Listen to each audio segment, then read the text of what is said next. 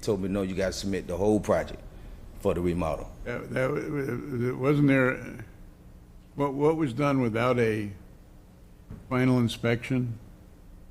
The plumbing. That was, The plumbing? There is the active, there is not active. There's a permit for plumbing that it don't have a final inspection. So if he did have another permit, then maybe he needs to get this straightened out with permitting department.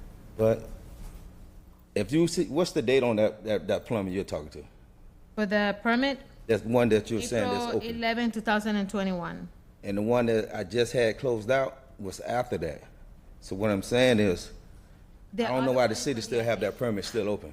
Because I resubmitted everything for the whole house and I got my final on the plumbing. Just recently, ended last year? Wait, There's a permit for the addition and one for the plumbing. okay. So, Addition permit is, yeah, that's already closed. right. Which include plumbing. Huh? I've been signed off for my plumbing in that permit. like trade in the permit. We're taking a look at it. There is a final Well, but there's a permit approved. for the plumbing, which wasn't in that permit, apparently. It was a separate permit? Closets for Okay, sir, I did have a plumbing permit in that too. That's been signed off for the one that she's referencing about. So my house is completely signed off. It's been done, the plumbing. If you pull it up, it has plumbing in there. I got my finals, everything. But we're showing a to existing. permit that has not been closed out. It Correct. should have been closed. Like non and void, that's what I mean, like. Your testimony is that that permit was closed. Is that what you're saying? I'm a My- little confused here, because I'm hearing two things. Okay, the plumbing that she's saying that's open should have been closed when I resubmitted for the new permit. But it has not been closed. It was never, come to find out, they never closed it, so it's still hanging over my head. And that is right now our problem. So, Mr. Schultz, there's two separate permits that covered plumbing. The first one, which is dating back to 2020, covered a sewer connection to a half bath. And then there was an addition, and that never received any final approved inspections. So the 2020 permit, half bath, sewer connection, no approvals. Fast forward, they got an addition permit that covered, I think, a new bathroom. And then that was then also, there was a plumbing piece to that connected to the sewer.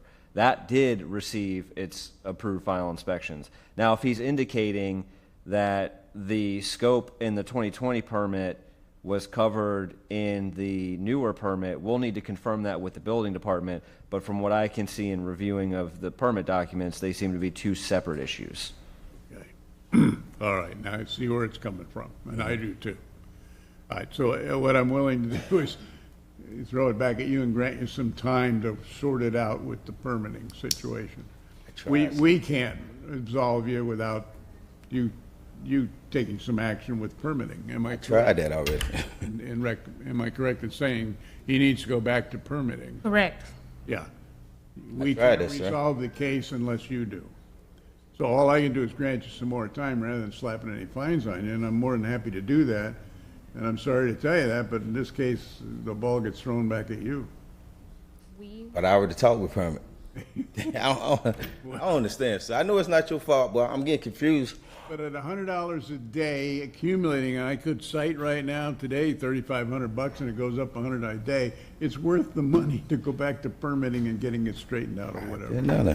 All right, and I'm gonna give you some time to do that, but keep in mind that if you come back before me because it hasn't been done and I review the case, I'll realize at that point, I gave you time, you didn't do it, so at that point, I end up fining. I don't wanna do that. But when I'm confused, that it's done though. I don't understand why they can't pull it up. My permits are plumbing is done. The codes enforcement doesn't issue the permits. We can't wipe away your permits or do anything with your permits. They can't assist me with getting that old permit closed. Mr. Schultz, I mean, we're going to reach out on behalf of the property owner to the building department just to confirm or to determine whether or not the scope of work that was covered in the earlier permit was then inspected with the newer permit. And if they say, yes, this was covered there, we did that inspection as part of that permit, that resolves this issue. Yes, thank you. But we will send an email to try to expedite that process. That's great. I think you owe the director lunch. But anyway, I will order that for item C, 267, case number 241691, that any lien certification be deferred for 45 days or until April 11th, 2025. One more question. I got imposed $18,000 for this issue. Got what? You gave me a $18,000 fine? So if we find out that there was an error on the permitting side and that was covered, we'll administratively remove that lien because it was placed in error. All right, appreciate it. Yep. Thank y'all. You can't get much more help than that. No, I appreciate it because they giving me the runaround, so I know if you reach out, they'll answer. Thank you.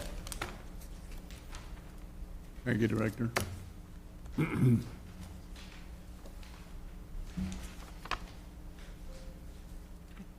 Item C 152, property owner Carmelo Sazlone, investigator Robert Hicks.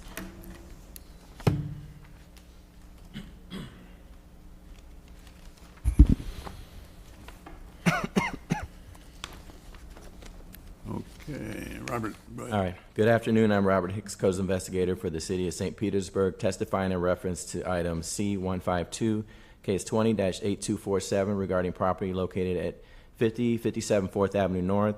I was sworn in at the start of this meeting. The property is a single-family structure and is occupied by tenants. The case began on April 7th of 2020 and is a codes-initiated case. After the evidentiary hearing, a copy of Code Enforcement Board's order was sent to the owner by mail on 7/2 of 2024. The property was last re-inspected per record check on 2/22 of 2025. 0 out of 1 violations still remain. Remaining violations is there were 2 permits. One permit 21-03001783 for renovations is now active and it's good through 10/4 of 2026. The reason we're here is the OACD permit 21-06002211 for AC still has no final approved inspections, and this concludes my presentation. Robert, okay, so the permit on the AC, Yes, sir. but how far back does that go? Well, this is 2021. Yeah. Yeah. Thank you. Okay, hi, name and address, please. Hi, Lauren Santalone, 4727 9th Ave North, St. Pete. I'm a little frustrated with this case, ma'am, because Relationship to the owner? My father, I'm the daughter. I assumed you were the owner, but anyway, okay, your dad. I'm a little frustrated because this case has been before me before. It goes back to 2020. That's way too far back. I granted on 2 occasions additional time to correct the problem, which seemed rather easy to correct, and nothing happened. And so I look at this today, and unless you have some reasonable explanation for what's happening, I really don't have any choice in a case that goes back this far and that are already granted times, multiple times. So we did get a new contractor, the first When contract, did that happen?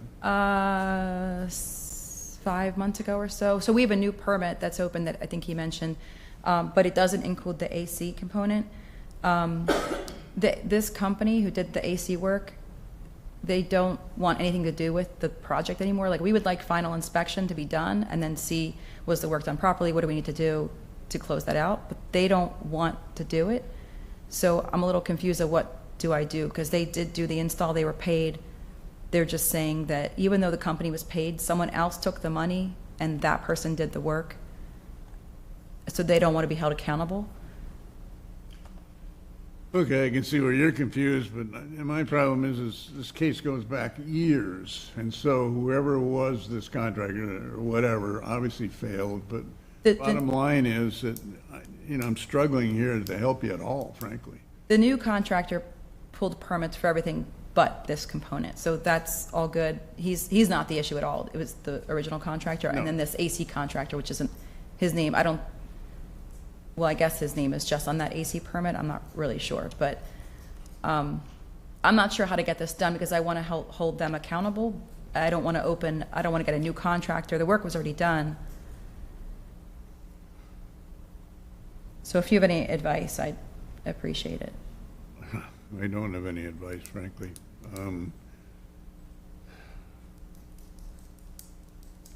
In a situation like this, I think like either I don't even know if I can hold, if I can go to the permitting department and have it renewed and then ask for final inspection, have them inspect. I don't know if I need to do that or the contractor. Well, you're not the property owner, so. I have power of I don't know whether attorney. you can or not, don't take that advice. I don't know. Okay, I think it's okay because I mean, I think that's okay. All right. But- My dilemma, frankly, is because it's such an old case here, I really struggle. I have fined people who a lot newer cases than this one. This should have been resolved a long time ago, especially since I, on at least 2 occasions, granted time for it. Sufficient time, apparently, according to the testimony. So I'm really kind of irritated. And I understand your problem, and I'm trying to sympathize with you, but frankly, Yeah, I'm sorry, it's my first time here. I'm not sure who was here before. My father's hearing impaired. He's not very good at understanding any of this stuff. He just gets very frustrated. He doesn't understand. well, but keep in mind, this goes back to April 2020. Yeah. 5 years, it's a long time. All right, I'm sorry, here's the only thing I think in fairness to others and fairness to this situation, all I can do is, I order that for item C-152, case number 208247, that the board certify an additional lien of $1,000. Now, I've done that because I think it's called for. It could have been 16,800 today. And it accumulates in $100 a day until the case is cleared. So somehow I need you to do that, or the case will come before me again 30 days from now and I'll face the same dilemma, and so will you. But I don't know what else I can do except obviously keep the big fine off of you for the moment because of the longevity of the case. Do you know, like, I mean, eventually this will be resolved, but what happens when when you certify the loan? Like, does anything immediately happen that something's due? The investigator can tell you what you, with liens that have already been certified, is that your question? Right, yeah. Yeah. Can you fill her in, Rob? There's a system and a method where you can deal with that. I'm not saying what'll happen, but there's a system, and you can explain that to you. Okay. Okay? And please, that leaves more than 16,000 floating out there and $100 a day. Somehow we need to get it resolved. I'll go talk to the permitting department and see what they suggest. Please. Okay. All right. Thank you. Appreciate it.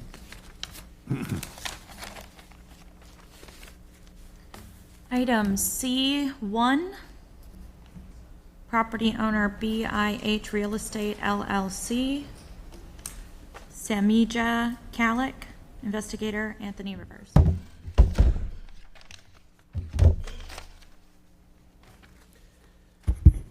I'm Anthony Rivers, Codes Investigator for the City of St. Petersburg, testifying in reference to item C1, case 24-7589, regarding property located at 5100 3rd Avenue South. I was sworn in at the start of this meeting. This property is a single-family structure and is vacant at this time. This case began on April the 30th of 2024 and is a Codes-initiated case. After the evidentiary hearing, a copy of the Code Enforcement Board's order was sent to the owner by mail on July the 30th of 2024. This property was last re-inspected on February the 24th of 2025. 0 out of 1 violation has been corrected since this case began. The remaining violation is the need for an after-the-fact permit for building, roofing, electrical, plumbing, mechanical, and approved inspections required. Additional relevant facts regarding this case: our last record check showed an entry on June the 3rd of 2024 that plan review had approved the plans that were submitted, but we've seen no other or further recordings in the plan review activity. This concludes my presentation. Okay. Thanks, Anthony. Hi, name and address. Eldon Kalik, 1155 Greenleaf Drive, Bethlehem, Pennsylvania. Okay, Mr. Kalik, in relationship to BIH? So I own the company. The name that's on the paperwork isn't my name. It's my mother's name, but she has no affiliation to the business. BIH Real Estate, Inc.? That's my business, but the name that's on there, Samia Kalik, that's my mom, but she has no ties to the property or the business. Okay. Well, I only show the real estate license LLC, not your mom's name. Okay. Okay. After the fact permit, everything's been done, what are you gonna do with this thing? I was gonna live in it, but things kind of changed, so I think, we're just gonna sell it. Okay, but you still got this after the fact permit floating on the roofing and whatnot, which may create problems when you go to sell it, I don't know. So Yep. I can give you some time, but somehow you gotta address that permit thing. Yeah, so I've been here 2 or 3 times, just to figure out what's required of me. I mean, at this point, I'm just looking for clarity in terms of, what else is required from me, just to close this thing out. And Can anybody tell them what's required of them, besides closing out the permit? Isn't that it? We, of We course, need an after-the-fact permit? yeah. So we would direct him to the building department to check the status of his information that was submitted, the plans. It may just be waiting for maybe further review or just picking up and paying for the permit. Not quite sure. So, Mr. Schultz, right now, all that we can see on our end is that the E-plan review was approved, but it hasn't been routed to anything. Sometimes that's indicative of there being a holdup on the applicant's side, but we can't see that. So we would, again, like just Ms. Rivers said, recommend he go to the building department and check with them. Okay. And My recommendation is go to permitting, check with them. If I give you some time, you gotta go to permitting. See if you get it straightened out and get the case off your back. All right, I order that for item C1, case number 247589, that any lien certification be deferred for 45 days or until April the 11th, 2025. Sometime in those 45 days, you gotta get over to permitting, and, permitting. so I went down there last time I was here, and I still came away with nothing. I still came. I don't know what else to tell you. It's kind of not in our hands. Yeah. Sorry, sir. Did you hear that? He went down to permitting last time and didn't get anywhere. What does that mean?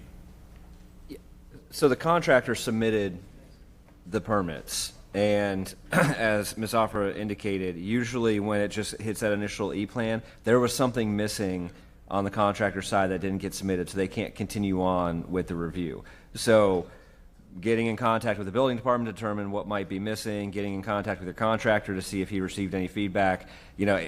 I can't say that this is anything caused from the hurricanes with the increased permitting applications, because this was well before that, and that note was in there previously. So it's really just getting in contact with the contractor, with the building department, and trying to figure out why this did not move on in the next stage of the review process. And I just granted 45 days to get that. I think I granted 45 days, is that Yep. correct? Yeah. 25. To get over there and see what you can work out. What's the worst case scenario? Is you're gonna end up before me in about 2 months? You don't wanna do that. Yeah. Okay, all right.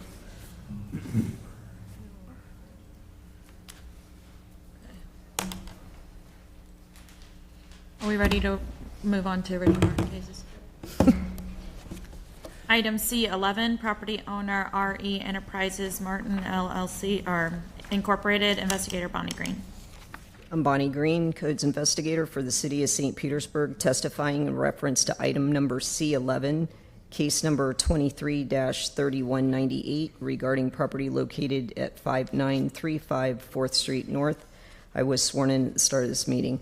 This property is a commercial structure and is occupied by tenants. This case began on February 21st, 2023, and is a code-initiated case. After the evidentiary hearing, a copy of the Code Enforcement Board order was sent to the owner by mail on May 31st, 2023. This property was last re-inspected on February 11th, 2025. 0 out of 1 violations have been corrected since this case began. The remaining violation is 2 main business signs on property are in disrepair. A permit will be required for repairs or replacement. Additional relevant facts regarding this case: a sign permit is on file but expired on January 5th, 2025 without a final approved inspection. This concludes my presentation. Expired January 5th. Bam.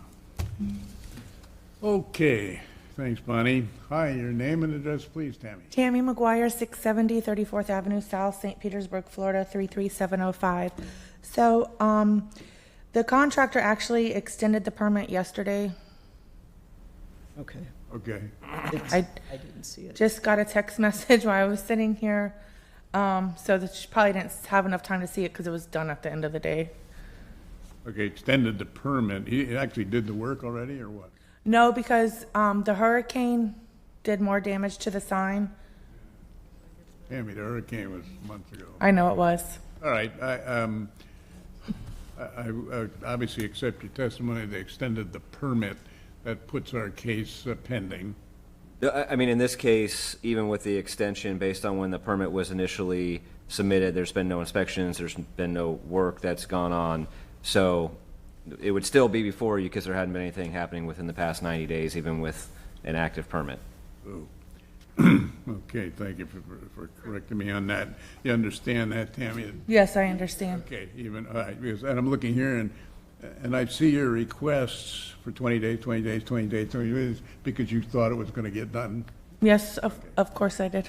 End of the road. At this point in time, I order that for item C11, case number 233198, that the board certify an additional lien of $1,000.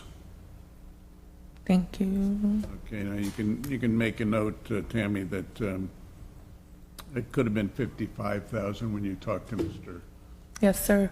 Mr. Martin. However, Yeah, Mr. Martin. okay. Next case. Item C12, property owner Richard Martin, investigator Bonnie Green.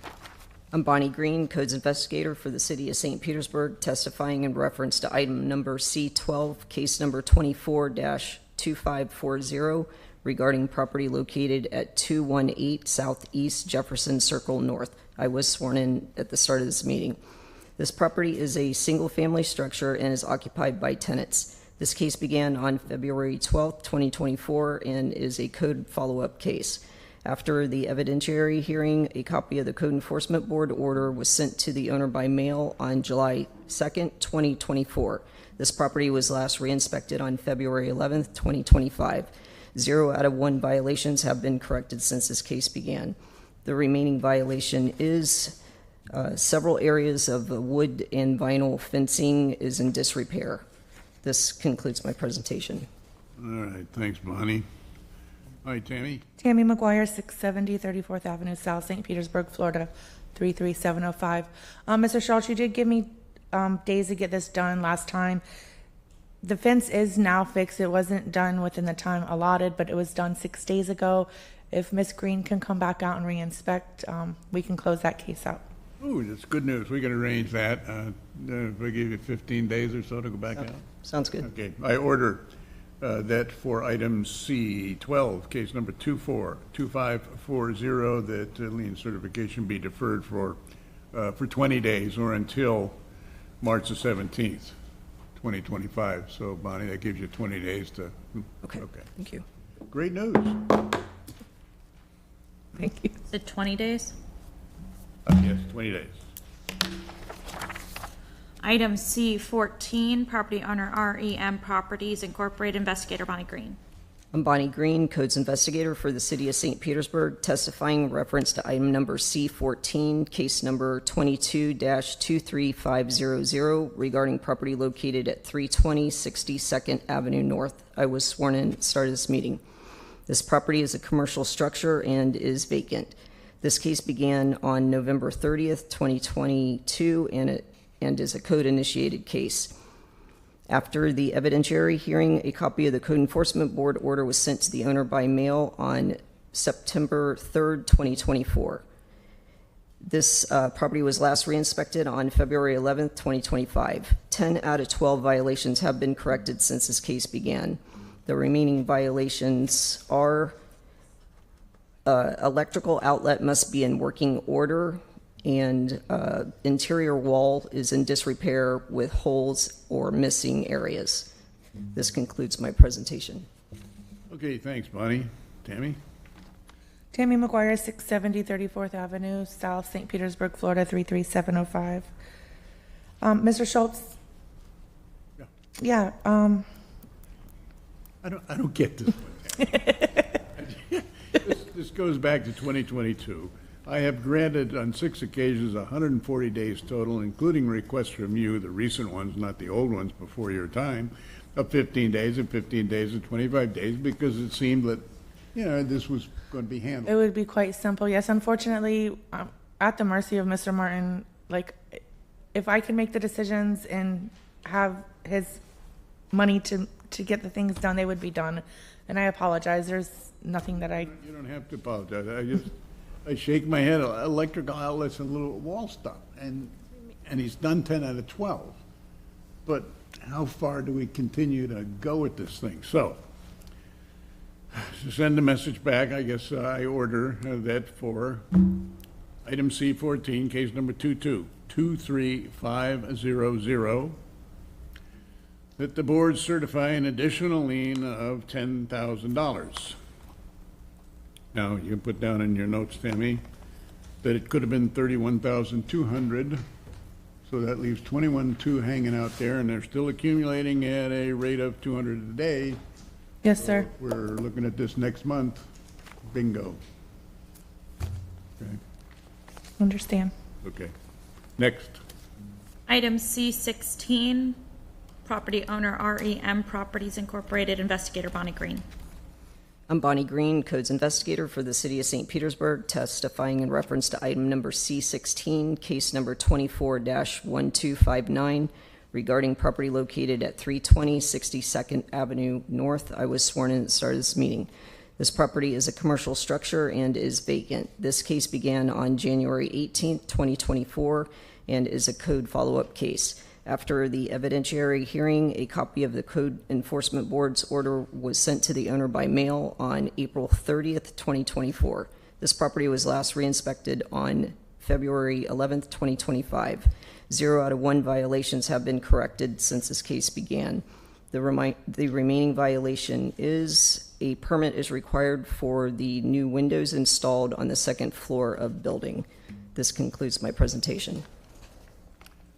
Okay, thanks, Bonnie. Tammy? Tammy McGuire, 670 34th Avenue, South St. Petersburg, Florida, 33705. Mr. Schultz, I've told you several times that Mr. Reed was going to be doing after the fact permit for us for that window. We had tenants up there that would not allow him access to do his measurements because he was doing it after the fact permit. He didn't originally install the windows. They're evicted now. He was there yesterday to take the measurements. And if you could graciously give us like even 15 days to get a permit pulled, it doesn't take that long to apply for the permit. And we can get... Yeah, the last time you and I addressed this was in August. Yes, sir. August. I know. Last year. Okay, what'd you say you could do? 15 days. Okay, I will honor your request. I order that for item C16, case number 241259, the lien certification be deferred for 15 days.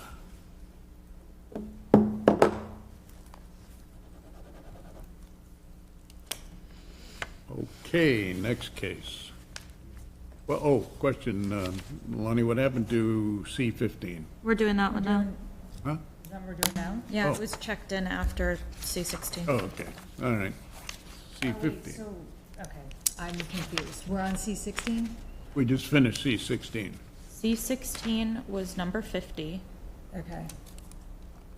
So now we're going back to 15? and then it goes back to 15 at C51. Okay, C15.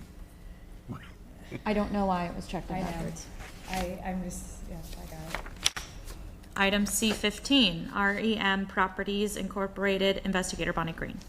I'm Bonnie Green, Codes Investigator for the City of St. Petersburg, testifying in reference to item number C15, case number 23-4440 regarding property located at 321 Southeast Boulevard North. I was sworn in at the start of this meeting. This property is a commercial structure and is occupied by tenants. This case began on March 9th, 2023, and is a tenant complaint case. After the evidentiary hearing, a copy of the Code Enforcement Board order was sent to the owner by mail on July 5th, 2023. This property was last re-inspected on February 11th, 2025. 10 out of 14 violations have been corrected since this case began. The remaining violations are building is commercial with one unit upstairs authorized for a dwelling. Downstairs unit is an illegal unit and removal is required.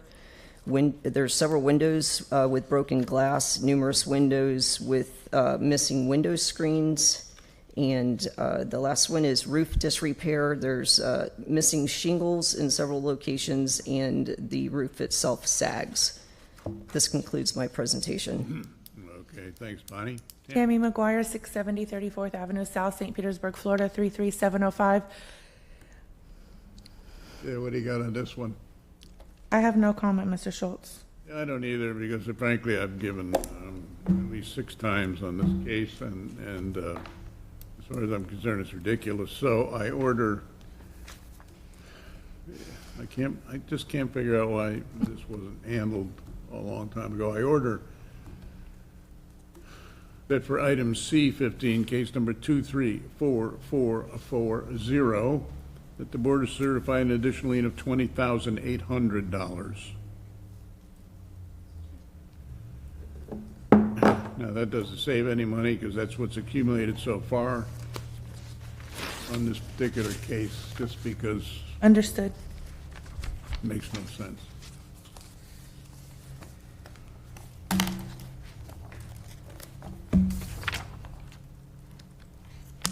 Item C113, property owner REM Properties LLC, Investigator Joseph Bernori.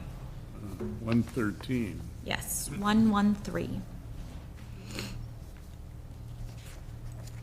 Hang on a minute, Robert. 112 is closed, just in case. 112 is closed? Oh, great. Okay.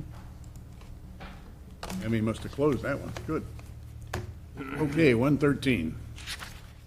I'm Joseph Bernori, Codes Investigator for the City of St. Petersburg, testifying in reference to item C113, case 23-18084, regarding the property located at 8275 4th Street North. I was sworn in at the start of this meeting. This property is a commercial structure and is vacant. The case began on September 28th, 2023, and is a codes-initiated case.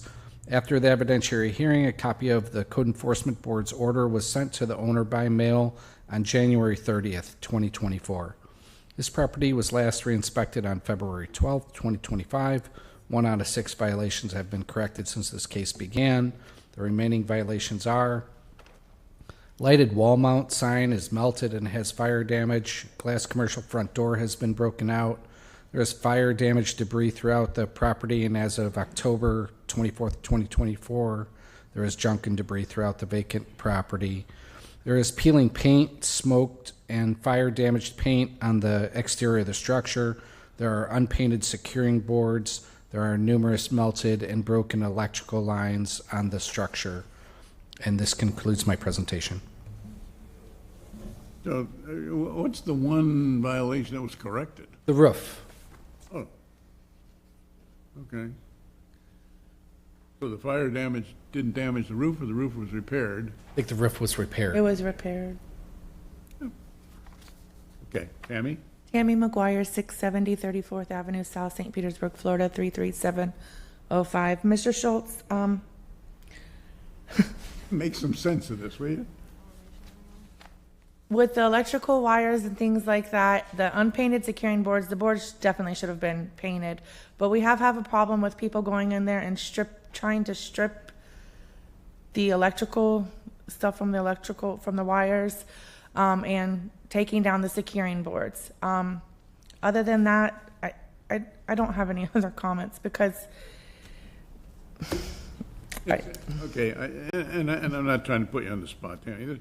no, it's, Back to September 23. yeah, I mean, the building burnt down. He had intentions on, we started to do repairs and, Got any date on the when it burned? they believe that from the fire report I received, it looked like it was suspicious having to do with the tenant at the time who had the liquor store. And they're no longer in the country, so. All right, and just for the record, or for your information, twice last year I granted 60 days, 120 days, probably that you requested at the time. I'd like to recognize the 1 out of 6, but it sounds kind of silly. So, at this point in time, I'm really left with no choice but to say I order that for item C-113, case number 23-18084, I order the board to certify an additional lien of $25,000. Now, for your notes, it could have been $42,600 today. It is still accumulating at $200 a day. Yes, sir. So I think it would have been cheaper to fix the building. Just me. What else do we have for Tammy? Anything? Yes. Oh. Oh, Tucker. Yeah. Item C-140, property owner REM Properties Incorporated, investigator Carl Gordon. I'm Carl Gordon, Coast Investigator for the City of St. Petersburg, testifying in reference to item number C-140, case number 22-13657 regarding property located at 936 Dr. Martin Luther King Jr. Street South. I was sworn in at the start of this meeting. This property is a commercial structure and then occupied by tenants. This case began on June 27, 2022, and is a codes-initiated case. After the evidentiary hearing, a copy of the Code Enforcement Board order was sent to the owner by mail on April the 30th, 2024. The property was last re-inspected on February 18, 2025. 7 out of 8 violations have been corrected since this case began. The remaining violation is broken, cracked concrete on the surface of the property. This repair is located on the south side of the property. A permit is required to install approved commercial parking area. And this concludes my presentation. Okay, thanks. Tammy McGuire, 670 34th Avenue South, St. Petersburg, 33705. 7 out of 8. You know, I sit here and go, why not the 8th? And the case would have been disappeared. But I have already granted 60 days on this, and it goes back to 2022, and I granted in 2024 3 requests. I didn't jot down Tammy, but I'll bet they were 20 days each because you thought it was going to get done. Yes, I did. I know you can't go do it yourself. No. But ridiculous. And so I order that for item C-140, case number 22-13657, that the board certify an additional lien of $25,000.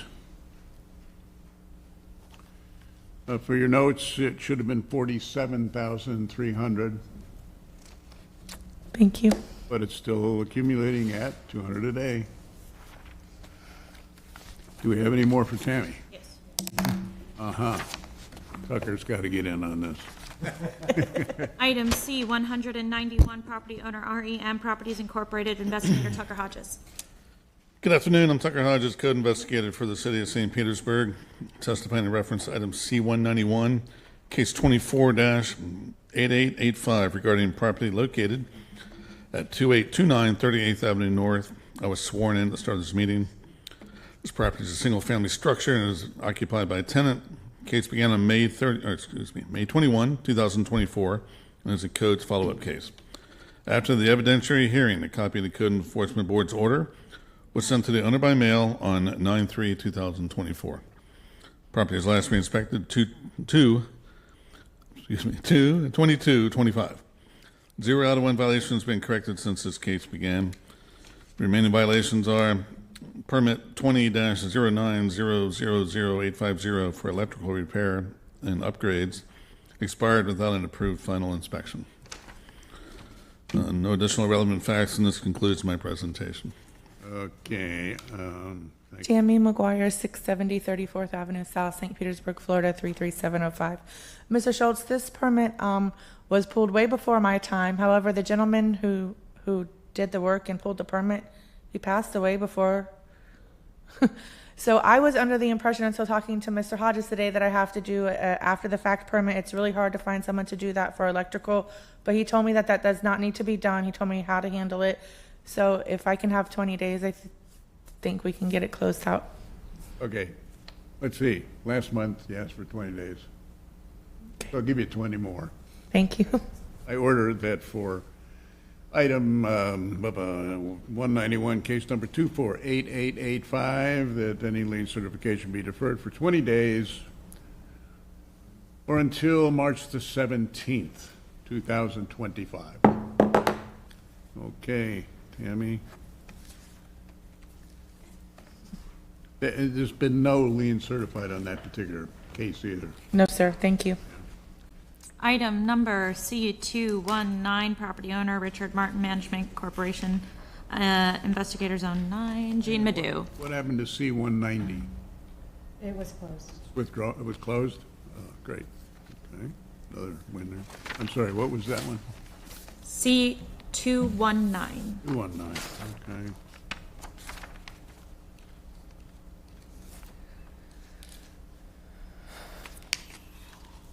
Okay. Who's got? Good afternoon. I am Jean Madu, Codes Investigator for the City of St. Petersburg, testifying in reference to item number C219, case number 22-6611, regarding property located at 1517 4th Street North. I was sworn in at the start of this meeting. This property is a commercial structure and is vacant. This case began on March 22nd, 2022, and is a citizen complaint case. After the evidentiary hearing, a copy of the Code Enforcement Board's order was sent to the owner by mail on February 28, 2023. This property was last re-inspected on February 14, 2025. 8 out of 10 violations have been corrected since this case began.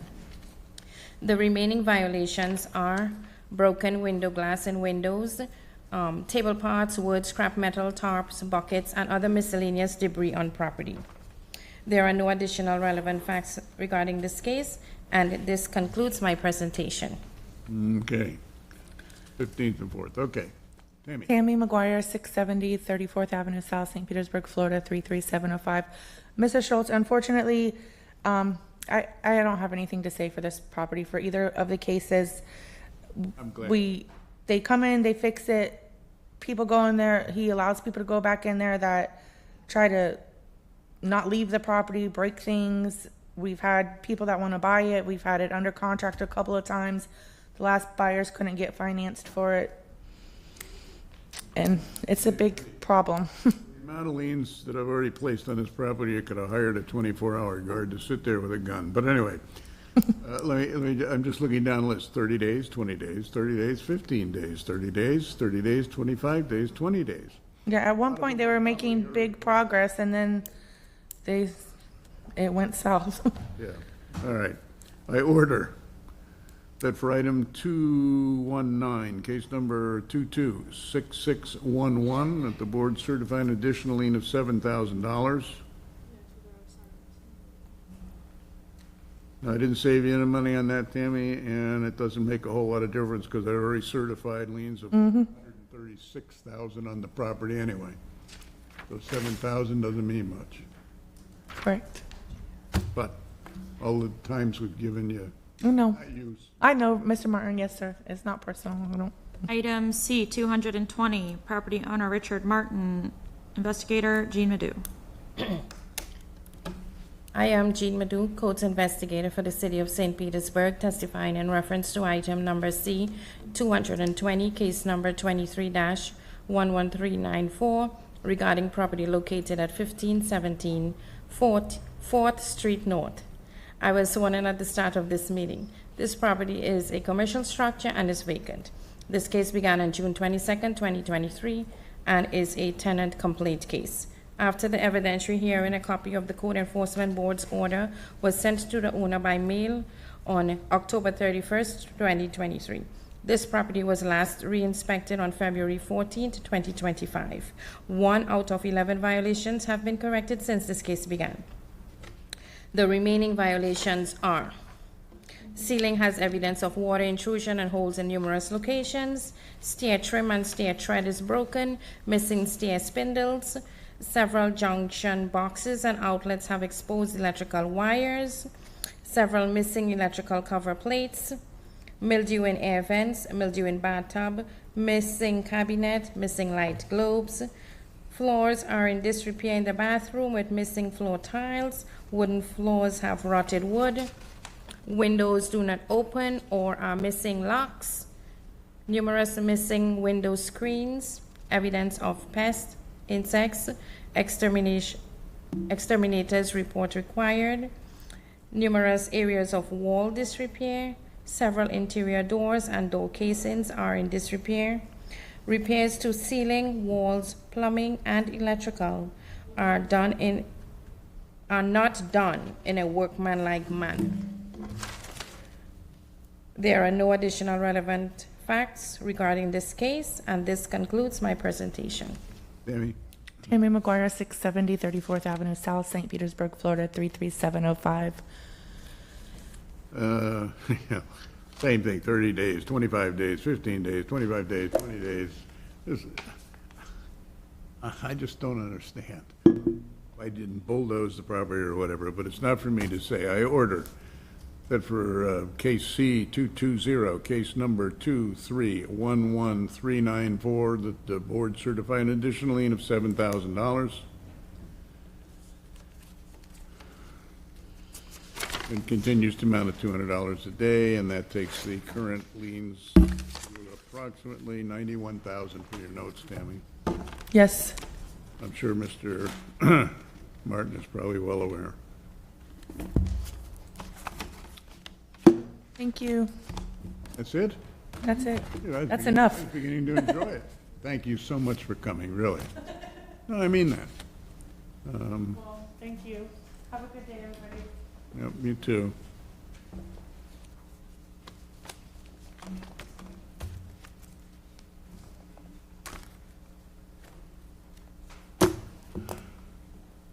Yeah, I just don't get it. Makes no business sense, makes no money sense. It's dangerous too. The only reason that one wasn't heard today is because it burned down on Sunday. Oh, is that right? Yeah. But unless he has some way of beating the system and all the fines and all of the liens down the road, or he just dies and somebody else has to deal with it, I don't get it. Be cheaper to just. By the time you're done reading that, it'll probably be 2:30. Okay. Okay.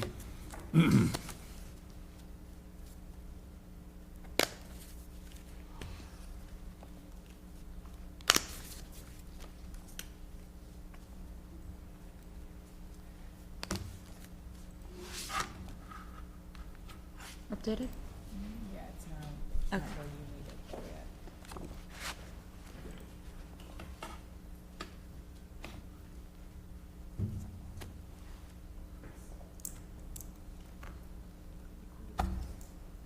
You're in CV and special magistrate folder. She said she personally doesn't know. She's What time did I predict we'd be out? 2:30. Look at that. Am I getting good at this or what? Here, you can take this, son. You want me to just throw this away? Yeah, I'll toss it in recycling for you. Oh. Oh, you got one right there? Yeah, you can just toss it. Well, I just dumped a whole bunch from Ready? last month in here, too. Dump them, you want them, or? No, I don't, Devin, I'm gonna do the read-in. Yeah, she was flustered when I. Is that okay? Yeah. Is it okay? No, do you want the, hand these with this today's, but I have all I today. haven't done the read-in yet. Oh, I mean, do you want to just keep it? Oh, okay. Keep it till the end, so that'll make okay, follow along. okay. All right. Item Item number C2's been deferred. Item number C3, Sherry A. Hudson, trustee. Item number C4, James D. Korowski. Item number C5 has been deferred. Item number C6, Michael G. Neville. Item number C8's been deferred. Item number C9, William Spite. Item number C10, Paul R. Johnson. Item number C13, Ian Quimbley. Item number C14, it's right in. Item number C17's been deferred. Item number C18, Ian J. Woods. Item number C19, Ian J. Woods. Item number C20, Clara M. Worsham Estate. Item number C21, Clara M. Worsham Estate. Item number C22, David G. Edwards. Item number C24 has been deferred. Item number C25 has been removed. Item number C26 has been closed. Number C28 has been deferred. Item number C30 has been closed. Item number C31, Joseph B. Davis Jr. Estate. Number C32, Jennifer T. Farnbury. Number C33, Dorenza Florence Estate. Number C34 has been removed. Number C35, Annie M. Jackson Estate. Number C36 has been removed. Number C37, Dorothea Satchel Estate. Item number C39, True Coat Enterprises Incorporated. Item number C40, U.S. Housing and Urban Development. Number C41, Derek Waller. Number C42, Mabel Williams.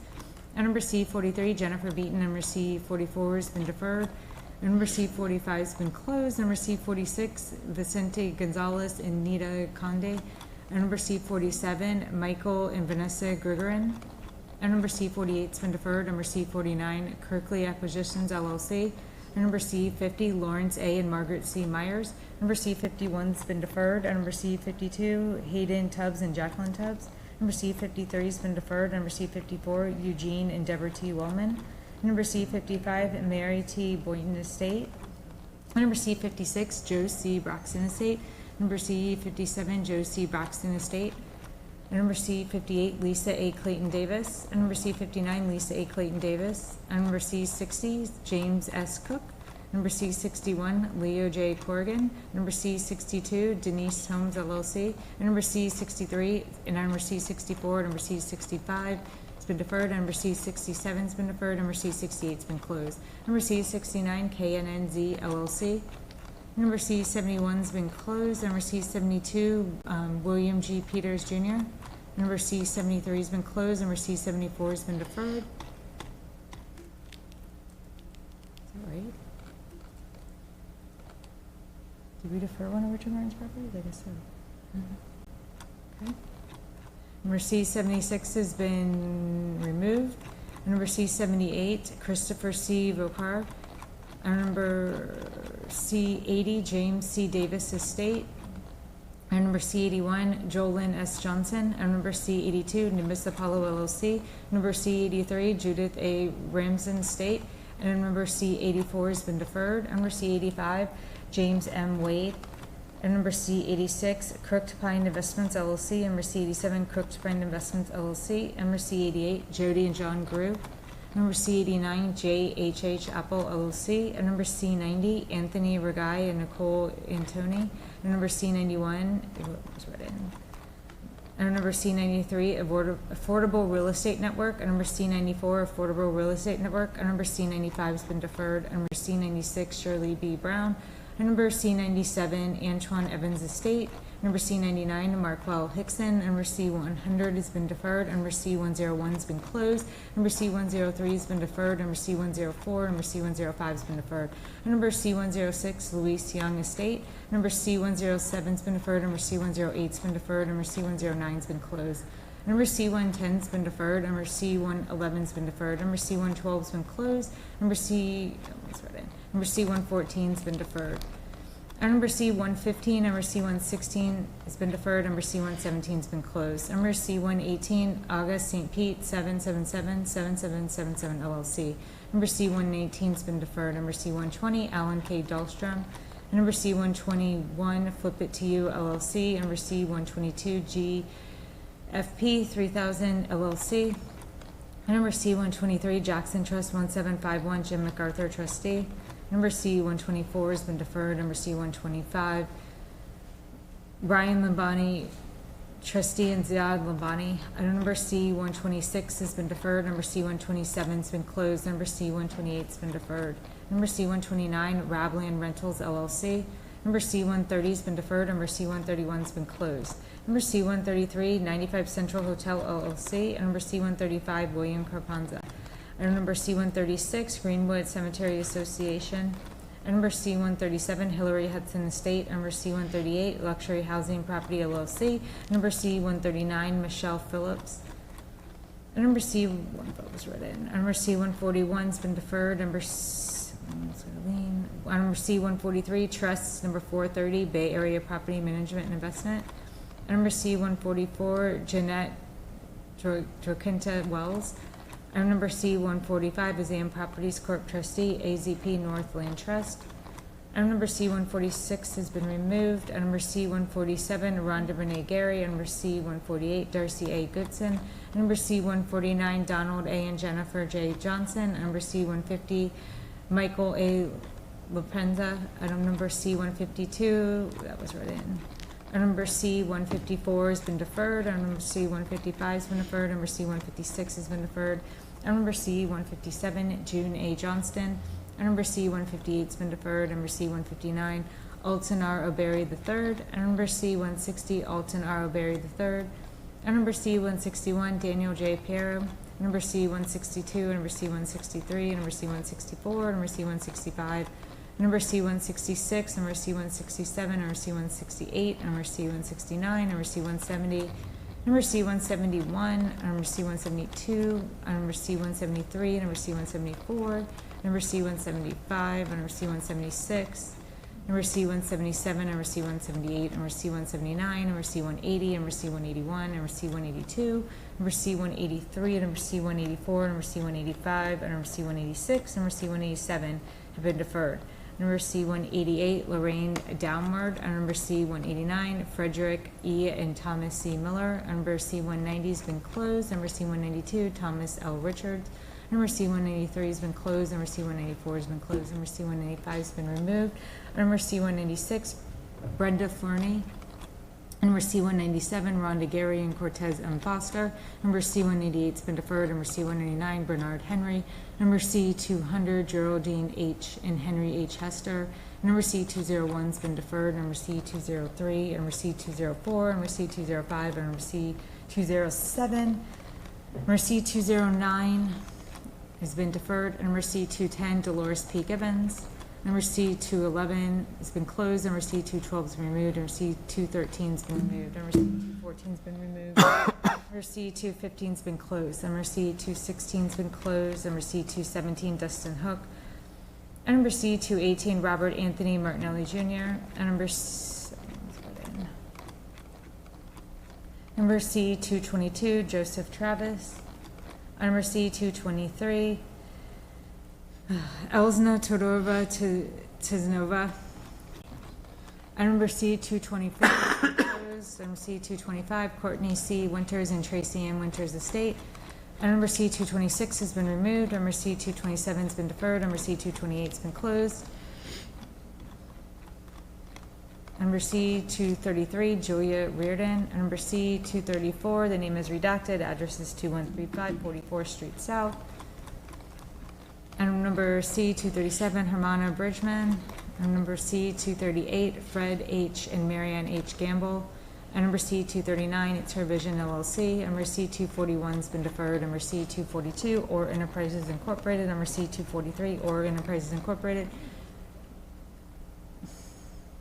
I think, wouldn't this case be closed out? It's the hex box. Yeah, if it is, then yes, it is. Okay, so Let me just double check. okay, then I'll come back to that one. Item number C 245 has been deferred. Number C 246, the name has been redacted. Address is 3819 15th Avenue South. Item number C 247 has been deferred. Item number C 248, Noletta L. Blanksme, trustee, 2526 8th Avenue South Trust. Number C 249, Christ Center Church of God. And number C 250, Jabbar J. Edmond. Number C-251's been deferred. Number C-253, Foxhole Investors LLC. Number C-254's been deferred. Number C-255's been deferred. Number C-256, Clifford and Sonia Green. Number C-257's been removed. Number C-259's been deferred. Number C-260, InvestWorks Solutions LLC. Number C-261's been deferred. Number C-262, Wanda Gale and Rodney Dwayne Lee. Number C-263's been deferred. Number C-264, M.I. Herrera Group LLC. Number C-265, Morales Handiwork and HVAC Incorporated. Number C-266, Multi-Best Properties Incorporated. Number C-269, Robert Rogers Jr. Number C-270, Robert Rogers Jr. Number C-271, Sheikha Starks and Cassandra Cumty. Number C-273, U.S. Home Services LLC Trustee, Trust Number 220933711. Item number C-274, Mary P. Wagman. Item number C-275, Kevin Wells. Number C-276 has been closed. Number C-277, Mary Ann Lynch. Number C-278, John K. Bowman. Number C-280 has been closed. Number C-281 has been deferred. Number C-282, Zadad Lambani Trustee, Ron Nani Labani Trustee. Number C-283 has been removed. Number C-284, Beverly Hicks. Number C-285, 2400 15th Avenue South, LLC. Number C-286, number C-287 has been closed. Number C-289 has been closed. Number C-290 has been closed. Number C-291 has been deferred. Number C-292 has been deferred. Number C-293 has been closed. Number C-295 has been removed. Number C-296, number C-297 has been closed. Number C-299 has been closed. Number C-303 has been deferred. Number C-304 has been closed. Number C-305, number C-306 has been deferred. And then what is the? 244 was the item number that they're looking at. So that is for a different case? Oh, okay. So item number 244 is Sharon Ratai. Yes. Lonnie, can we just go ahead and, for the record, just defer that? I want to make sure there wasn't any confusion with Okay. the So other item case. number C-244 has been deferred. It could be, I didn't know. It could be a different case. Okay, and that concludes the read-in. Okay, I order that certification of liens be deferred for 25 days for the item numbers and cases as just read by staff. I further order to remove from the agenda the cases that are closed as read into the record by staff and all cases that have previously been acted upon in this meeting. Finally, I order that the liens for cases on the amended consent agenda be certified. This hearing is now adjourned.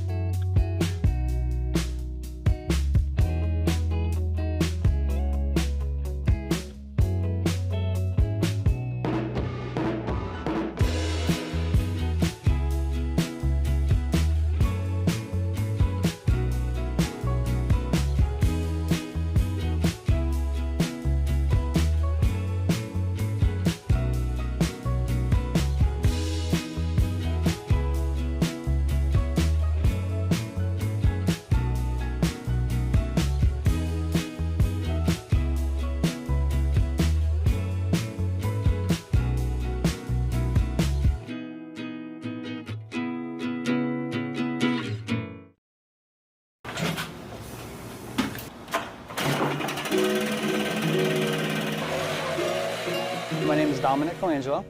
I am the ground maintenance here for Treasure Island, City of St. Pete. And essentially I make sure this place stays, up and running, clean, help with any little things that may go wrong.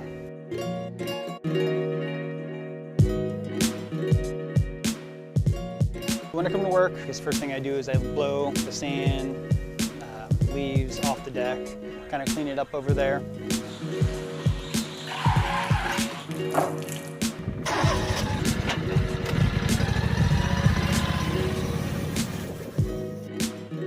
And then after all that's said and done, go down to the beach, make sure everything's all picked up over there, rake the area, make sure it's nice and clean. It's the start of my day.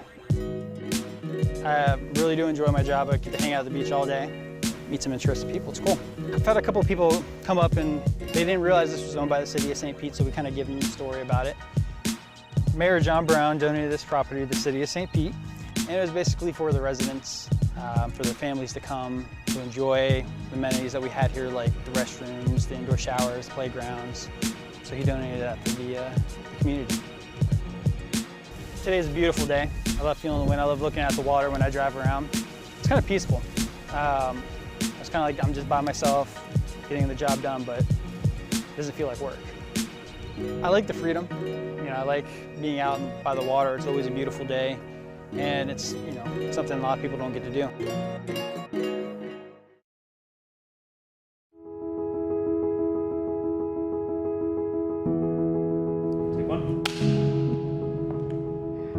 I was really blessed to grow up in a multi-generational family. So my mother and both of my grandmothers were very influential in my life. They were women who were very family-oriented. That commitment extended to the larger community, and that created a very secure and safe environment for me to grow up in.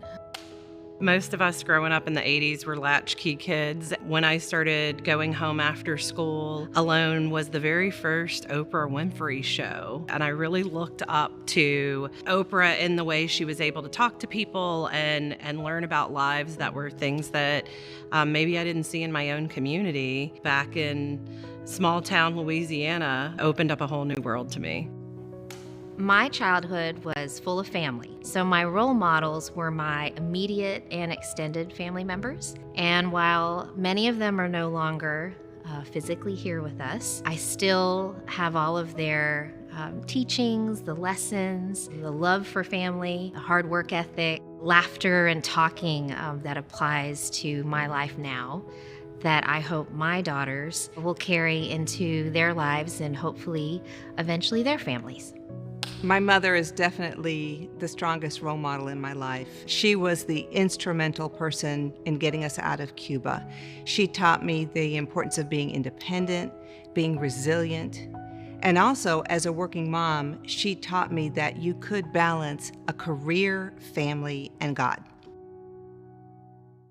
I am very hopeful about the future of women leaders in St. Pete. It's very promising. Already we have women in management positions and in leadership positions. We have women in some of the places that we've been wanting to be for decades. There's lots of women in every single role in the city, whether it's police officers, firefighters, and leadership. The one thing that I love about the female leadership that's in place is that they are making a path for other women to follow. But we also have a lot of work to do because I think we can diversify that pool of women still.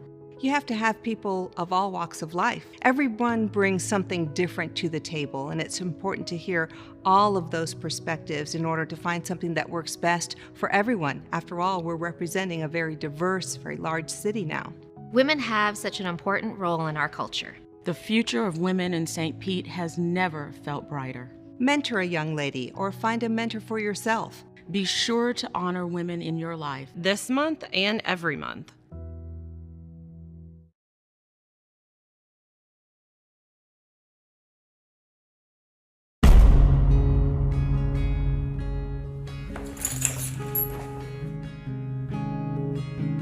Okay, Kojak, going out. I'll see you later tonight.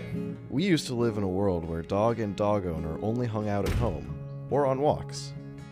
What if there was a city that treated dogs like people?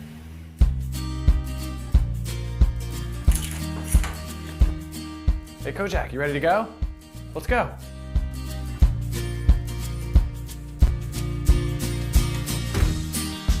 In a city where humans' best friend can pretty much go anywhere, where you can sip a hot cup of coffee and get an ear rub, where you can shop for fresh vegetables and a bone, where you can stroll and shop and be called a good boy, where you can have drinks with your two-legged friends and your four-legged friends. Together. Good boy, Kojak. From the city that brought you Dog Swim Day and 6 dog parks citywide, comes a movie where we will play, fetch, go to work, meet friends, fall in love, and grow up. We all fall in love with our dogs. Now watch our dogs fall in love with the city.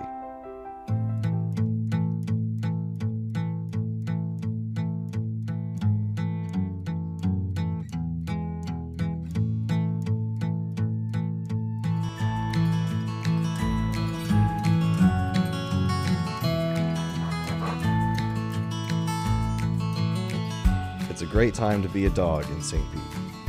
Now playing.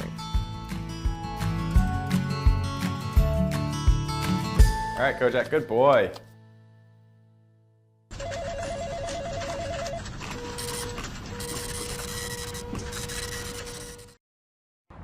The Pinellas Trail is probably the best way I've found to get all over the county without worrying about traffic or my pace. It's just a way to get around and have fun.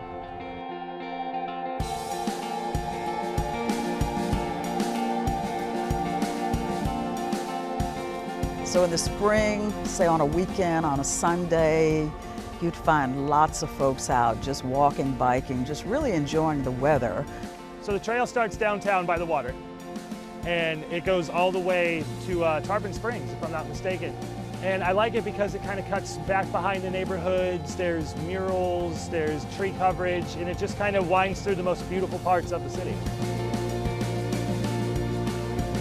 It's an awesome engineering feat, and it dissects the middle of an urban city, and at the same time, you feel like you're off to yourself. You're a little bit secluded, ample places for you to run, ride, and even collect your thoughts. It's pretty quiet and peaceful. Quiet in the sense that there's typically during the day a lot of users on the trail, so you're never by yourself, but everybody's kind of in their own world, so it's not a lot of noise.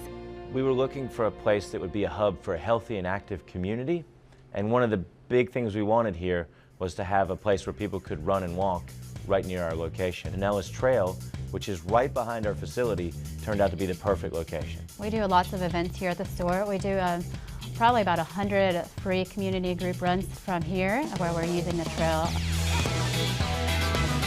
Have a great walk, have a great run, guys. The running community in St. Pete is so supportive and so encouraging of all of the runners, no matter your pace. Everybody's just encouraging you along the way. And so when I went to my first group run, I invited my mom to come and do an evening walk with me, and that became part of our weekly routine, particularly in the spring.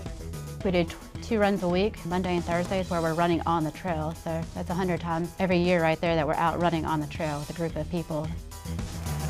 I retired from Pinellas County in urban planning, and so I was involved in the initial planning for the Pinellas Trail. We saw it as a means of providing a facility that could be used not just for recreation, but health-related benefits as we deal with obesity and other issues. So our planning was from the perspective of an alternative to on-road facilities.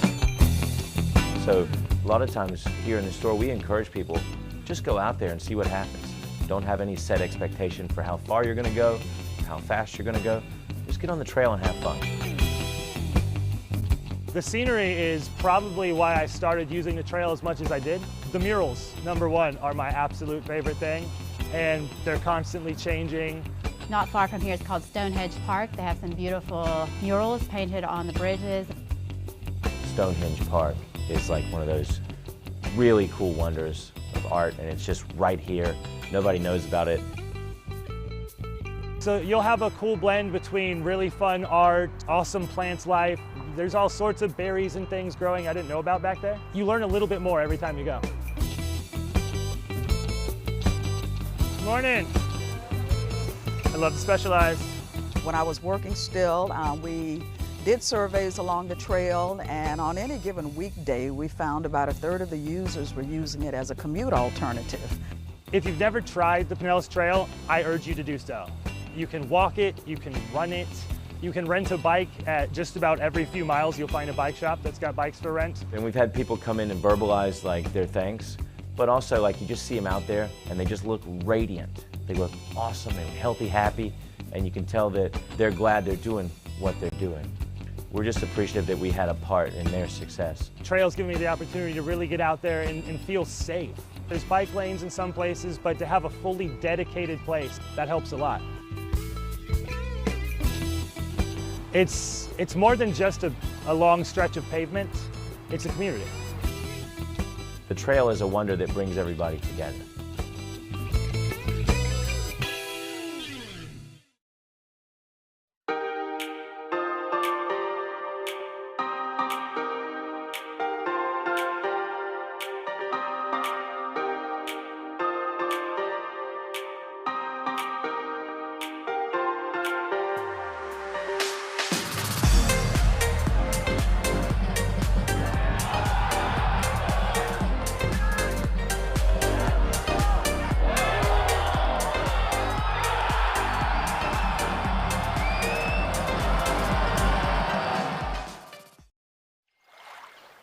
The waterfront view is my favorite part about living right here in St. Pete.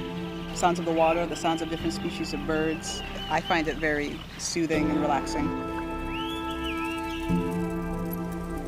Everybody ride good? How you feel? Yeah, I feel good. It's like a perfect day for it.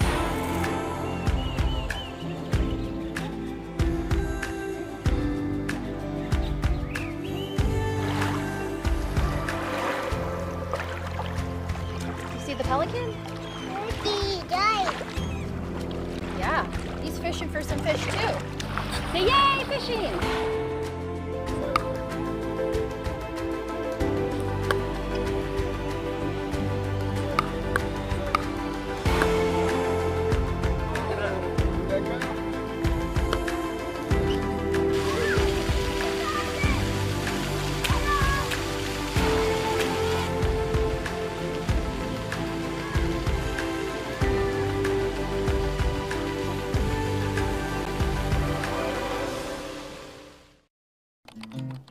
It feels like my whole career, I've just found a job, but never the job. Finding the perfect job that suits my life has always been challenging. I've always sort of just felt like a number at the places where I worked, so I think that I'm ready to find a job that will give me the benefits that I deserve. They always say that you're only as strong as your own network, so I'm expanding that. Beginning today, I'm asking anyone and everyone I meet if they know where I should work. Hey, don't you wish that you had a job that would contribute to your retirement fund without having to contribute your own money? You should work where I work then.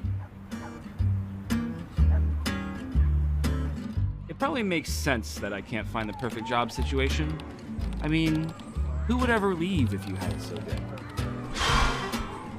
Hey, wouldn't you freak out if you could find a job that would provide you with a doctor that you could see anytime, without a copay even?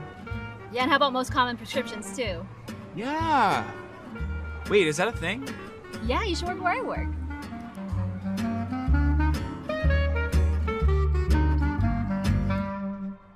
Everyone always says, find a job you love and you'll never work a day in your life.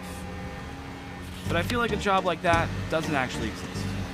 It's just a thing that you can say. Hey. You know what I want? I want a job that carries over my sick and vacation leave, instead of it just going away if I don't use it. Well, you should work where I work.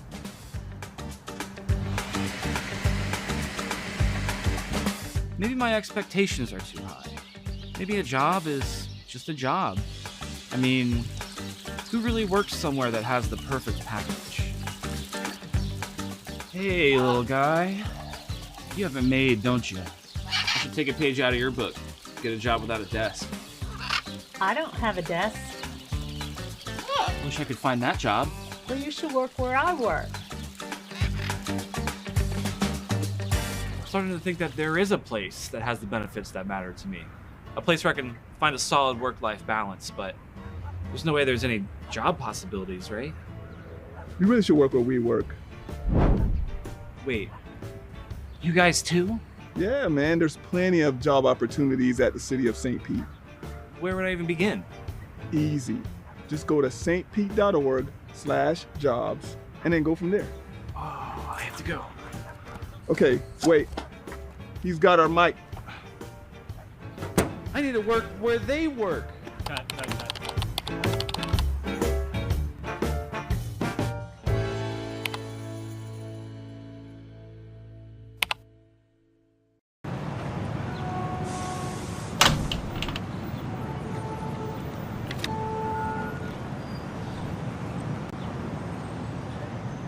Did it!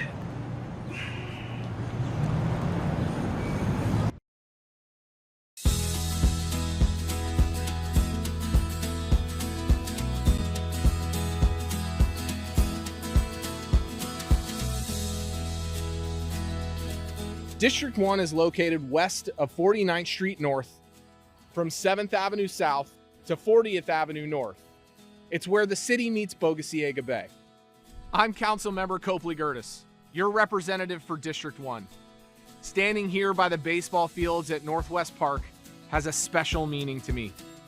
This is the park where I spent my childhood racing in the pool, playing youth baseball growing up, and where countless residents have enjoyed all kinds of outdoor activities. Northwest Park is also the home to the J.W. Cate Rec Center. District 1 is filled with an abundance of beautiful large parks. Residents can enjoy a run around Walter Fuller Park, the boardwalks, water views from Abercrombie Park, or a round of frisbee golf at Azalea Park. Swimming pools, dog parks, walking trails, outdoor gym facilities, and more serve whatever you seek this side of town. I love that the neighborhoods surrounding the parks, such as Jungle Prada and Jungle Terrace, inherit the lush landscape and wildlife we love within the park system. As if these parks aren't enough to keep you in touch with nature, some of the best beaches in the world are a quick drive or a bike ride away. The proximity between the Gulf beaches and downtown St. Pete make this part of St. Pete one of a kind. This side of St. Petersburg has become a mecca for local shops and restaurants like Alessia, Two Graces, the Wheelhouse, and the Nosh Pit. With long-standing institutions like St. Pete College, St. Pete Catholic High School, and Admiral Farragut all help support the diverse culture throughout District 1.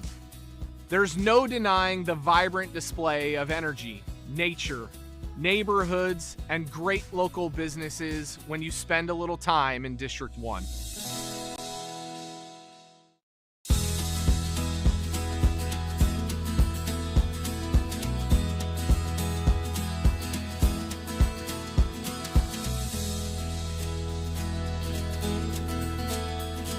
District 8 is located from the interstate to Tyrone Boulevard and runs north to south from Central Avenue to 40th Avenue North. I'm Richie Floyd, your council member for District 8. I'm standing along the shores of Jorgensen Lake Park, located directly behind our main public library, a place where students and residents throughout our city have visited and utilized over the decades and still frequent to this day. The newly renovated President Barack Obama Main Library will be an impressive, well-known asset to all in our community. Another major landmark in District 8 is St. Pete High. This highly rated school, built back in 1926, has served as a campus for generations of Green Devils in the Sunshine City. You haven't experienced all of St. Pete if you haven't stopped by Mazzaro's Italian Market. This true Italian market serves as a destination for lunch, fresh roasted coffee and beverages, and homemade pasta. District 8 is also home to one of our best business districts, Grand Central, with plenty of places to eat and shop. Grand Central was also the birthplace of St. Pete Pride and the Pride Parade, and still plays a role in our city's annual Pride events. If you're looking to escape the grind of the city, this district also features several city parks, including Gladden Park and Booker Creek Park, which includes new pickleball courts. District 8 has the right mix of people, neighborhoods, parks, shopping, and culture. In a lot of ways, it's the best representation of what St. Pete is all about.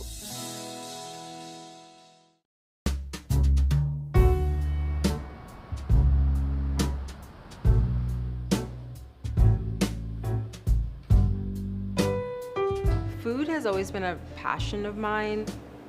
My passion from food comes from my grandfather. It was really just born out of the fact that I believe that he wanted to show us the world, and he did that through everyone's different cuisines. So like we would have really elaborate holiday parties, and we would have like Thanksgivings would be all designated towards like a different country, and he wanted to introduce us to that country, and it was through their food.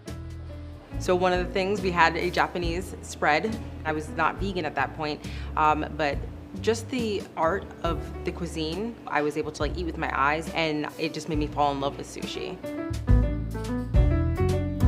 When I went vegan, I realized I couldn't have sushi anymore. So it kind of started with a cookbook, and I did a pop-up, and then we were sold out, and then I kind of just went from there. I just did pop-ups, markets, and festivals, and I started delivering sushi to people's houses, and it kind of just caught on.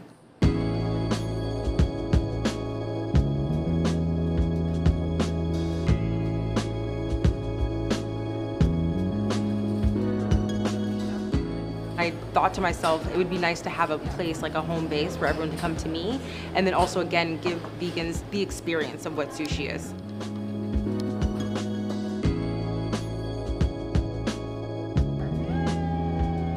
Being in St. Pete, I feel like everything is happening on Central. I feel like Central is where a lot of businesses want to be. On a normal day, we would go through 4 pots of rice, and that was like a great day. And now coming to the new space, like we're going through like 8, 9, 10 pots of rice in one night, which is like, for us, is crazy.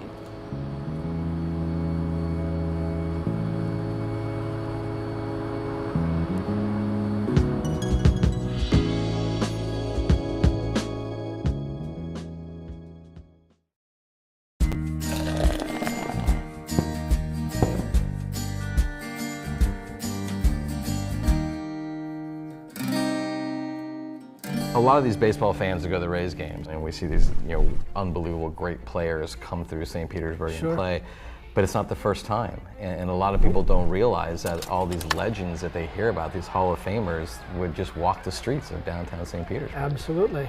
I think the first baseball team came here for spring training in about 1914. 1914 was a huge year. It was a huge year for us. In St. Pete, when you think about it.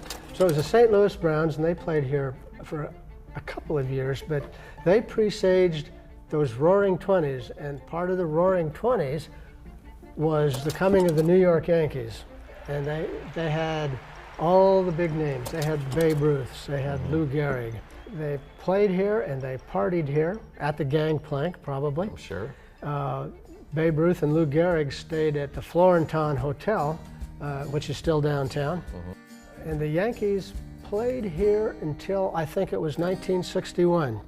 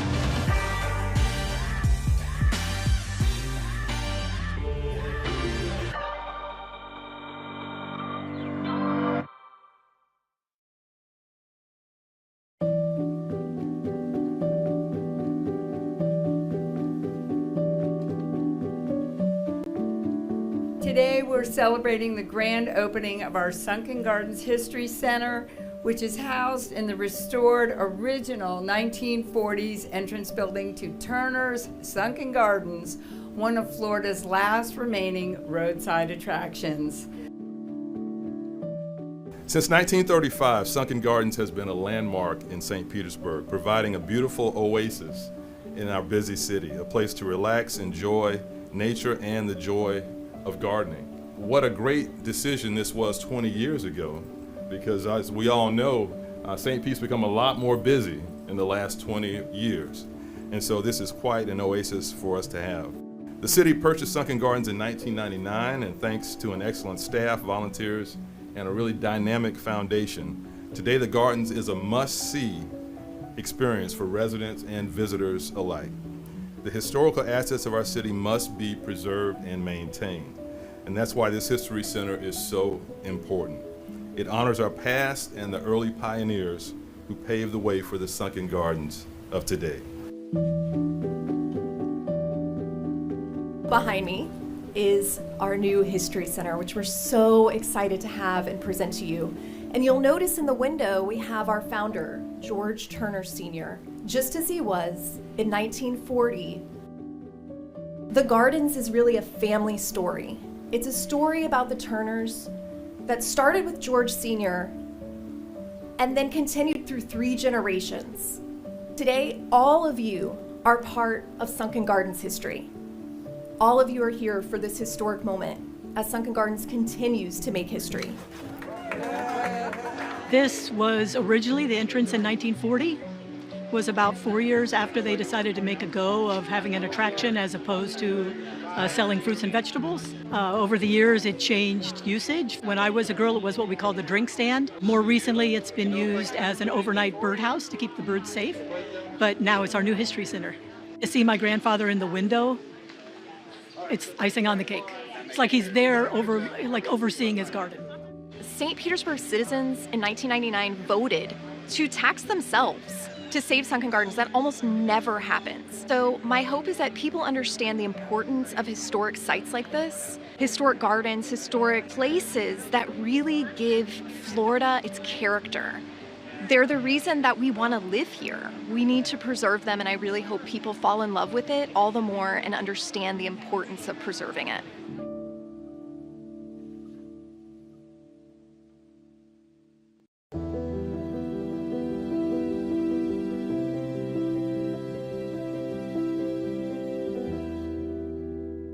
The culture of St. Pete, when I arrived in '97, I like saying it was nascent. It was percolating under the ground, but there were no coffee shops. There wasn't the Globe coffee shop that Joylyn Schilke created. There was no place for people to hang to say, I've experienced this, now let me talk about it over a cup of joe. And, but it was nascent. And I also think there were a lot of creative people in St. Petersburg who were kind of doing their own thing, and we just, some say a catalyst, but I think it's kind of a centrifuge where this goes in, this goes in, this goes in, this goes in, this goes in, and then you go, and so I think we primarily just put a mirror up to the community and say, where y'all at? And that's how we came to be. I know we initially talked about it as being a theater, but that was the least of what we were going to do. Insofar as we knew that we wanted a place for the community to come together without hurt, harm, or danger, and, you know, speak on or about or for all sorts of things. And we had to find out what those things were, so. Well, I can say that when I got here in '08, because a lot of people don't know, that my first performance in St. Pete was here. This was the place to be. Everybody was talking about the studio. They wanted to work at the studio. They wanted to be at the studio. The community is the reason why it succeeds, and we get to feed the community. So it's a cycle, right? It's synergetic. It's and everybody needs to feel like they have a home.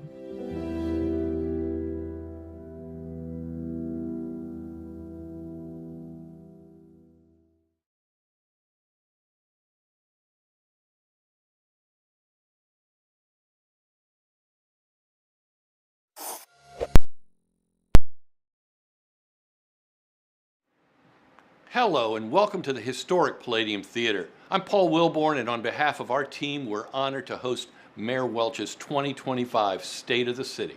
For almost 25 years, the Palladium has been a gathering place for culture, creativity, and connection.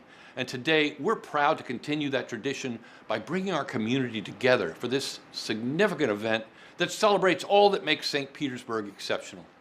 Now, as you take your seat today, know that you're not just stepping into a theater, you're stepping into a place filled with stories, creativity, talent, and passion that reflects the spirit of our city. So thank you for joining us at the Palladium at St. Petersburg College. We're thrilled to be part of this moment as we look forward to the next exciting chapter in St. Petersburg's story. Now enjoy the event, and thank you all for being here. Hurricane Helene, which is strengthening. They've passed out more than 33,000 sandbags to people. Hurricane Helene's powerful and deadly storm surge. We've been seeing flooding. This is the worst I've ever seen. Hurricane Milton has just exploded in strength overnight. The second major storm to slam Florida in just 2 weeks. In the Gulf of Mexico in nearly 2 decades. In St. Petersburg, where the stadium's rooftop has literally... Fire officials say this crane has collapsed. The back-to-back storms turned this neighborhood inside out. Residents have been scrambling to find housing for weeks.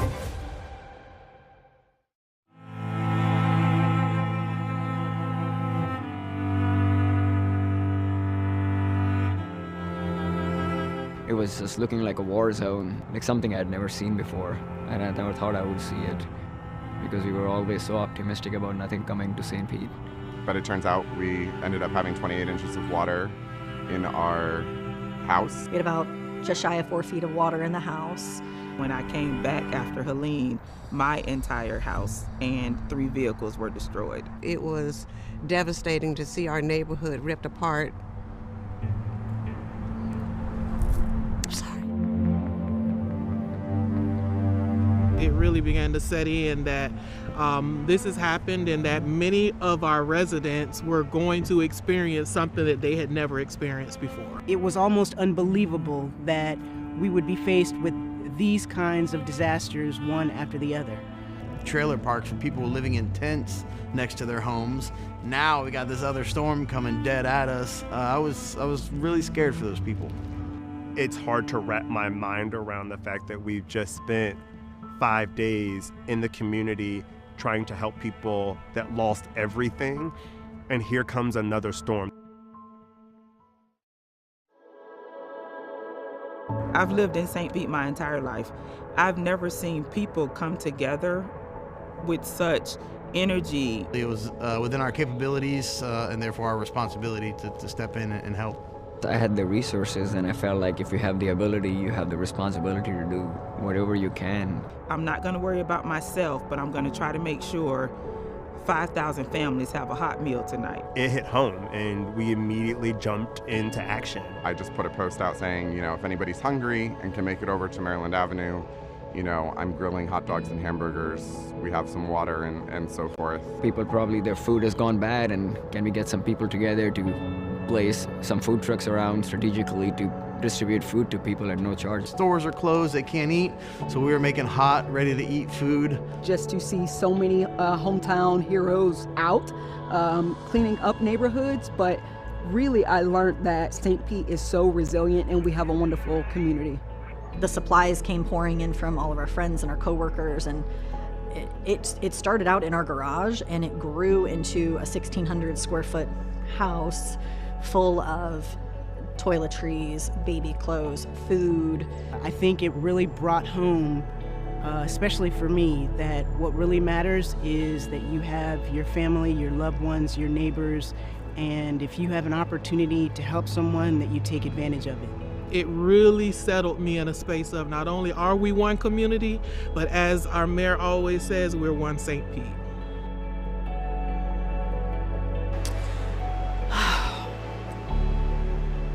People were not emotionally prepared for this. People were not physically prepared for this. And whatever facet that you can think of, we all needed support. Support, especially the Relief Market and Grill, headed by Matt Thorne. They were our lifeline.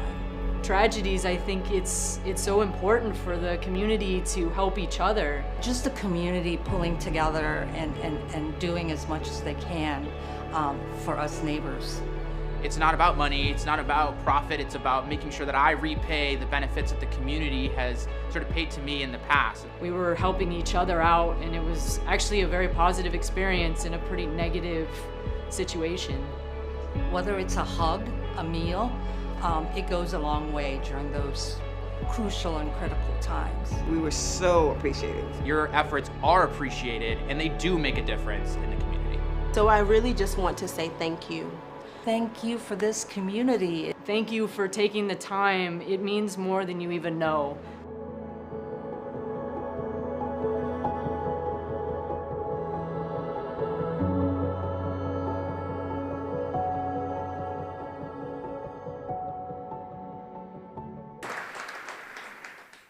Now we welcome local soloist Deneen Wyman to open our program.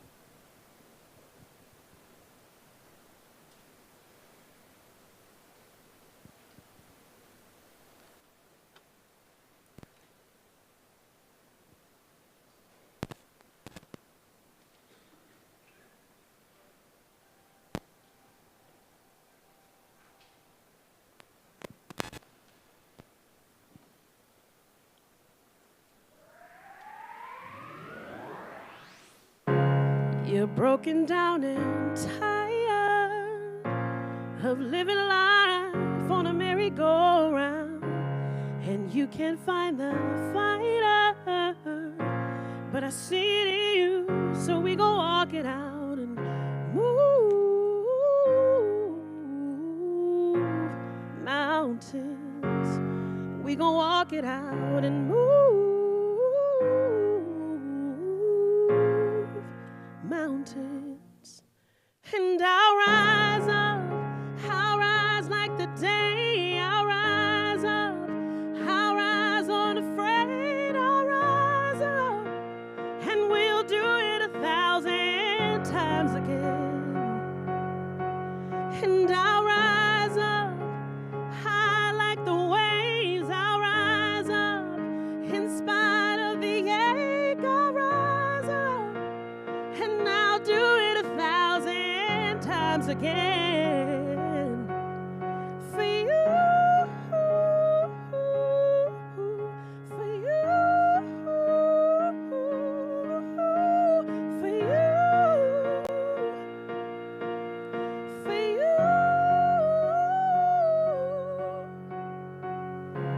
When the silence isn't quiet and it feels like it's getting hard to breathe, and I know you feel like dying, but I promise we'll take the world to its feet and move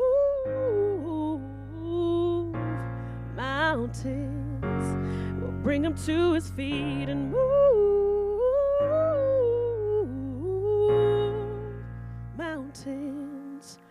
And I'll rise up, rise like the day, I'll rise up, I'll rise unafraid, I'll rise up, and I'll do it 1,000 times again. For you, for you, for you, for you.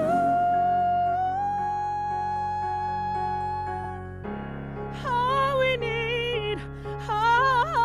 need is hope, and for that we have each other, and for that we have each other, yes. We will rise, we will rise, we will rise, oh,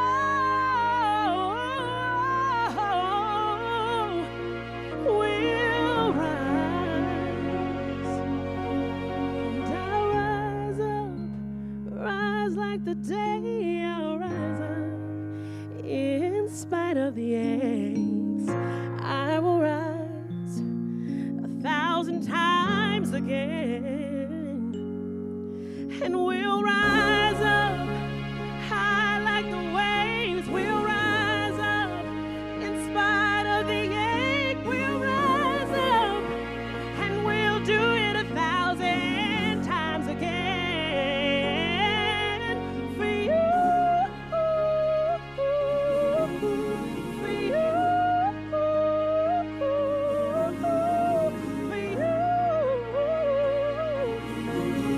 for you.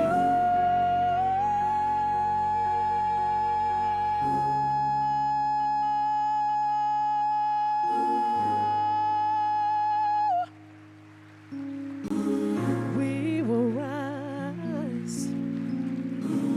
We will rise. We are St. Pete.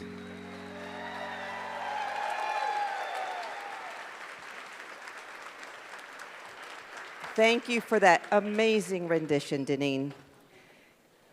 Now, Mayor Welch's honored veterans will join us on stage to lead us in the Pledge of Allegiance.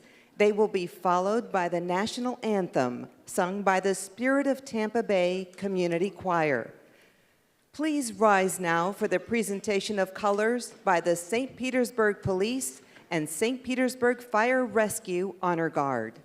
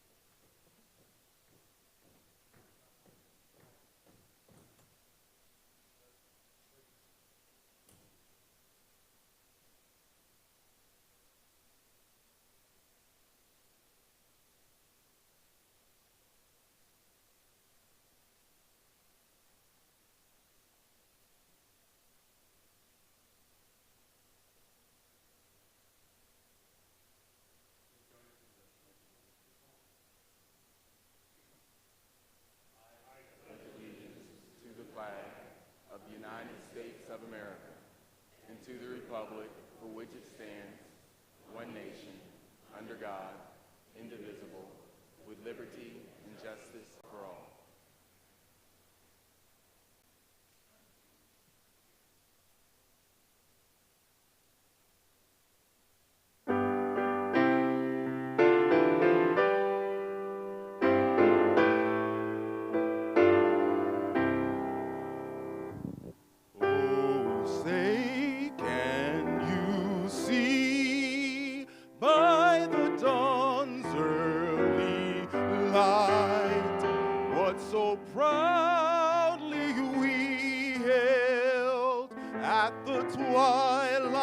Last gleaming, whose broad stripes and bright stars through the perilous fight, whatso ramparts we watch were so gallantly streaming, and the rockets ran glare, the bombs bursting in air,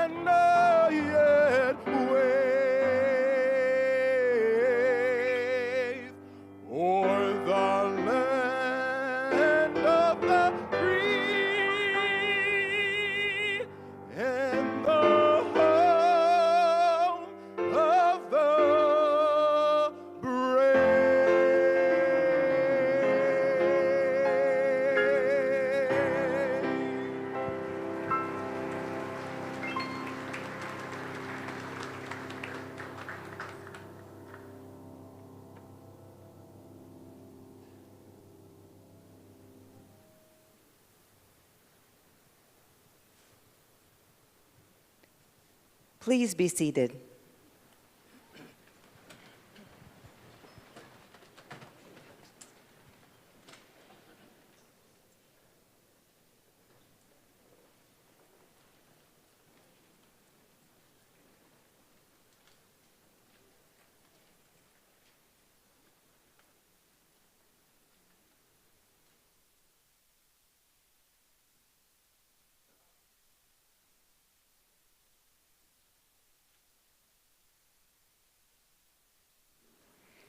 At this time, we invite our esteemed community leaders to offer their blessings and invocations.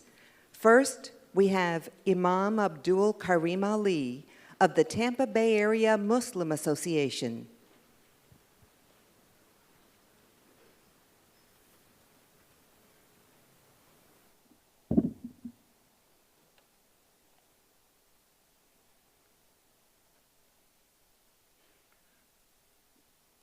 Good morning. God's peace be with you. Let us begin with our prayer. And we begin with our Lord's name, with our Lord, the Creator's name, the merciful benefactor, merciful Redeemer. All the praise and thanks belong to you, our Lord, the Creator, Lord of all worlds and all systems of knowledge. We beg for your mercy and we beg for your forgiveness.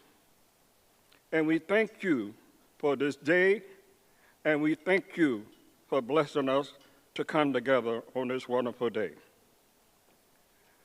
I would like to say, as it says in our holy book, with every difficult, there's relief. With every difficult, there's relief. We ask our Lord, the Creator, to continue to bless and guide our mayor of this wonderful city, continue to bless and guide our city council, and all who work for the betterment of all citizens of this wonderful city. And we ask you, God, to bless our citizens that we may come together and work for the betterment of all mankind. Work for peace, work for love, work for compassion for all of humanity.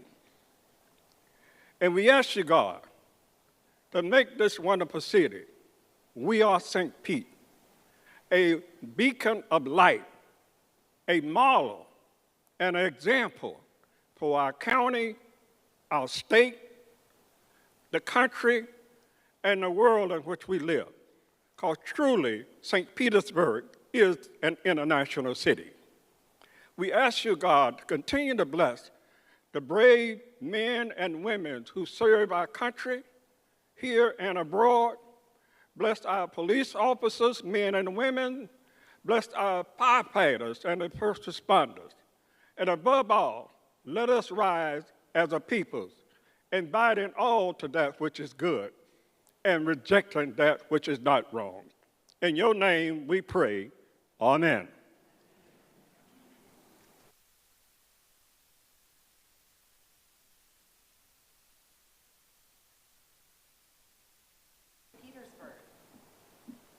Good morning.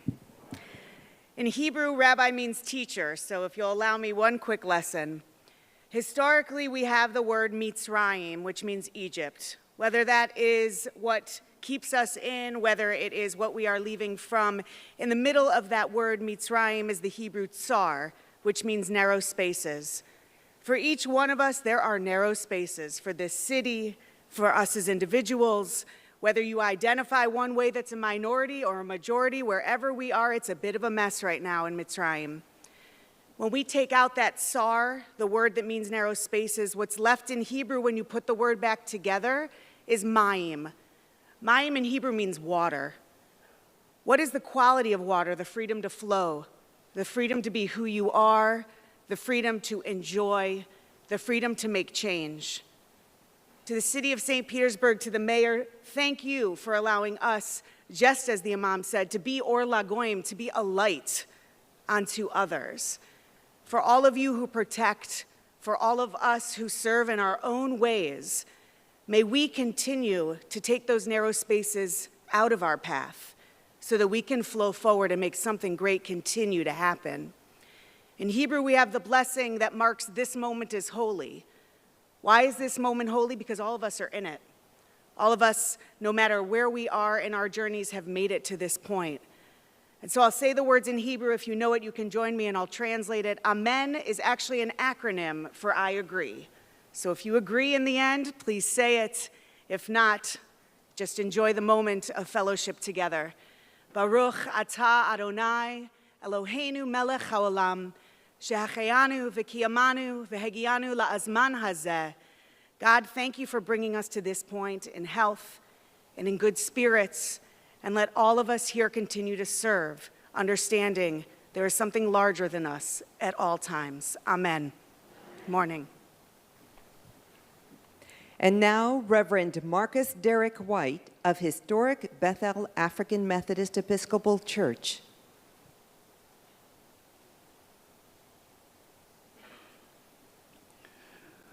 Let us pray. God of our weary years, God of our silent tears, thou who hast brought us thus far on the way, thou who hast by thy might led us until your glorious light, we pray that you would keep us forever in your path. Eternal God, we come before you with hearts lifted in gratitude, with hearts with eager expectation, as we stand on the shoulders of those who have walked before us and those who have marched and labored and dreamed so that this moment can be an actualization. We thank you, and in the words of those westernized Africans, we say Madasi, for your faithfulness in bringing us to this season. When hurricanes attempted to stop us, when economic disparity attempted to bankrupt us, God, you kept us, and we say thank you.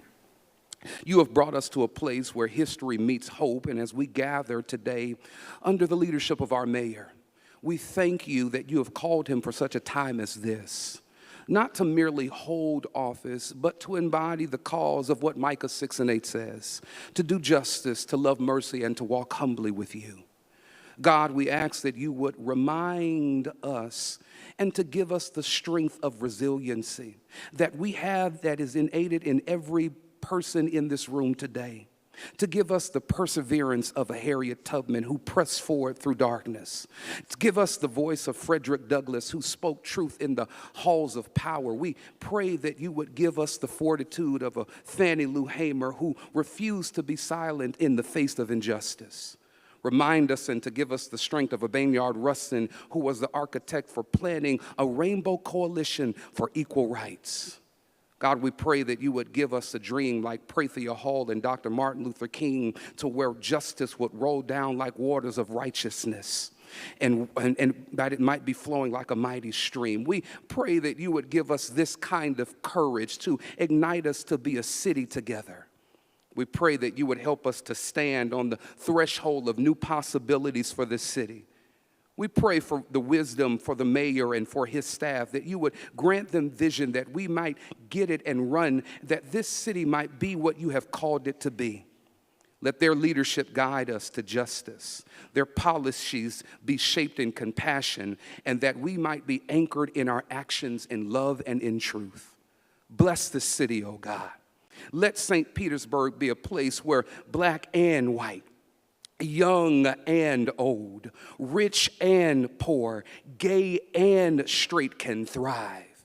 May our streets be filled with peace, and our schools with opportunity, and our businesses with equity, and our communities with unity. Let the work of your hand bring forth a city where justice is not an afterthought, but it is the foundation, where the property and the prosperity and the privilege can be shared with all, that this might not be a hope that is an eschatological wish, but God, make it an existential reality today. And God, when the road ahead seems long, when the challenges feel insurmountable, remind us, oh God, that we are a people who have always pressed on. that love has always guided us. Allow us to sing in the midst of despair. Allow us to build in the midst of brokenness. And allow us to rise even in the midst of unwavering, insurmountable, in dangerous times ahead. And God, now unto you, who is able to keep us in the midst of storms, to guide us in the midst of the winds, to shelter us from the midst of rains and floods, to the God who shall help us to rebuild, that we might rise and thrive in peace, in harmony, and in love. And it is in your name that we pray and ask all of these blessings. Amen. Thank you for those powerful messages of faith and unity.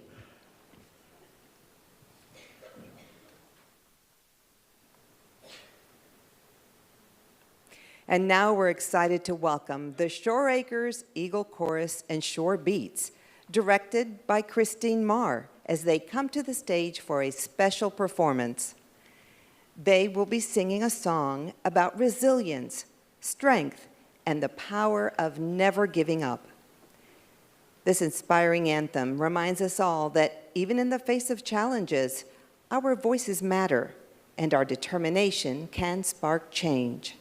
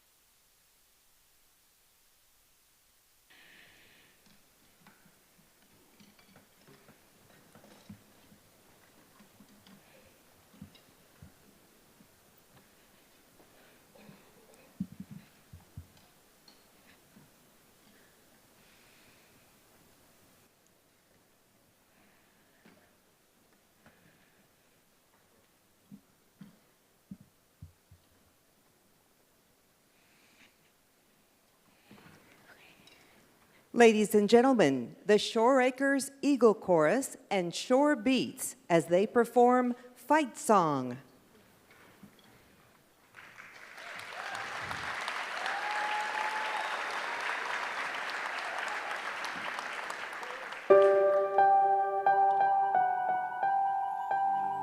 Like a small boat on the ocean, sending big waves into motion, like how a single word can make a heart open. I might only have one match, but I can make an explosion.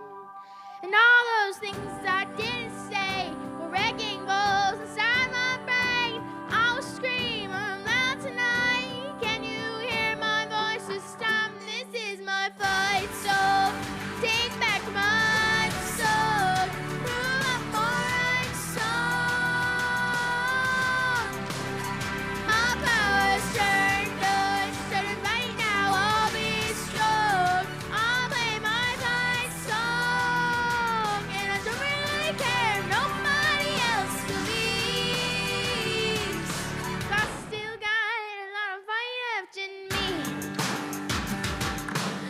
and friends, and I'm chasing sleep.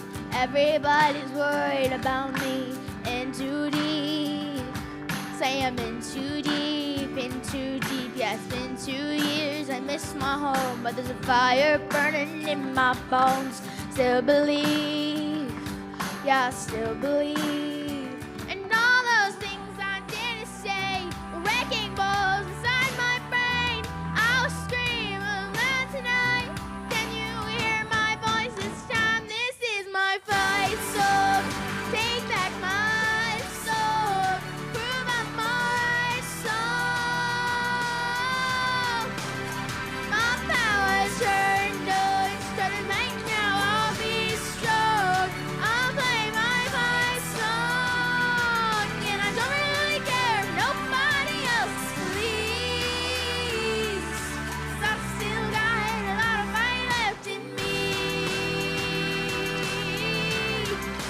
A lot of fight left in me.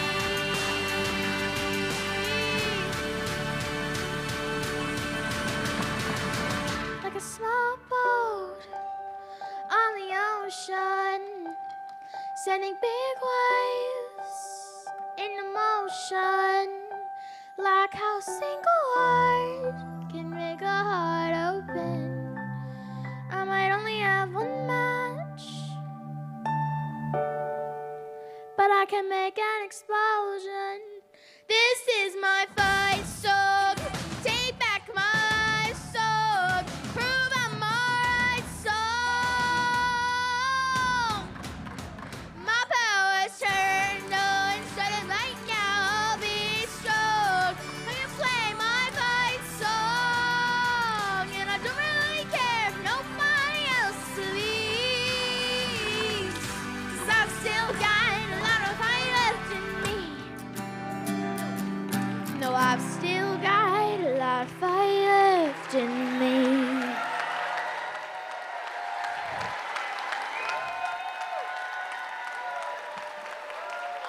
Thank you.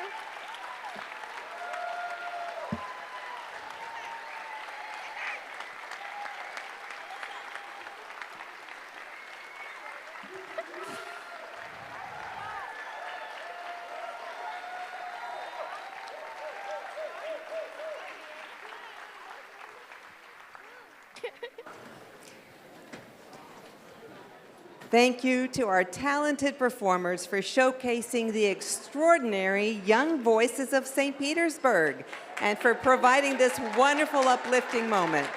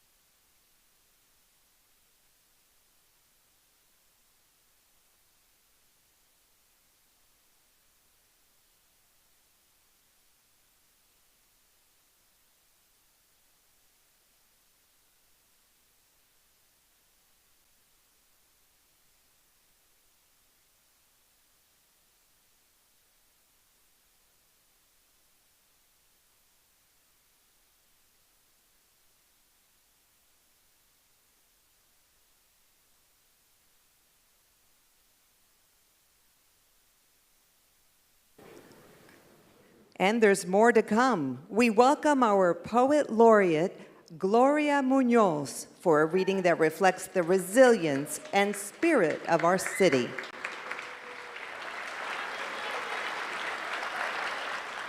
Hi, everyone. I'm going to read this poem in my native language first, in Spanish. Resistiendo. Es difícil escribir un poema sobre la esperanza en un mundo inhabitable.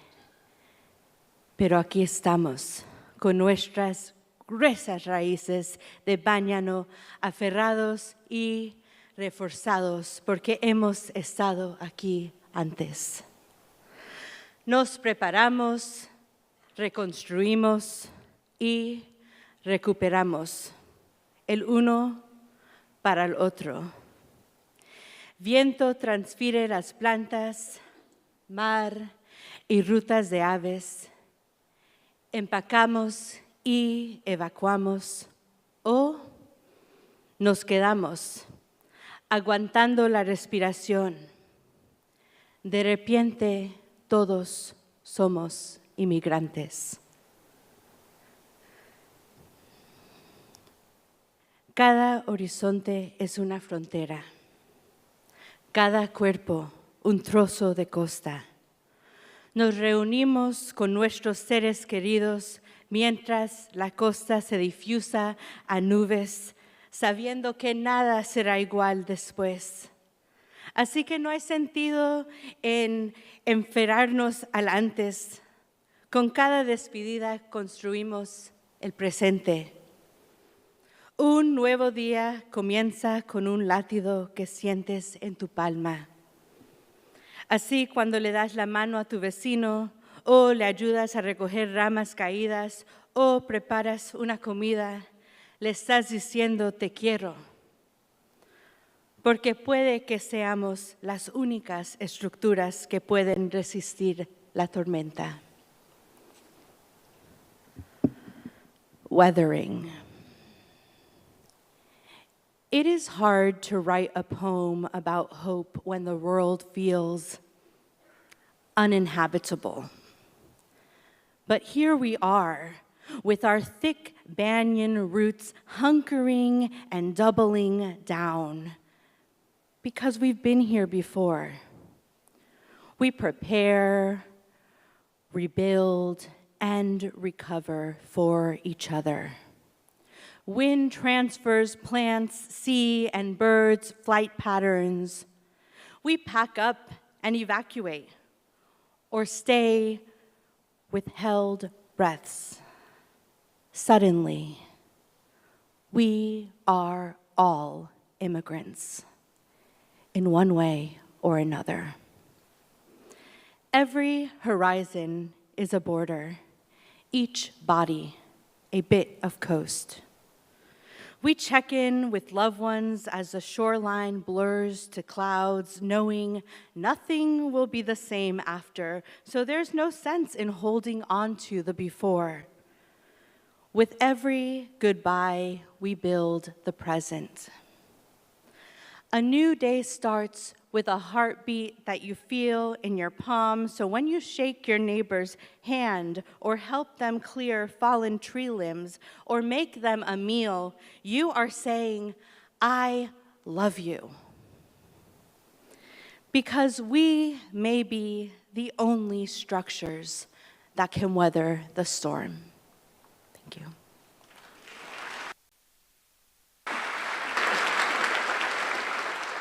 Thank you, Gloria, for your beautiful words.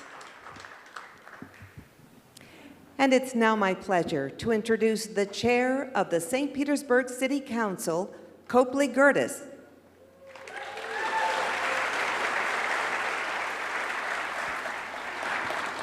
Good morning. I was very prepared to come out and just go straight to my remarks, but then I got all fired up from everybody that came before me. One more round of applause for Deneen, the Shore Acres Choir and Shore Beats, the reading of Weathering.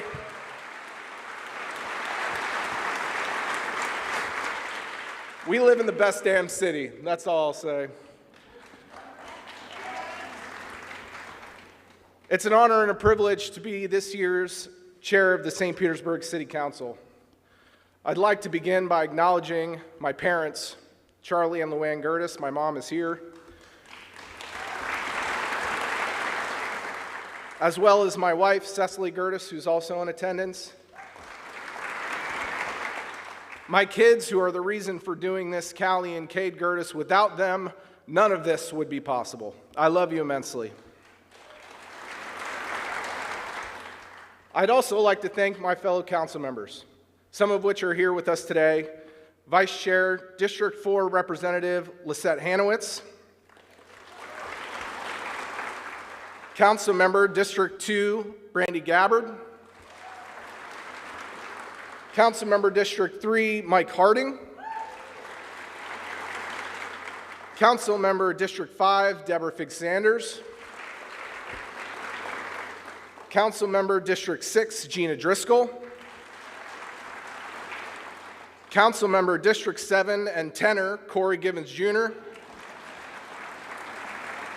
And certainly last but not least, Councilmember District 8, Richie Floyd. Thank you for entrusting me with the responsibility of serving as chair in 2025. Your trust and support mean the world to me, and I am truly grateful for the opportunity to lead our council as we continue to work together for the betterment of St. Petersburg. As we begin the new year, it's important to acknowledge how 2024 has shaped the way we view our city, the work we've done, the challenges we've faced, and the progress that we've made in the past year has set the stage for what we will build upon in 2025. 2024 was a year of growth, collaboration, and resilience, a year that tested us, but also demonstrated the strength of this community. The unity we've shown as a city council gives me great hope for what lies ahead. I'm proud to work with 7 individuals whose steadfast commitment to our city's vision and values not only helps shape the policies we make, but instills a spirit of solidarity and purpose that our residents can be proud of.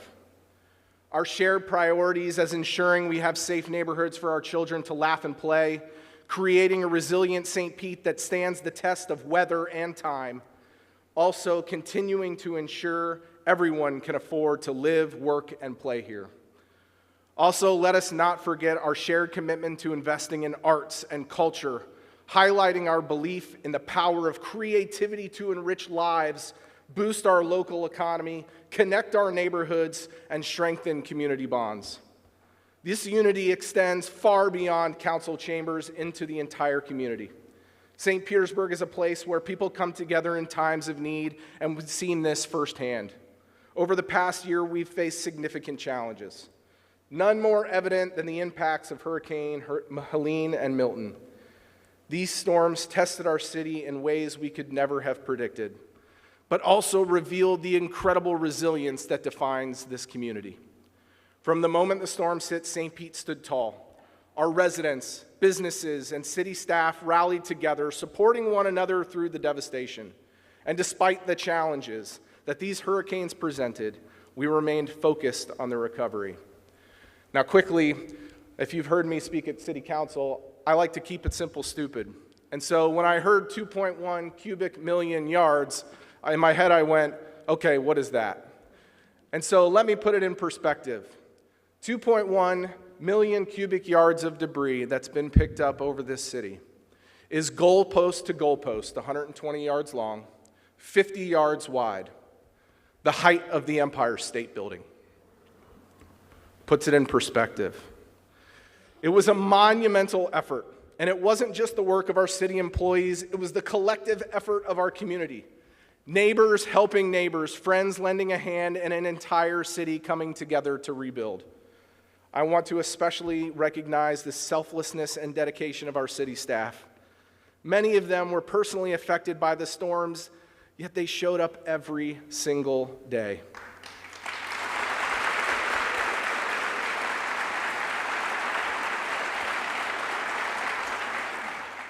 Their resilience, commitment, and determination to serve our residents never wavered. They put the city first, all while managing the destruction of their own homes. Their efforts were nothing short of heroic, and we owe them our deepest gratitude.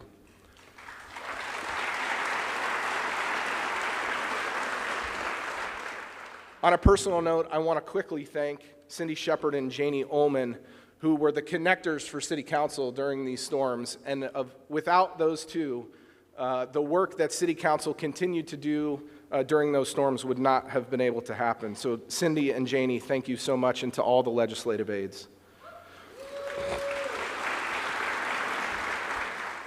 Looking ahead, I know there will be challenges, but I also know that we will face them together. We will continue to work as a united team, supporting one another and this city every step of the way. We are a community of dreamers, doers, and builders, and there is no limit to what we can accomplish when we work together with a shared vision of the future.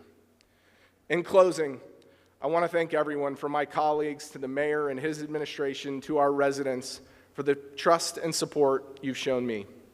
I'm deeply honored to serve this city, and I am excited for the opportunities that lie ahead.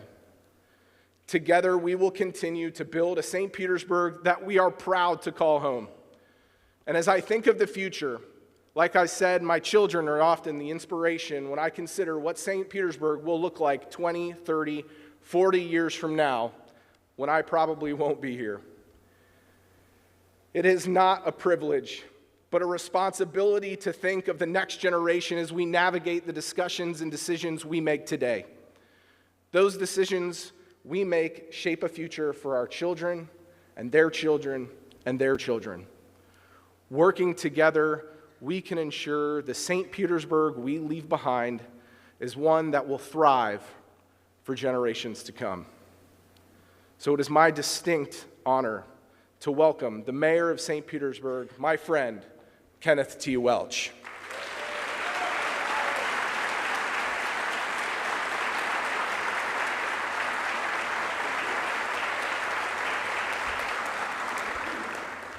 Good morning, St. Pete. All right, we need some coffee. We can be louder than that. Good morning, St. Pete. Thank you, Chair Gertis. Make sure you use some sanitizer. I got a little bit of a scratchy throat. To Vice Chair Hanowitz, I'm trying to locate my people now. City Council, okay. All of our City Council, our elected officials, the dedicated employees of the best team in the business, our St. Pete team employees, our faith and community leaders, and folks from the business and the arts community, and everyone assembled here today.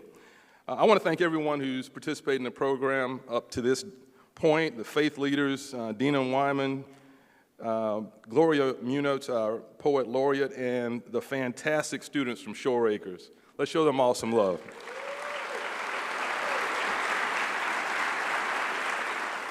They have been through so much in their neighborhood, yet they are here uplifting us this morning. A special thanks to Paul Wilborn and the team here at the Palladium for hosting us once again, and we look forward to the unveiling of your upcoming renovations. Now, our elected officials know that when you serve an elective office, your entire family serves. So I'd like to recognize my family members who are with us today in person. My wife, Donna, who I've been married to for 34 years, despite the fact she's a Gibbs Gladiator. So Spartans and Gladiators can live together. My youngest daughter, Kenya, who is here with us today, who keeps me young. And on Cash App. To my daughter, Kiana, my mom, Aletha, my sister, Katrina, all my family members who are watching us virtually. I know you're watching, Mom. I'm going to be on my best behavior. And to my family, wherever you are, thank you for your love and support. I couldn't do it without you. As Chair Gertis said, 2024 was no ordinary year. The past year produced great achievements and extraordinary challenges. Hurricanes Helene and Milton specifically produced significant flood and wind damage and heightened awareness of the potential impacts of storms to our economy, infrastructure, and our quality of life. These challenges also highlighted what makes us strong, our ability to adapt, collaborate, and innovate. The strength of a neighbor helping a neighbor, of community organizations, businesses, and our local, state, and federal partners working together to help our community rebuild. It was uplifting to see that spirit of purpose and partnership in action. And it is with that mindset that we will move forward. As we enter 2025, the state of our city is strong, unified, and resilient. We are strong not in spite of, but because of our unity. And our shared community values are essential to the success of our city. Our shared commitment to principled and inclusive progress, rooted in the belief that as our city grows, develops, and prospers, that we should plan and act in ways that encourage and empower everyone to be a part of that progress. Now, this is a time of change, debate, anxiety, and even fear in our nation. And in this time of political strife, it's vital that we as a community remain resolute and clear-minded about who we are. And we must remain unified around our principles, principles that define our community and reflect our shared values. For my administration, we continue to work according to our principles of governance, which include in-touch leadership, inclusive governance, innovative solutions, information-based decision-making, intentional equity, and impactful service delivery. We call those the 6 I's. Through our policies, investment, and services, we will continue to apply these principles to produce meaningful impacts in our 5 core service areas, our pillars for progress, including education and youth opportunities, equitable development, arts, and business opportunities, neighborhood health and safety, housing opportunities for all, and environment, infrastructure, and resilience. Together, these pillars are foundational to the long-term health and success of our community. Everything we do, our planning, budgeting, and operations all reflect those pillars, and our commitment to equity is foundational to that work. I want to thank our leadership and team members for embracing our principles and pillars for progress. And I'd like to share a few examples of the progress we've made in 2024 in each pillar. The first is housing opportunities for all. St. Pete is an amazing place to live, but like all urban cities, we are experiencing the same challenges with rising housing costs, and it is essential that we maintain our focus on creating and maintaining affordable housing options for individuals and working families with average and lower incomes. These are the dedicated individuals who we call essential, the workers who keep our hospitals, our schools, our city services, our hotels, our restaurants, and other entities running smoothly. They are the backbone of our community. Through strategic partnerships, St. Petersburg continues to expand affordable housing opportunities, including a few projects that I'll highlight. In 2024, we completed the Whispering Pines Apartments, a 20-unit apartment complex developed with Bowley Centers and providing housing for special needs families. In collaboration with the St. Petersburg Housing Authority, we broke ground on the Edward White campus, a 71-unit complex being developed to serve low-income seniors. And partnering with Blue Sky Communities, the city celebrated the completion of the Bear Creek Commons, an 85-unit complex for seniors. In 2024, we helped bring 281 affordable units online in the city of St. Petersburg. And in my first 3 years as mayor, we have brought 855 affordable and workforce housing units online.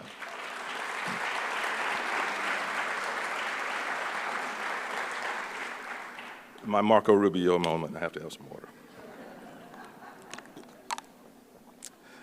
Now, our team helped homeowners gain stable housing through city efforts and assistance, including 193 homeowners who received help with safety, accessibility, and critical repairs like roofs and HVAC systems. 87 first-time home buyers achieved home ownership through the city's down payment assistance program. In the first 3 years of my term, we have helped 185 owners with down payment assistance.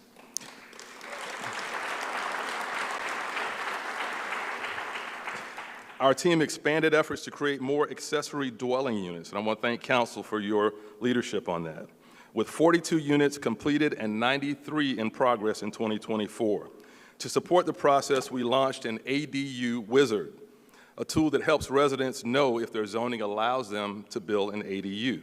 We also expanded rebates for rehab, which financially supports building an ADU citywide.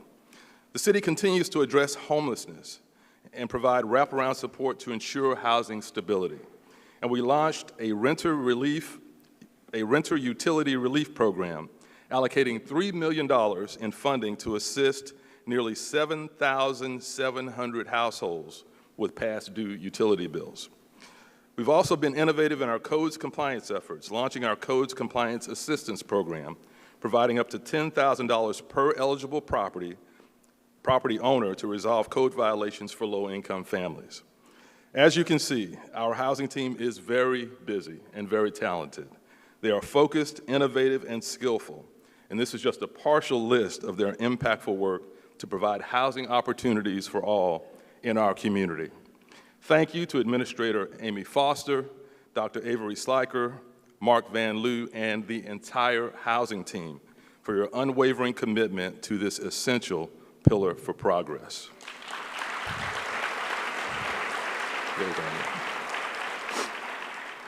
The next pillar is education and youth opportunities. In St. Pete, we are focused on impactful educational and youth programs aimed at connecting our youth with opportunities and developing a well-prepared workforce. Key components of this pillar include literacy initiatives, mentorships, digital inclusion, internships, wraparound services, and skills training.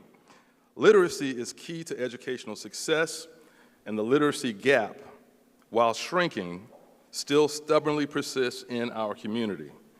So we are investing in impactful literacy programs to reduce that gap. We were excited about the city's new partnership with the Shirley Proctor Puller Foundation, a $1 million, I hear some cheers down there, a $1 million,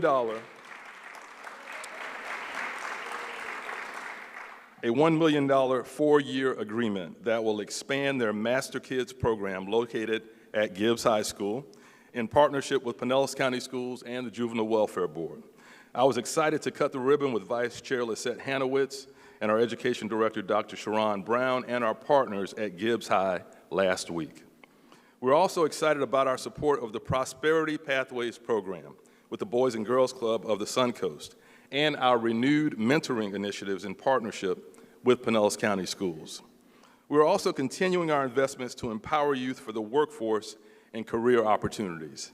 I am so proud of the work that our team has done on the Mayor's Future Ready Academy.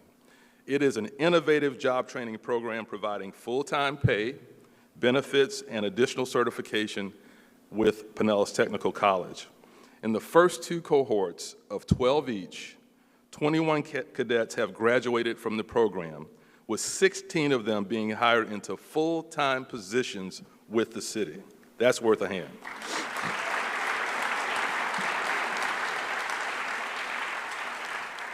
I want to thank our city leadership team, City Administrator Rob Gerdes and Administrators Tom Green, Claude Tankersley, Amy Foster, and Mike Jeffries, and their teams, along with Chris Guella, Faith Silver, Latanya Barnes, and our partners at Pinellas Technical College. Working together, they developed this innovative program that connects young people not just with a job, but with a career opportunity. And for the city, it helps us address our workforce needs. I'm so proud of these cadets and our new permanent employees, and now we are working with our third cohort of students. Connecting our young people to positive opportunities is a powerful investment, and providing safe places for young people is especially important during the summer break. In response to this need for safe spaces during the summer, the Office of Equity, partnering with Parks and Recreation and the St. Pete Police Department, hosted the first ever Safe Summer Fridays series. This was a response to the community's call for safe places for activities for teens after some of the violence that we witnessed on our streets. Young teens enjoyed an open gym, video games, movie nights, and refreshments throughout the summer. Now, these important initiatives were all developed by or in partnership with the Office of Equity. And I want to thank our Chief Equity Officer, Carl Lavender, for coming out of retirement to help establish the Office of Equity. Where's Carl?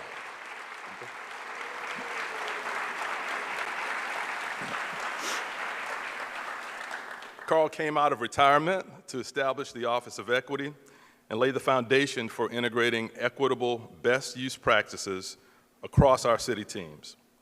Carl, your leadership has been instrumental in securing funding, strengthening partnerships, and driving impactful initiatives that will benefit St. Pete for years to come.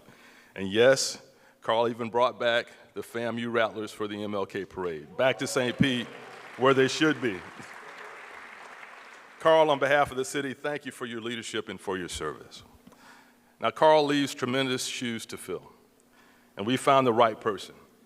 I'm excited to appoint Economic Development Manager George Smith as our next Chief Equity Officer. George?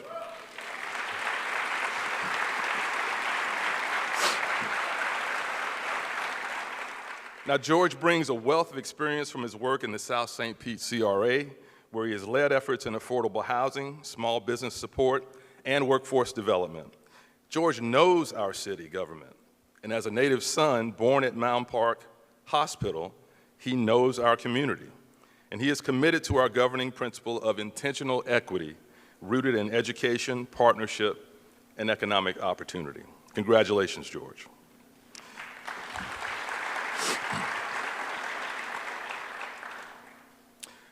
When I ran for mayor, I promised you straight talk, so let's have some straight talk about why equity matters and what it means in St. Pete. There's been a lot in the news lately about equity and DEI, but we should not retreat from our principles because some want to politicize, demonize, or change the meaning of that principle into something that it never was and never was intended to be with respect to our implementation in our city. We have to know who we are. Knowing who we are, for example, means understanding the history of the historic gas plant, the institutional redlining, the impact of the interstate's disruption of black communities, including the gas plant and the Deuces, and the decades of institutional discrimination documented in the city's 2021 structural racism study. Understanding the history of the St. Pete Police Department's Courageous 12. The clear findings of the 2021 disparity study on minority and women-owned business enterprise underutilization. And so many other historical facts. Y'all getting quiet like a Sunday morning, that's okay.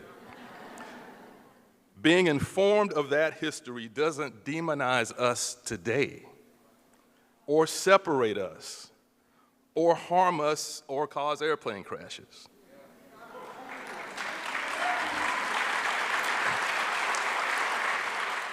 Let's be real about this. To the contrary, having that knowledge of our history educates us. It empowers us. It helps us understand our current circumstances and understand the root causes of the disparity so that together, not divided, but together, we can overcome those challenges and disparities more effectively, more permanently, and build a better future for all of us.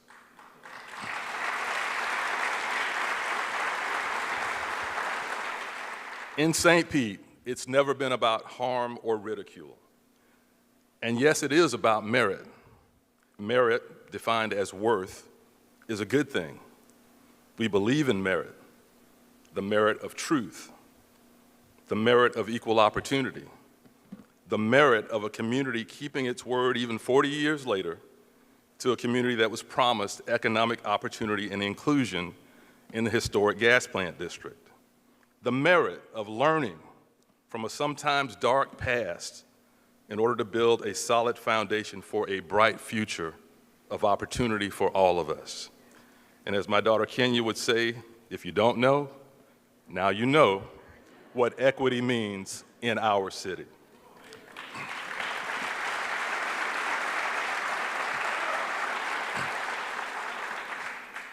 It is equal opportunity informed by facts, data, and history, building a path for us to move forward together. And as long as I'm your mayor, we will not abandon or retreat from that principle.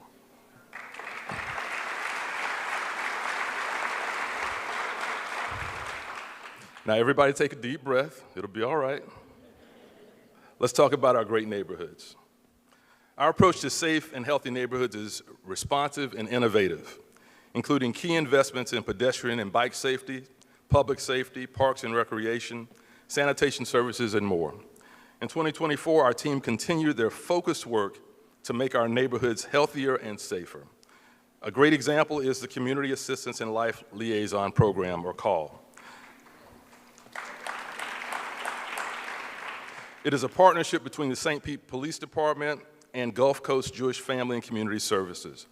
The program began in 2021 and continues to provide an effective and strategic approach to policing by directing certain nonviolent calls for assistance to social workers. In fiscal year 2024, the city increased our investment by $400,000 per year to provide more staffing and coverage on evenings and weekends. And that investment is paying off. It's making an impact. In 2024, the program handled 4,220 contacts with 1,872 clients served and no injuries or incidents of violence.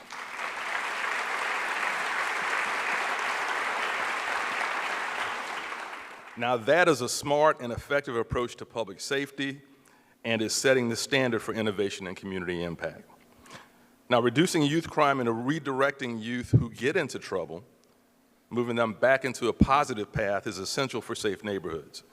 Through the FY25 budget development process, our citizens voted to allocate $1 million towards a new program aimed at reducing teen crime called Forward Together, a youth crime prevention program. Now, this initiative focuses on addressing the root causes of youth involvement in crime, targeting individuals aged 12 to 17. The program emphasizes intervention through mental health and human services, deploying social workers to collaborate closely with families, and providing police and tutoring support. The goal is to ensure that St. Pete's youth have achievable ways to get back on a path of success and off the path that too often leads to repeat future crimes. Now, these are two examples of innovative and impactful public safety leadership in our city. I want to thank Chief Anthony Holloway and your command staff and the St. Pete Police Department for setting the standard for professional and accountable law enforcement. Chief Holloway.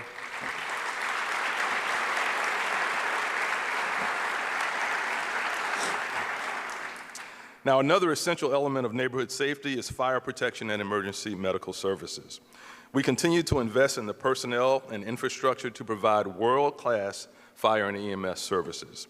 We also need forward-thinking leadership to lead our fire department.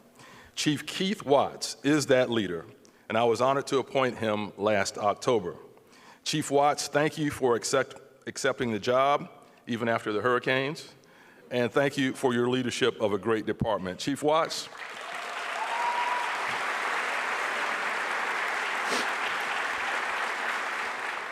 Now, in support of safe neighborhoods, we're investing strategically in our fire and EMS infrastructure.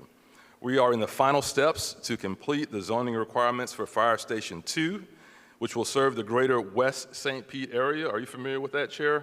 You know where that is? Okay. And we continue to acquire key equipment, including Engine 1 and an additional high water rescue vehicle, as well as continuing to invest about $800,000 per unit to replace fire engines with clean cab vehicles to reduce firefighter exposure to carcinogens. We also entered into the design phase for upgrades and expansion of the St. Pete Fire Rescue Training Facility to provide a long overdue modernization of that training facility. We are also making progress on finding a new location for our police K-9 facility. We are also excited to spark the interest of the next generation of firefighters in our city. Camp Ignite is a 3-day immersive program hosted by the St. Pete Fire Rescue Department to introduce young women ages 14 to 18 to careers in firefighting and emergency medical services. Through hands-on training, participants learn essential skills such as operating fire hoses, using rescue equipment like the Jaws of Life, and participating in rope rescue exercises. They also earn CPR certification and engage with professional firefighters, gaining valuable insights and mentorship. I'd like to commend Fire Chief Keith Watts and his team who developed this program in partnership with the Pinellas County Urban League's Empower Her initiative. Chief Watts, Urban League CEO Nikki Capehart, and other Camp Ignite team members, please stand and be recognized.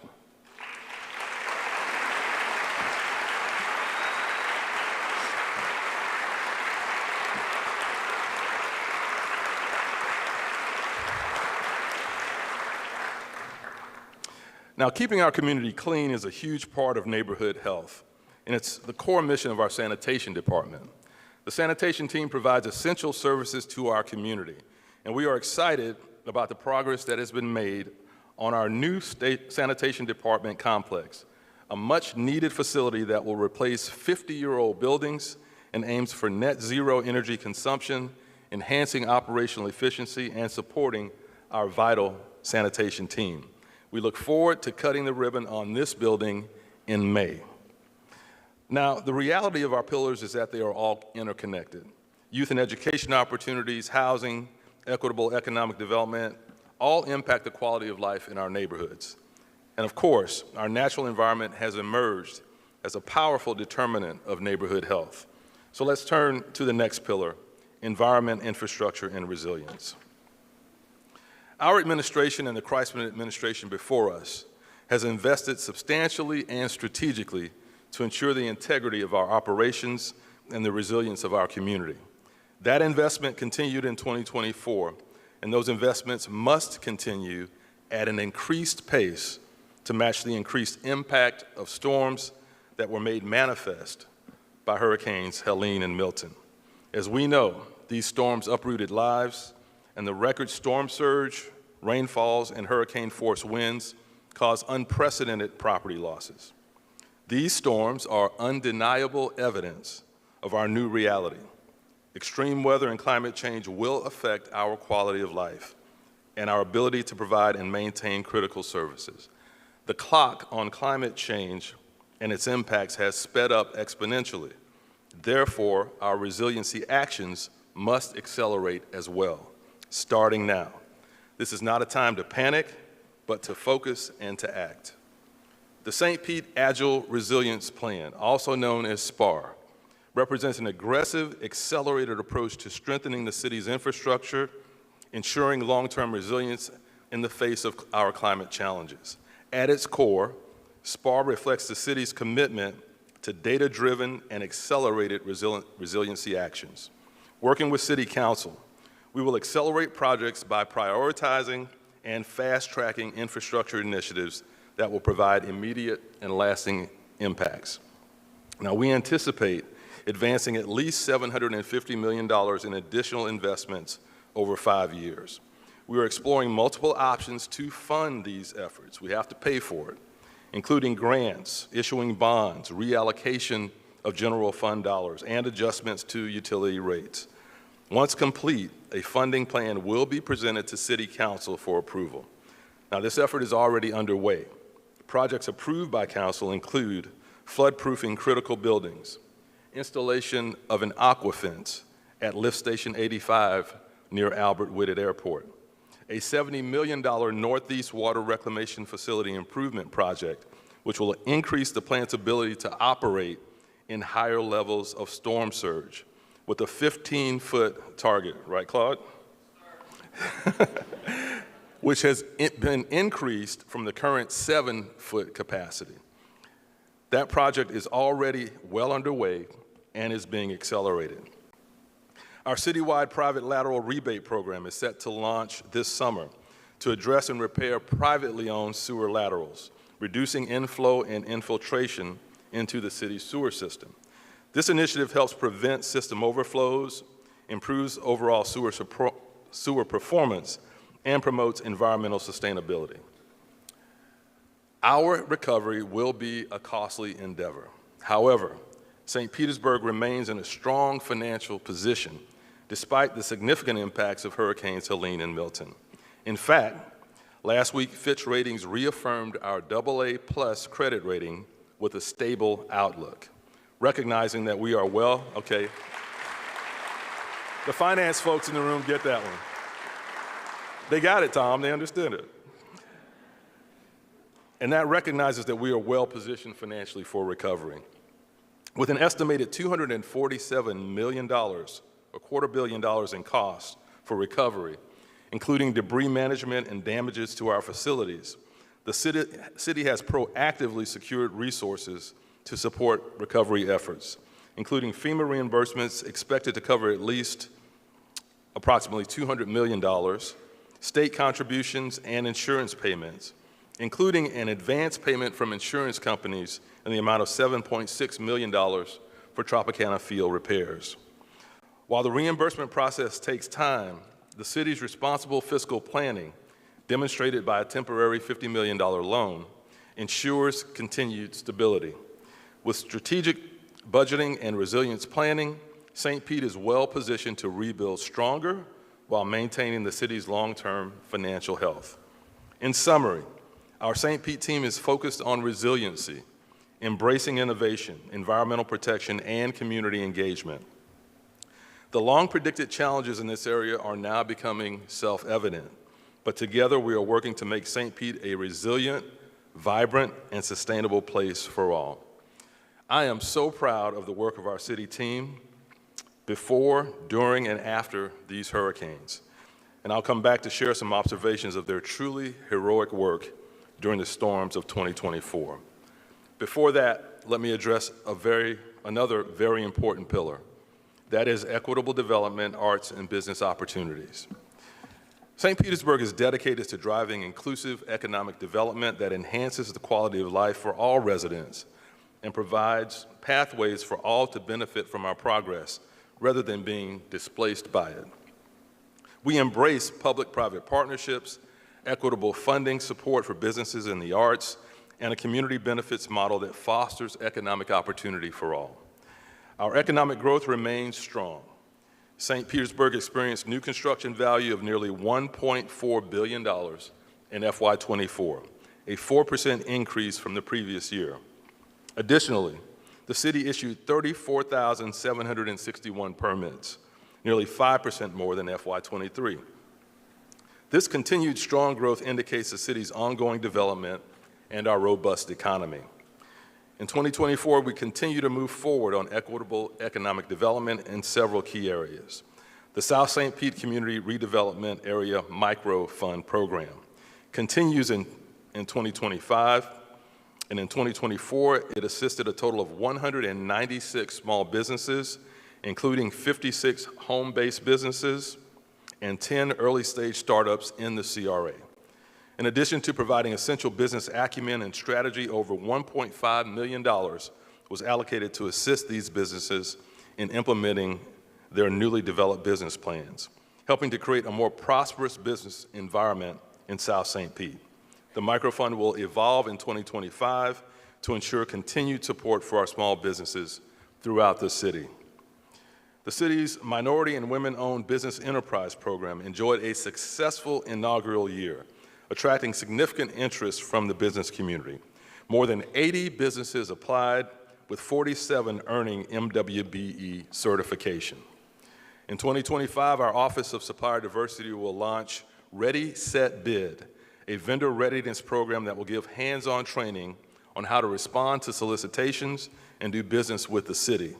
Additionally, OSD will partner with St. Pete Greenhouse to launch a technical assistance program providing training and assistance to businesses seeking certification.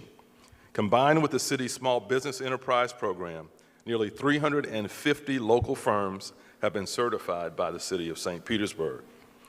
And in August, Foot Locker announced the relocation of its global headquarters to St. Petersburg. Planned for late 2025, it will create over 150 high-paying jobs. Foot Locker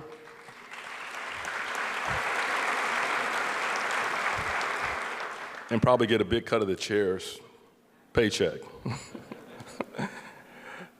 Foot Locker will lease over 100,000 square feet of office space and invest at least $20 million in its new headquarters. This significant addition makes Foot Locker the third Fortune 500 company headquartered in St. Petersburg and the fourth in Pinellas County. Their commitment underscores our city's growing appeal as a hub for impactful and inclusive economic development. We are also a city of the arts, and we are focused on supporting artists and arts organizations. Last year, the city not only increased arts funding by $180,000 over the previous year in my recommended budget, but also added $695,000 in additional funds to mitigate the arts funding cuts by the state of Florida for a total of $3.2 million of arts funding from the city.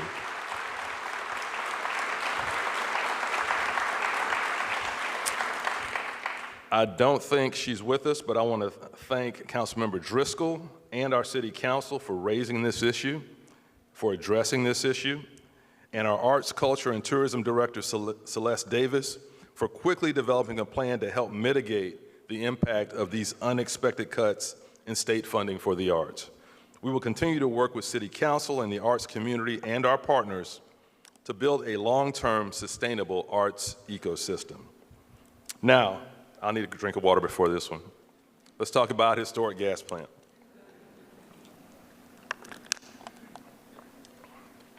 Now, in my 2023 State of the City address, and boy, does time fly, I announced the Hines Tampa Bay Rays Group as my selection to partner in the redevelopment of the historic gas plant district. 86 acres of critical economic, social, and historic importance to our city and our region.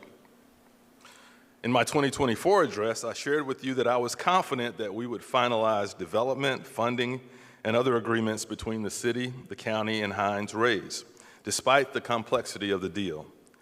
Now in 2025, after 3 years, beginning with a new RFP, research, analysis, community conversations, negotiations, COWs, I love that acronym, those are council workshops, public hearings in both the city of St. Petersburg and at County Commission chambers, the agreements are signed, and we are closer than this community has ever been to a new day for our community, for honoring promises and charting an amazing path forward.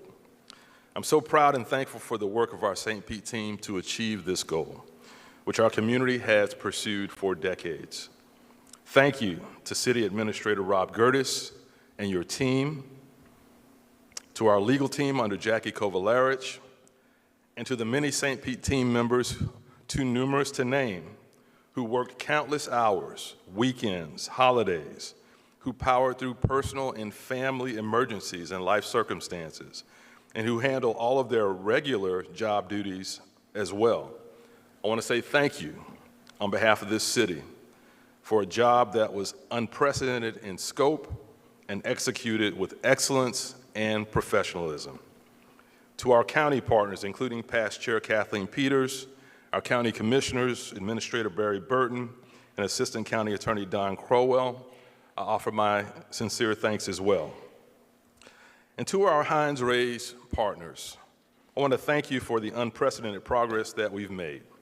We do have signed agreements. We've secured over $600 million in local support for a transformative project. We have a community benefits package approved through a public process with the support of many descendants of the historic gas plant district. The plan is vetted, feasible, and funded. We have achieved so much together since I selected you 2 years ago. And the only thing we need to move forward to enter a new era for a great city that is emerging as one of the nation's greatest, and honoring the promises made both to our city and to the gas plant community, is for the Rays to honor the agreement that we signed just 6 months ago. I remain hopeful that that will happen. I also believe in transparency. So to the citizens of St. Pete, let me be clear. As I've stated throughout this process, this plan can only be successful with partnership. City Council and the County Commission have fulfilled all of the city and county obligations to date.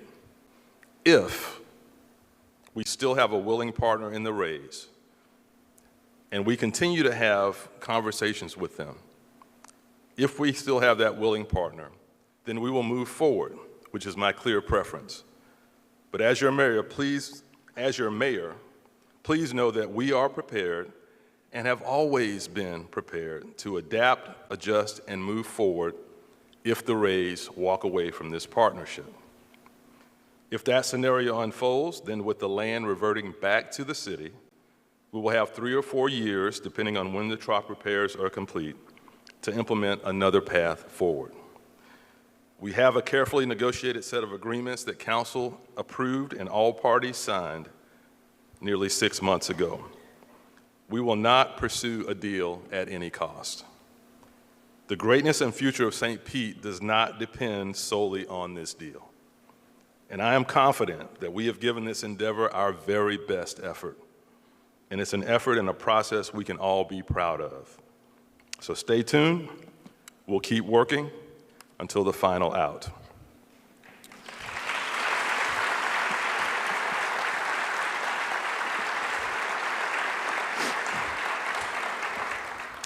In 2025, we'll continue our pursuit of inclusive progress in each of our pillars. We'll continue to provide world-class service to the community in each administration. I want to thank all of my cabinet members, the hardest working person I know, Chief of Staff Doyle Walsh and your team, my mayor's office aides, the city clerk's office, and council administration and their teams for the daily work that you do to provide essential services to our city. Your collective work provides that firm foundation for the public and private sector to build upon. And special thanks to our marketing team who put this together today and who tells the story of St. Pete to our community.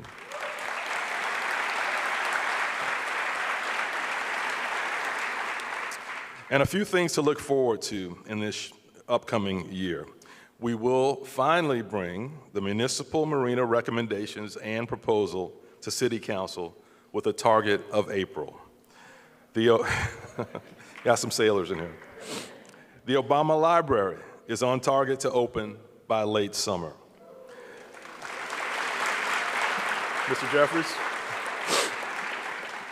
We will move forward on exciting affordable housing projects, including partnerships with Habitat for Humanity to develop affordable and workforce housing, including the Grove, Pelican Place, and Shell Dash. Also this year, work will begin at the former Ceridian and former Raytheon sites, with each generating 100 new affordable and workforce housing units. We will continue to leverage grant funding and plan for the use of $159 million in CDBG disaster recovery funding that was awarded to the city late last year. Dollars that will support housing, infrastructure, and other projects to increase our resiliency. Thank you to Aubrey Phillips, David Thompson, and our grants team for continuing to rapidly expand our grants to fund these essential projects. Now for the techies, we will continue to upgrade our technologies and systems for better operations and customer experience. This year, we will continue the development of a critical business technology upgrade, the Tyler Application Suite.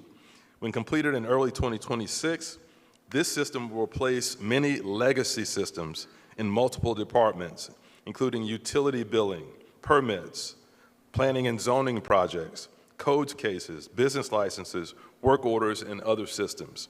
The project will impact 800 internal users and more than 95,000 customers, and will provide more efficient operation and easier access for our customers.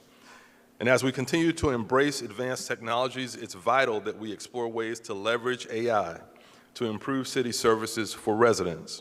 We've established an internal AI policy development team that will develop AI policies and ensure that AI technologies are utilized responsibly citywide.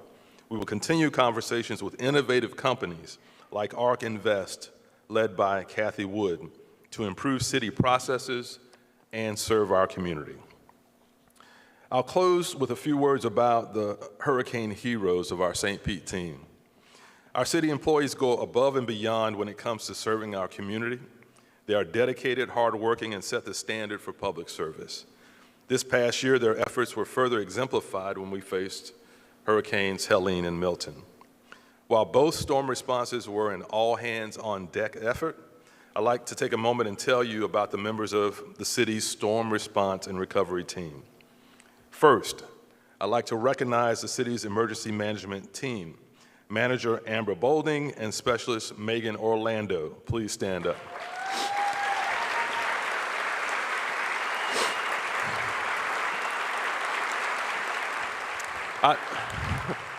I know y'all hate it, but please remain standing, because I got a few things to say about you. During the 2024 hurricane season, we relied heavily on these dynamic and talented individuals for their leadership and expertise as they guided the city's emergency employees through back-to-back hurricanes. In their roles, they are working around the clock to ensure the city is prepared to respond to any disaster or emergency event. They are often the first people in the Emergency Operations Center and the last to leave at the end of the day. Emergency managers play a vital role in our city's overall success and safety, and we are blessed to have two of the very best on our team, Amber and Megan, thank you for all your efforts during the past hurricane season. Thank you.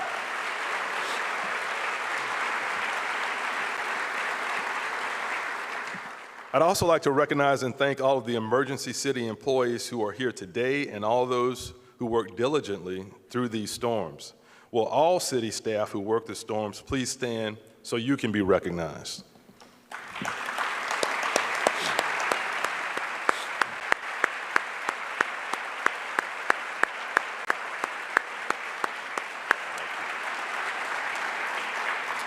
Thank you.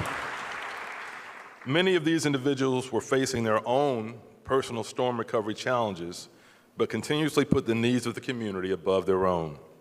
The city's emergency employees are the reason we are able to recover quickly after storms, and I sincerely thank each of you for your hard work.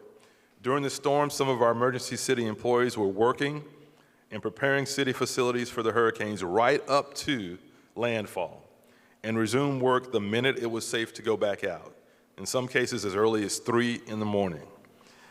I'd like to specifically recognize our teams at the Northeast and Southwest wastewater treatment facilities.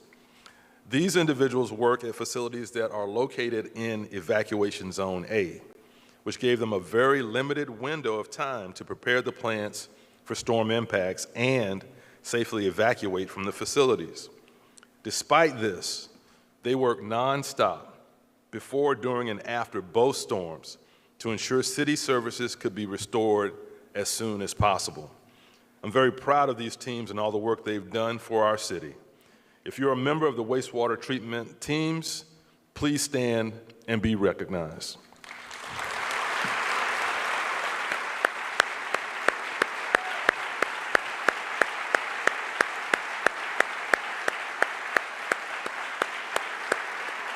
Thank you. Now, we've come a long way in the 4 months or 117 days since Milton, but we have much work to do to recover fully from these storms. The first immediate step was removing an unprecedented amount of debris from our city.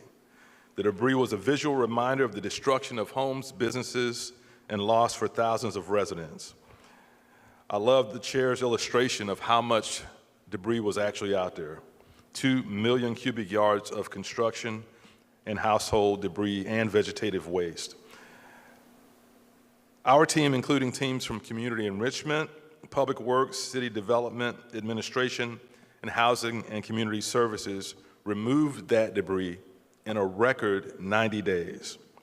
The amount of debris collected was more than 5 times the amount collected from Hurricanes Idalia, Ian, and Irma combined. And our team did it in 90 days.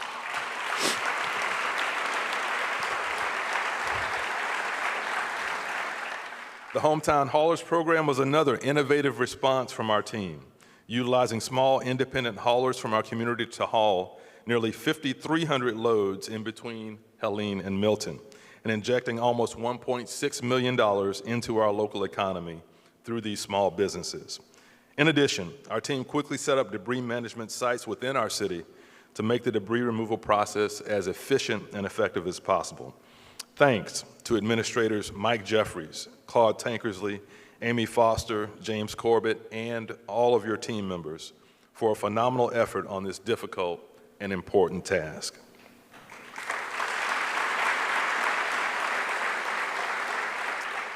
Now, fast forward to today. The same scenario applies to permitting. With damage to more than 15,000 structures, the demand for post-storm permits is like nothing we've ever faced. The sheer volume of permits means that the process will take longer. But just like the debris issue, we are rising to the challenge. Our team has increased staff, hiring additional plans examiners and inspectors, implemented remote permitting sites, and extended hours. To date, more than 7,000 permits have been processed, and our team will continue to work diligently to process permits and get our residents back into rebuilding your homes and businesses. Our team also has held 2 public forums with FEMA, the state's Department of Emergency Management, the property appraiser, and other agencies to get critical information to our residents and business owners. Finally, I want to acknowledge the city's Executive Policy Group team. This team works in tandem to represent and guide all of the city's departments throughout a disaster. Consisting of the city's top leadership, they are the first group I turn to when we start to prepare for these natural disasters. I want to thank the members of the Executive Policy Group for your unwavering commitment to serving the city of St. Petersburg during blue and gray skies. Thank you to all the members of the city's storm response and recovery team on your outstanding work during the extraordinary 2024 Atlantic hurricane season. And now, as I really close, as we look forward to 2025, one thing is clear. St. Petersburg is a city on the rise, unified and focused on inclusive progress. Our progress is built on the dedication of our city team, the resilience of our residents, and the strength of our partnerships. From addressing housing challenges to driving economic opportunity, from enhancing public safety to advancing environmental resilience, we are taking bold, strategic steps towards a more inclusive, prosperous, and sustainable future for everyone. This past year tested our resolve and reminded us both of our vulnerabilities and our strengths. In the face of adversity, our city team, first responders, and community partners stepped up, proving once again that St. Pete is a city of resilience, unity, and strength. We are stronger because of our commitment to progress, not for some, but for everyone. And we will continue to hold firm to our principles, leading with integrity, innovation, inclusion, and intentionality. Our work is far from done, but our path forward is clear. We will move ahead with determination, with purpose, and with a shared belief that St. Pete's best days are ahead of us. This is our city. This is our time. We are St. Pete, and the state of our city is strong. May God bless and keep you.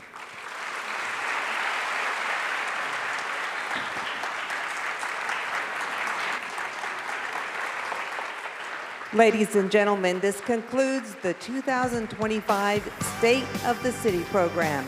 On behalf of the city, thank you for joining us today.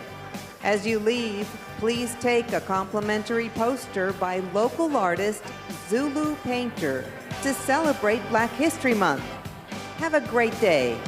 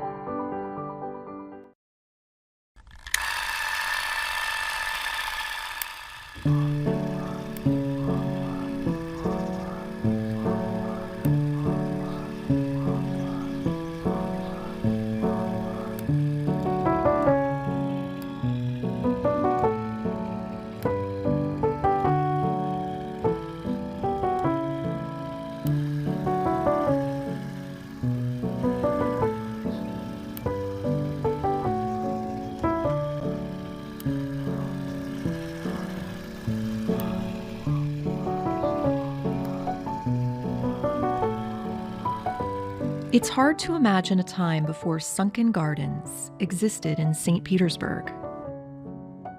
You would have to go back more than a century to see the land as it once was, a sinkhole.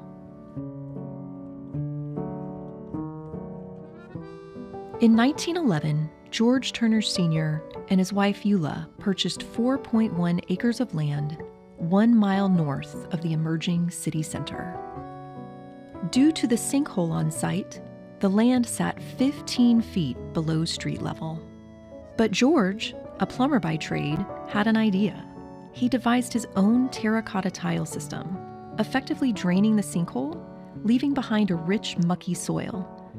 Perfect conditions for his favorite hobby, gardening. Living a good life with lots of luck in the Florida real estate world, the Turners were doing well. However, after a series of hurricanes and freezes in the area and the downturn of the real estate business in 1926, the Turners were soon left with just the garden. And to make ends meet, they opened a fruit and vegetable stand. Soon, neighbors began to stroll through George's tropical garden, enjoying an array of plants from around the world.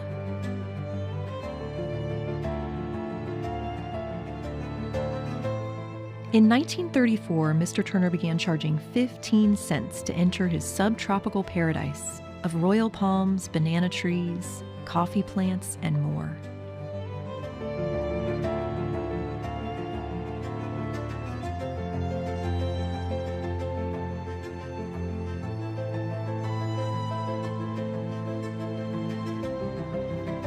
It's hard to imagine the old sinkhole site would become a natural paradise.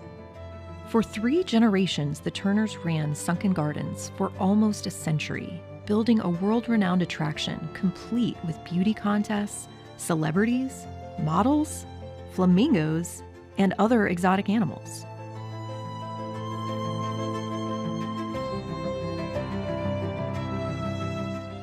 A lot can happen in 100 years. Freezes, economic downturns, and a breed of new amusement parks opening close by. So, in 1989, the Turner grandsons put Sunken Gardens up for sale. And 10 years later, the residents of St. Petersburg voted for a one-time tax increase so the city itself could purchase the gardens.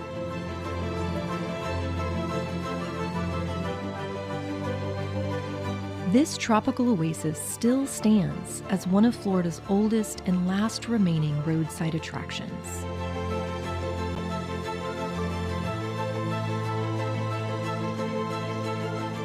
Thanks to generations of the Turner family's dedication, a community grassroots effort, and a bit of luck.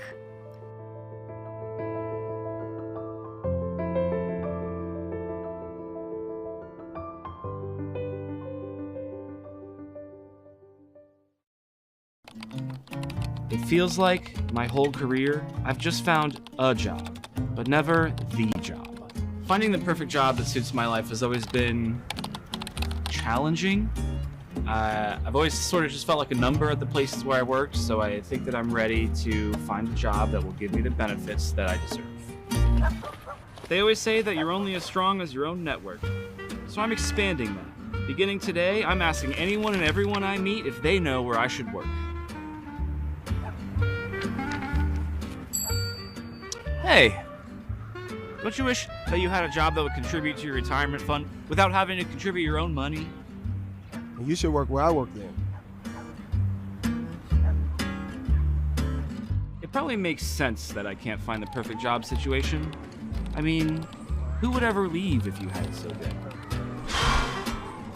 Hey, wouldn't you freak out if you could find a job that would provide you with a doctor that you could see anytime, without a copay even? Yeah, and how about most common prescriptions too? Yeah. Wait, is that a thing? Yeah, you should work where I work.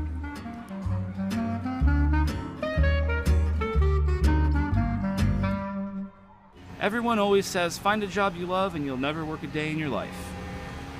But I feel like a job like that doesn't actually exist. It's just a thing that people say.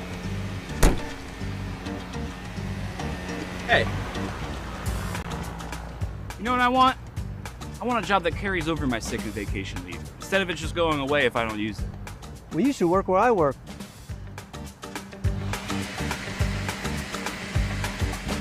Maybe my expectations are too high. Maybe a job is just a job. I mean, who really works somewhere that has the perfect package? Hey, little guy. You have a maid, don't you? You should take a page out of your book. Get a job without a desk. I don't have a desk. Wish I could find that job. Well, you should work where I work. I'm starting to think that there is a place that has the benefits that matter to me. A place where I can find a solid work-life balance, but there's no way there's any job possibilities, right? You really should work where we work. Wait, you guys too? Yeah, man, there's plenty of job opportunities at the city of St. Pete. Where would I even begin? Easy. Just go to stpete.org/jobs and then go from there. Oh, I have to go. Okay, wait. He's got our mic. I need to work where they work. Cut.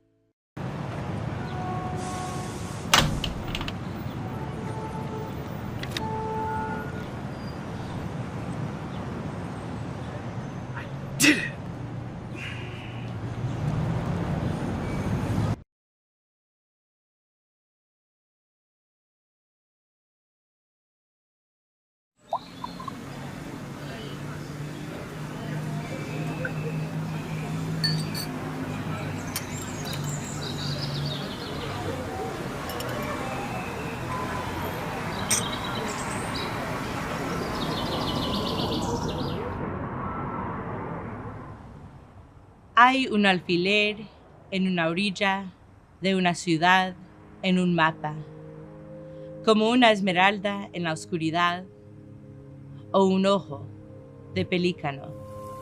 Oh península de sol, mar y baños. Aquí somos tan diversos como las conchas, la flora y las muchas aves que nos visitan cada invierno. Sí, somos banh mi, empanadas, knishes, injera, roti. Somos reggaetón, rap, cumbia, trap, jazz, rock y folk. Caminemos por el St. Pete Youth Farm para encontrar todo tipo de raíces entrelazados, alimentándose de la misma tierra. Aquí hacemos espacio para todos. Mira las historias pintadas en las paredes, calles y intersecciones.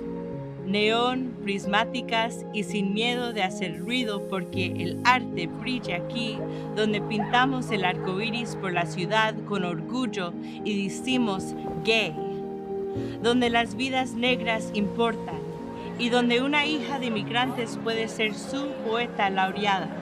Thank you. Hay un alfiler en una orilla, en una ciudad, en un mapa. Acércate, respira el aire salado. Mi gente, miren a su alrededor. Somos St. Pete. We are St. Pete.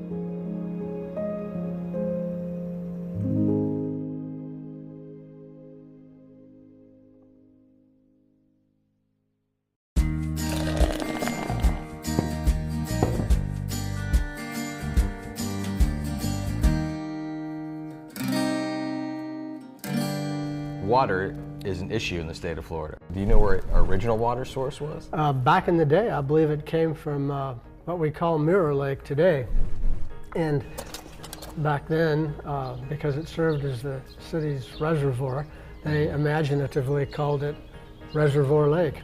And it supplied the city water for quite some time. And during the Spanish-American War, there would be troop deployments come over from Tampa to get water from the lake so that they could take back to the troops who were waiting to embark to Cuba. They did. I remember seeing a newspaper article from the day the ships were leaving Tampa, and it almost became chaotic because a number of the ships that left Tampa had to come to St. Petersburg, take on water, go back to Tampa. The speedier ships wanted to leave Tampa and hurry and invade Cuba, and it became just some craziness in the middle of Tampa Bay there. It would have been chaotic. Very chaotic.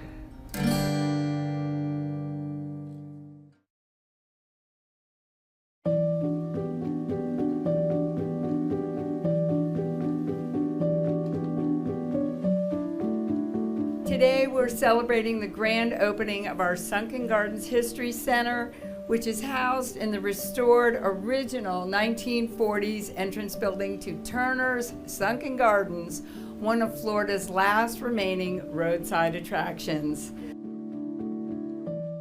Since 1935, Sunken Gardens has been a landmark in St. Petersburg, providing a beautiful oasis in our busy city, a place to relax, enjoy nature, and the joy of gardening.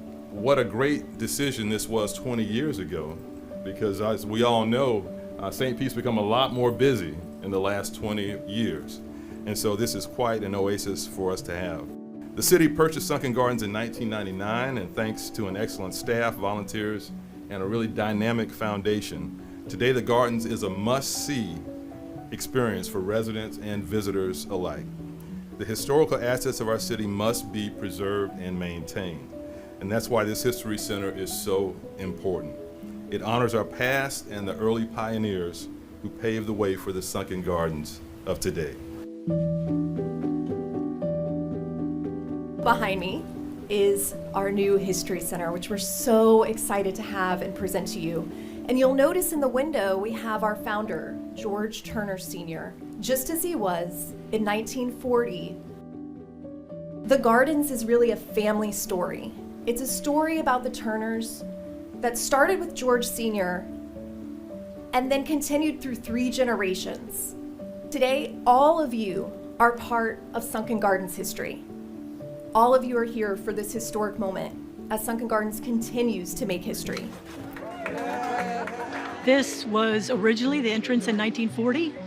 Was about 4 years after they decided to make a go of having an attraction as opposed to selling fruits and vegetables. Over the years, it changed usage. When I was a girl, it was what we call the drink stand. More recently, it's been used as an overnight birdhouse to keep the birds safe. But now it's our new history center. To see my grandfather in the window, it's icing on the cake. It's like he's there overseeing his garden. St. Petersburg citizens in 1999 voted to tax themselves to save Sunken Gardens. That almost never happens. So my hope is that people understand the importance of historic sites like this, historic gardens, historic places that really give Florida its character. They're the reason that we want to live here. We need to preserve them, and I really hope people fall in love with it all the more and understand the importance of preserving it.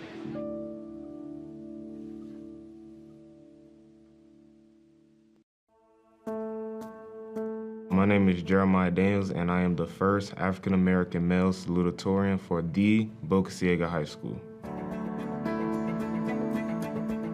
My definition of a trailblazer is somebody who breaks away from the norm to create their own path. They're not a trend follower, but they set their own trends. And the big thing about it is that not only do they do something new, but what they do is something that allows more people behind them to follow in their steps. Growing up, I would say the trailblazers in my life, I would say Jackie Robinson. When I was growing up, I played baseball, so that was a big part of my life. And knowing the role that Jackie Robinson played, that was obviously a big trailblazer to me. Throughout my 12 years of school, I've had pretty impactful mentors. My Algebra 1 honor teacher, her name was Miss McAlpine. She gave me advice that would be greatly used during my high school career, even when I was back in middle school. And even now, I still keep in touch with her. I would definitely say there probably are some who see me and are inspired. I hope that by me doing just what I do, that I do inspire others. So that way not only they accomplish what I did, but do greater things above what I did. It's a phenomenal opportunity to be able to give the last few words to our graduating class and those in the stands. Please welcome the first African-American male salutatorian in Boca Ciega history, Jeremiah Daniels. It was a great experience. A little nerve-wracking being on the stage and seeing everybody, but once I did start talking, it all came out pretty smooth, and I'm just glad for the opportunity. No matter where we go from this point, we must be tenacious. Obstacles are in your life for you to overcome it. It's down to you to overcome it. There's support everywhere. You just gotta know where to look, and they can help you overcome the obstacles so you can do it. It's when you say you can't that you won't. Like Moneybagg Yo said, hope for the best, prepare for the worst. However it comes, just know that I'm ready. Thank you. Have a great holiday.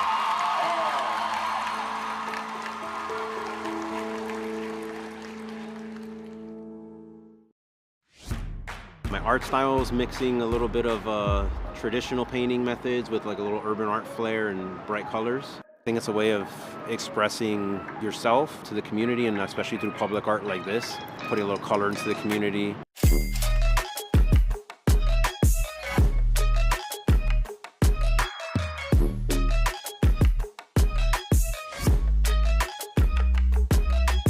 It helps tell a story of the community. It helps have a sense of pride in the area. A lot of us live in the area, so you're contributing to the growth and belonging of your own backyard. We all share things in common, and I try to show that in a fun, colorful way, kind of through a lot of my artwork. My name is Francisco Gonzalez. I go by Frankie G.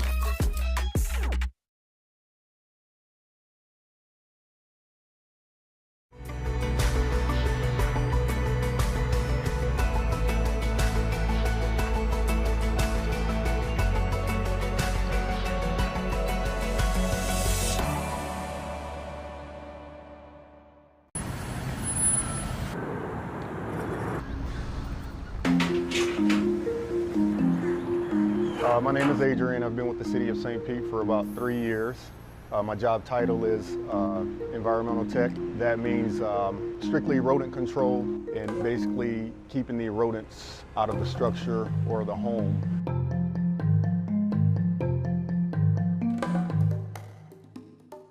Basically, the service that we provide is a free service to the resident. Kind of go through an interview process with the customer, what they've been dealing with, how long, how often. Good morning. Good morning. Good to see you, Safety. Nice to meet you. Nice to meet you. All right. And then from there, an exterior inspection takes place. And then from there, it's pretty much education, which is key. The more the customer knows, the better we're going to be able to assist. But the flap's sealed right now, so that's excellent. The most common problems are going to be entry points. When we get those cold snaps, rodents are just like us. They want to be inside, they want to be warm. So the first place they're going to look for is set up inside the home. So we want to go ahead and get those places sealed off, which is pretty much the most important part of pest control. Sanitation definitely is key. Not giving them a food source to keep revisiting. My job is important because of the fact that rodents do carry a few different types of diseases. They can basically make you sick. As a last resort, we do provide bait boxes to the customer to kind of try to help control the population. I've been in the business for over 20 years now. I think it's a sense of enjoyment being able to help others that may not know exactly what to do in the field of pest control. So it's kind of a privilege and an honor to be able to help that customer and be able to walk away knowing that that customer's been satisfied with the service that's provided.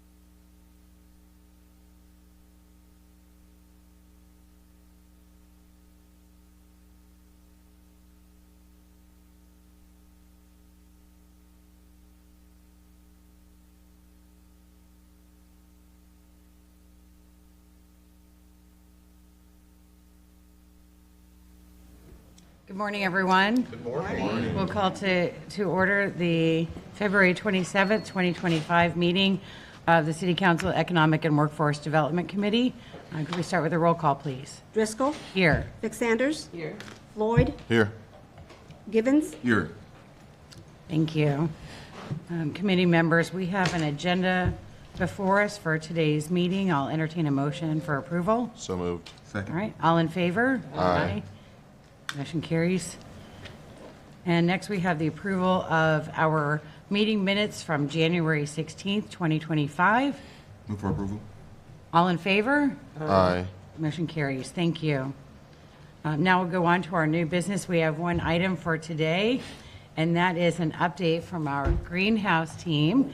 And presenting today for that, we have Brian and Tracy. So good morning. Good morning, Madam Chair. Thank you so much. And thank you for the opportunity to present to you today on the greenhouse. We are joined by members of our greenhouse team, led by our manager, Ms. Tracy Smith. Also in the audience, we've got Brittany Cagle, one of our fabulous greenhouse team members, and also want to just acknowledge our other team members that weren't able to join today from the greenhouse, Andrea McDonald, Chris Griffin, and Deidre Green-Larkin. So appreciate all of the work that they've done to make today's presentation possible. We're also joined by 4 businesses that will speak on some of their struggles, how they've interacted with the greenhouse, and success stories that they've had as a result of their interactions with the city.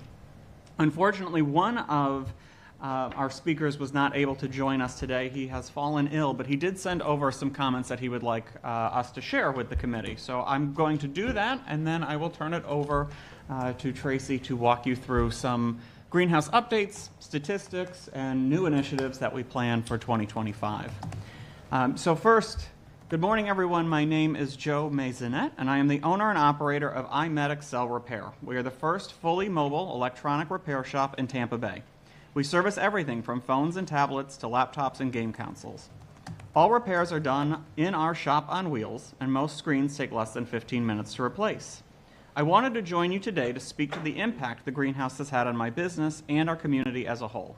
I'll start with some background about myself. I'm 27. Boy, wouldn't that be nice? I started my company back in 2020. Before becoming an entrepreneur, I worked in sales for 5 years. After learning to repair devices and seeing the potential of working for myself, I quit my job at the end of 2021, and I have been operating my business full-time ever since. Participating in the Greenhouse's microfund program has affected my business in a couple of ways. The uptick in volume we saw from our Q4 2023 advertisement campaign catapulted us to our first year reaching 6 figures in revenue. The curriculum we were given to access providers provided us with useful tools to help fuel growth. One workshop highlighted networking misconceptions, like handing out your card to every person at an event is actually ineffective. Another webinar outlined the power of AI and how to leverage it beyond surface-level tasks, which has helped us streamline processes like finding new editing software options separated by popularity, capability, and cost, or using it to brainstorm ideas for social media content. I've spoken to fellow entrepreneurs that have said their doors would have closed without the resources the greenhouse has made available. Their presence is invaluable, and I am grateful we have a space at our disposal to help us thrive and continue bringing more jobs to our city. So we thank Joe for sending that over, and certainly we hope that he feels better soon.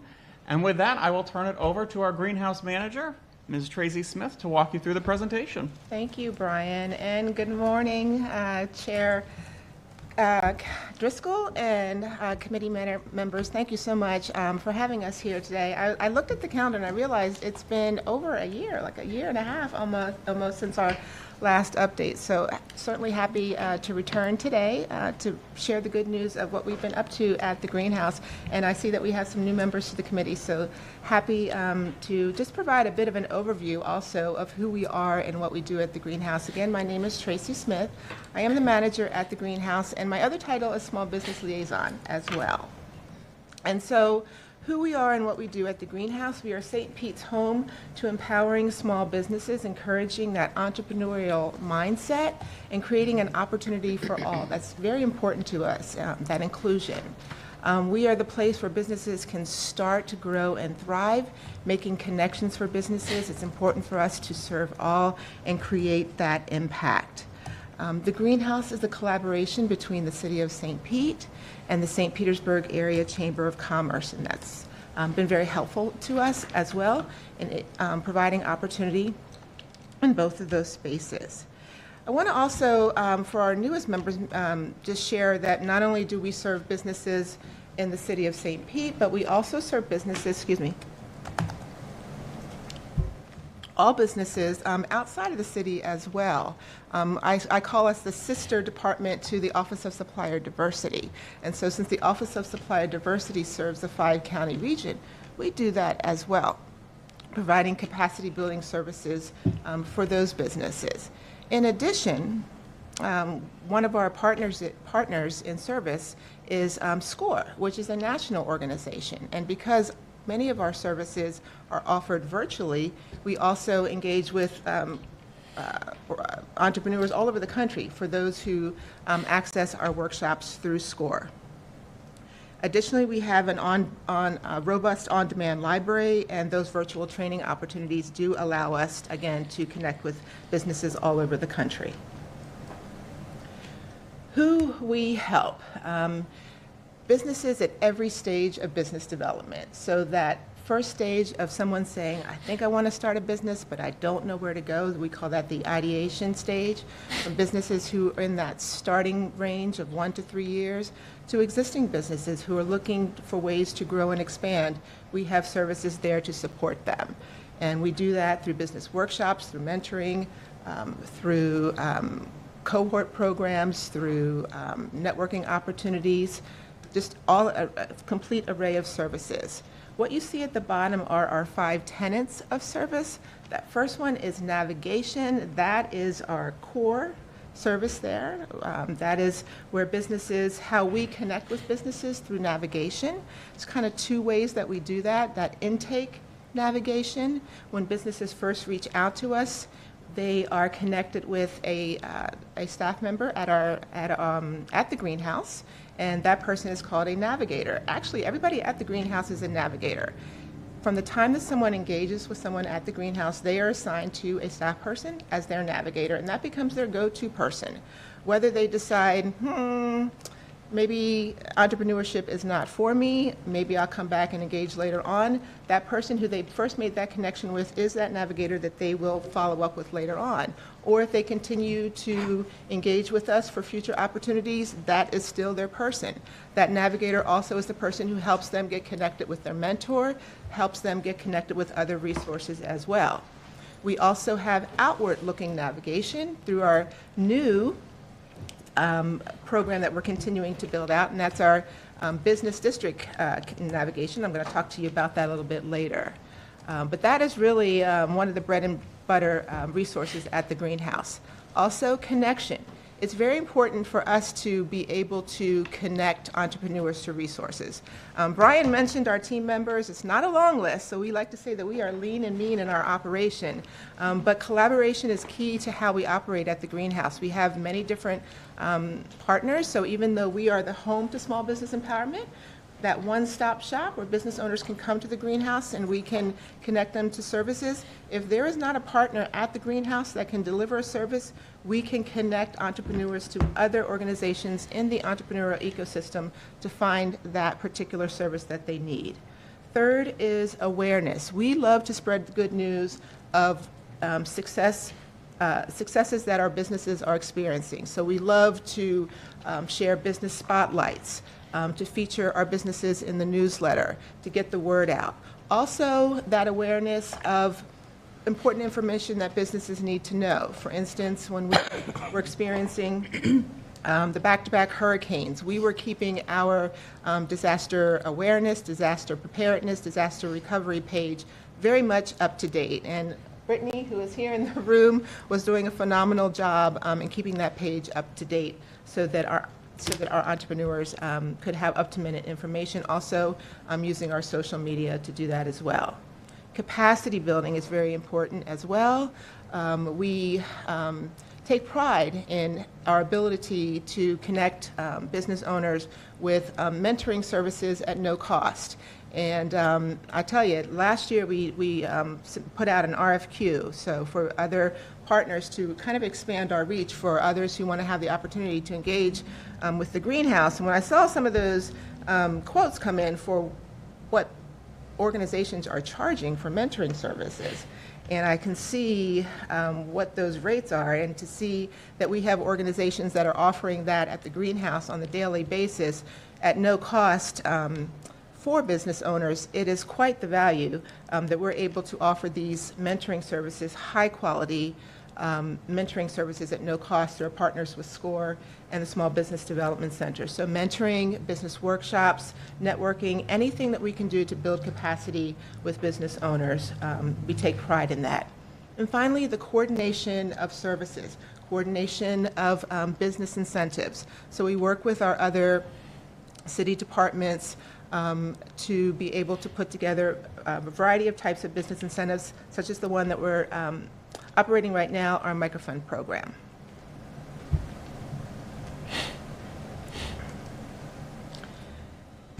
This page shows where we are right now, how we wrapped up 2024 with our demographics and with our engagement. We're very happy to see that we did increase our engagement with those who we served across the board. Also happy to see generally across the board our increased engagement in a variety of areas of demographics. You'll also see that we have added some areas that we are tracking as recommended through this committee with our LGBTQ plus area, and veterans, we have added that as an area that we are tracking. I was surprised to see our engagement took a slide with our Black clients, and but I also noticed too that the no race response has increased. So I want to dig a little bit deeper into that number. We took some additional outreach efforts in 2024, especially during Black Business Month, with our open house, inviting Black businesses in to participate with that, and also our Black Business Walk, and really did some additional efforts. So I'm interested to see where that slide went. I suspect I have some ideas of what's happening there, but I want to kind of look into that data a little bit more. We are, with our addition of our Office of Supplier Diversity and the work that they're doing there, I suspect that there's more opportunity for us to work on ensuring that clients who are engaging with Office of Supplier Diversity are aware of the capacity building and networking opportunities at the greenhouse as well. So there is work to do there. I wanted to share this slide because it's very interesting. For those of you who were aware when we first launched the microfund program, there were some concerns about who would be able to access the program. Formerly, there were some concerns about programs in the South St. Pete CRA and accessibility and who was accessing those programs. If you look at this data for mentoring and navigation and participation in the South St. Pete CRA, it's interesting to see that the majority of the participants were women. So we found that to be very interesting there. So I wanted to share that data. This is our resource page that we built out during right around the time of our last update. And I wanted to share this so that we can kind of look at it slide by slide in the upcoming slides. I was just sharing with Brian right before the presentation that when I checked on these links, I was a little dismayed to see that for some of these areas on our website, the minority and women-owned business, the LGBTQ-owned business, and those two areas, there are two links that we have there that are linked to our SCORE partner, and SCORE is the technical assistance arm of the SBA. Those two areas have been wiped, have been washed. So we will need to do, this is one of the challenges that we're seeing, and so we will need to do work here in, into rebuilding these sites with other alternative resources for these groups. The veteran-owned business is still fully functional. And so these next upcoming slides, I just wanted to spotlight some of the work that we've been doing in these areas with business spotlights. We have our business navigator, Jose Cid, who is fluent in Spanish and is able to engage with our Hispanic business owners who need that accessibility.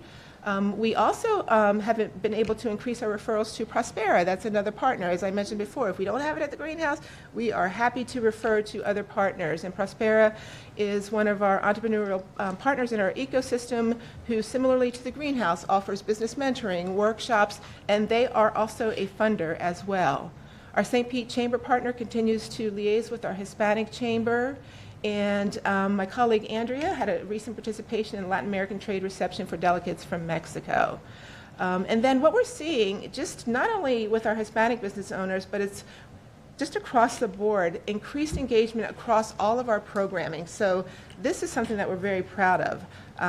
Oftentimes, what we had seen in the past is a client may come in and engage, come to a workshop, or come to mentoring. But what we're seeing more frequently is clients participating in multiple programming opportunities. So this is something that we're excited about and proud about, and I really attribute that to the work of the navigators and really explaining the benefits of participating across all programming. This slide accentuates the work that we're doing with our Black businesses. I mentioned the open house, the walk, the BIPOC Business Quarterly Connection. This is at one of our chamber deliverables. There was two sessions held in 2024. I know that our chamber partner is working on a revamp of this programming, and so they will be providing a different version of this for 2025. And increased Black business engagement across programming, we're seeing this as well. Our LGBTQ plus business support update, we did have the panel last year and that went very well. We were excited about that, and we're going to continue that this year but expand it. So I have had a meeting with our LGBTQ city liaison, Eric Vaughn, and we will be having a panel series for 2025, and these are the topics for that series. So certainly looking forward to that. We also today have planned with the LGBTQ plus chamber with Renee Cantu a series as well. So there's a workshop actually planned this midday today at the greenhouse. So this is exciting because we have actually started a use agreement with the Tampa Bay LGBT chamber. So this is exciting because this is the second use agreement in expanding access to the greenhouse that we have in play. With our veteran business owners, the chamber is continuing their Entrepreneurial Academy with the Veterans Grant. So there's another academy starting next month in March. And this one will be a Veterans Grant opportunity as well. One of our speakers, two of our speakers today participated in that academy, so they can tell you a little bit more about that. We did have our Veterans Business Service workshop offered a couple of times last year. And we did have that, I did reach out to the hub, as I promised, last year. Did not get much traction with that, but I do plan to give it another try this year. The idea of having those mentoring opportunities at the Innovation District. So I'm going to give that another try. And again, increased engagement across all areas. This is our update. You've heard Mayor speak on this a couple of times with where we are with the microfund program. We have had 196 businesses that will have been served. And you can see the stats there. We are having a celebration on April 8th. All are invited for that. It's going to be at the Coliseum. And we're very excited about that. The official close of program deliverables was last week on the 19th, but we want businesses to complete this program. So when we completed our pilot program, we had completion rate in the mid-90s. And I certainly want to maintain that stat. So we want businesses to complete. So even though deliverables were due last week, we're still going to continue to work with businesses who want to complete to help them get across the finish line. And so I mentioned earlier our business navigation program, and this is, what is this? What is navigation? It's just a better way to support business owners with solutions. And a navigator is that business liaison that connects entrepreneurs to the services to help them start, grow, and thrive. Specifically, this Business District Navigator program is up and running. We were testing it out, under fire, so to speak, with the hurricanes. When the hurricanes came through, the navigators were out in full force, visiting businesses, checking on them, seeing how they were doing, making sure they were aware of Florida's bridge loan program, SBA economic injury programs, and any support that they needed. Most recently, we've been letting them know about the We Are St. Pete grant that is coming about. So that was getting our feet wet. Now, it is on now. Since January, we have the business navigators out in all of the 8 districts, so that, that they can make sure that business owners are aware of the greenhouse as a resource. We want to soon make sure that the navigators are attending business association meetings and events, and making sure that the owners are aware of the greenhouse as a resource. These are the assignments. We do have a couple of vacancies right now at the greenhouse. So our amazing team member from EWD, Tony Chan, he's our floater, and he is making sure that the other districts that do not currently have a navigator are being covered. We are also open to any opportunity for navigators to meet with their council member from that district. So please let us know if you have interest in that. And I noticed I have an incorrect date on our launch. It should be January 2025 on this, but this kind of lets you know what our soft launch looks like. And again, that we are completely operational now, making visits every week with goals, weekly goals of what initial visits should look like and what follow-up visits should look like as well. The idea is that we want the navigator to be that representative from the city. So in addition to sharing information about business support and business resources, if you have an issue with, for instance, let's say a crosswalk recently went up, and the sign for the crosswalk is blocking your business sign, let us know, and we will reach out to transportation about that.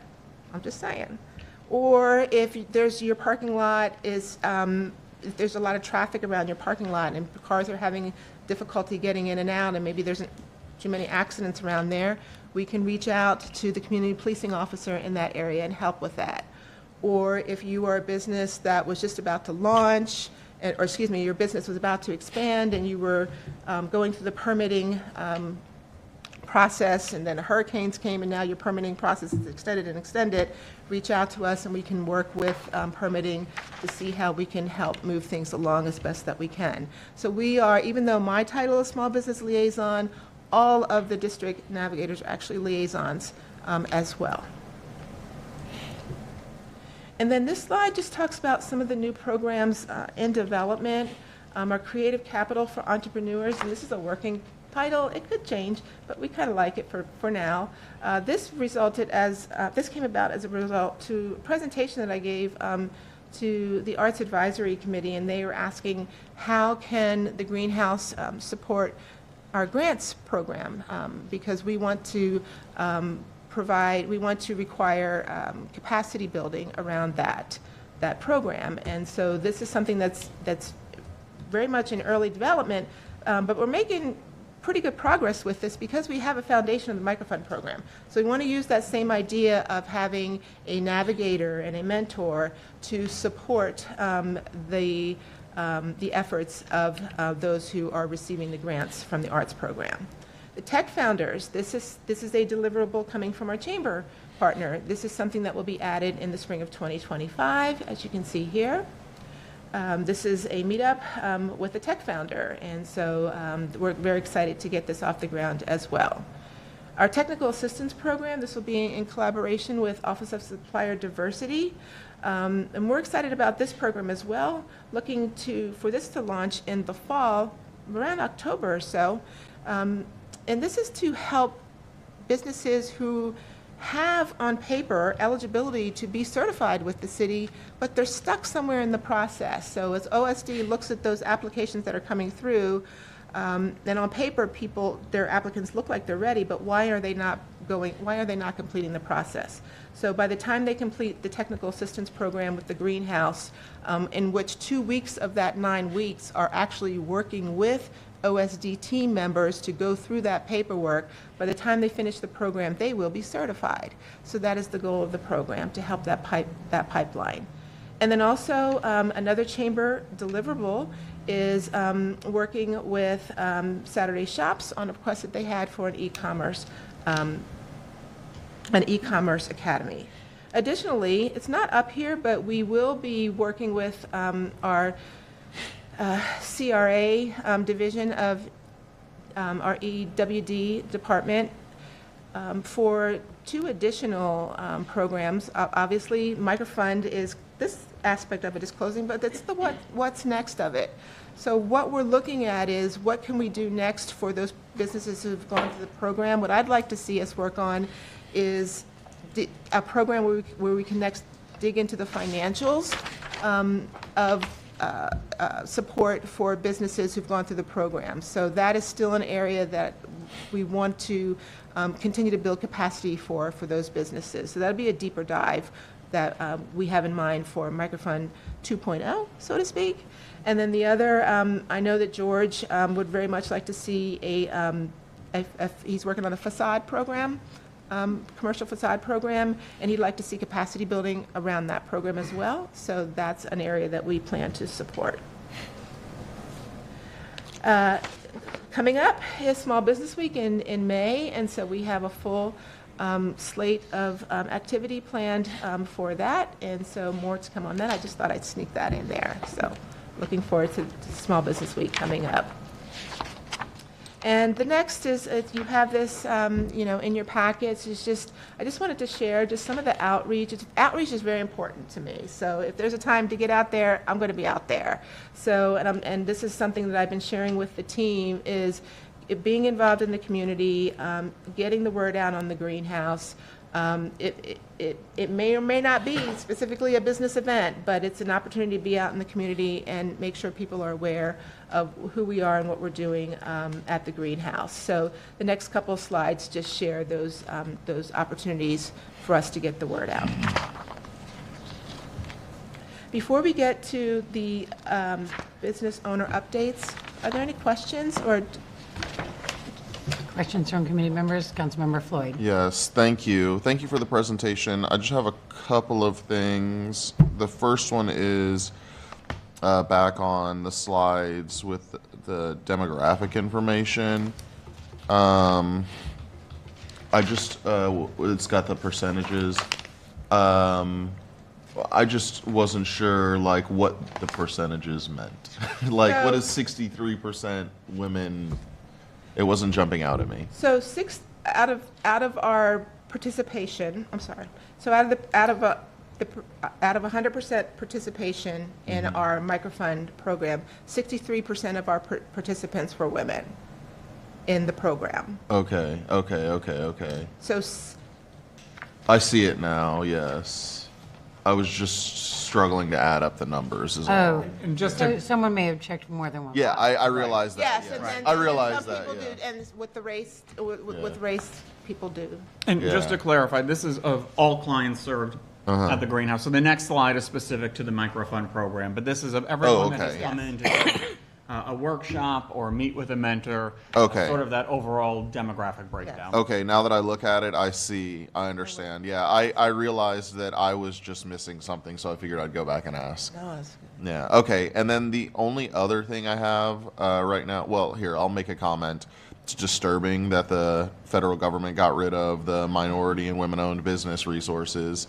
It's like they don't want minorities in women-owned businesses. That's what it reads as to me. So I just wanted to put that out there publicly. And then the last thing is, the new programs in development, creative capital for entrepreneurs. That's super cool. I love that idea. The name, though, did throw me off because, like, when I saw creative capital for entrepreneurs, I thought it was going to be like creating fundraising methods or something, like ways to get capital. Yeah. So I just wanted to give you that bit of feedback. That's immediately where my mind went, which that would be cool too. But like, anyway, I just wanted to give you that feedback. But that's all I have. So thank you very much. Thank you. Councilmember Fig Sanders. Thank you, thank you. Well, first of all, thank you, Tracy, for the presentation, and I will truly confirm that you have been everywhere. Everywhere you go, you see Tracy. She is there, which I am so glad to brag that she is my navigator because she had me out door to door with her. So she's doing a fantastic job. I just have a few questions. Do you have a recent survey of the business owners that use the greenhouse? When is the last time you've done a survey? It's time for us to do a survey. Okay. Thank you. Okay, because I'm always interested in, we love to tell the good stories, but I want to have conversations with those that feel as though they didn't get the services that they need. Not that there is necessarily a bad thing, but also a room for improvement on of that. Thank you for that. We are surveying in the microfund program, but we need to survey overall. Overall, because that's what's important, is the overall piece. The list of businesses that you work with, I saw a huge number of businesses. Are they all in the procurement database as well, or just businesses that came in for navigation or mentoring? Those are businesses that have accessed greenhouse services. Okay. Looking at those slides, that number where it says total engagement, are those only ones that came in the door, or are you also counting the numbers of people you met at outreach events? Outreach events, yes, outreach and in the doors. Okay, do you have a number? Can you split those up? Okay, I can do that. Because I would love to see who actually, numbers that actually walk in the door. And then my last one is for the CRA microfund. I know that we have a lot of small businesses. When I was on the CAC, home businesses really weren't recipients of those dollars, and I'm glad to see that they do have some type of resource. Would them receiving microfund dollars preclude them, this is probably Brian, from getting additional funding from the South St. Pete CRA? No, it would not. Okay. Those are my questions. Thank you. Thank you. Council Chair Curtis. Thank you, Chair. Thank you for the presentation. I'll kind of piggyback quickly off a couple of things that my colleagues said. I agree with Councilmember Floyd. The creative capital threw me off too. Immediately capital, I thought money. Quick thought, maybe creative collaboration for entrepreneurs. I don't know, but I would agree. Councilmember Fig Sanders talked about being out and shadowing for those contacts out in the district. I'd certainly welcome that opportunity. I know I have a one-on-one, or actually a two-on-one with Candace and Jose next week, so I'll bring that up to them. But I think any opportunity to be out with the greenhouse in our districts is a good one, and I bet everybody would echo that sentiment.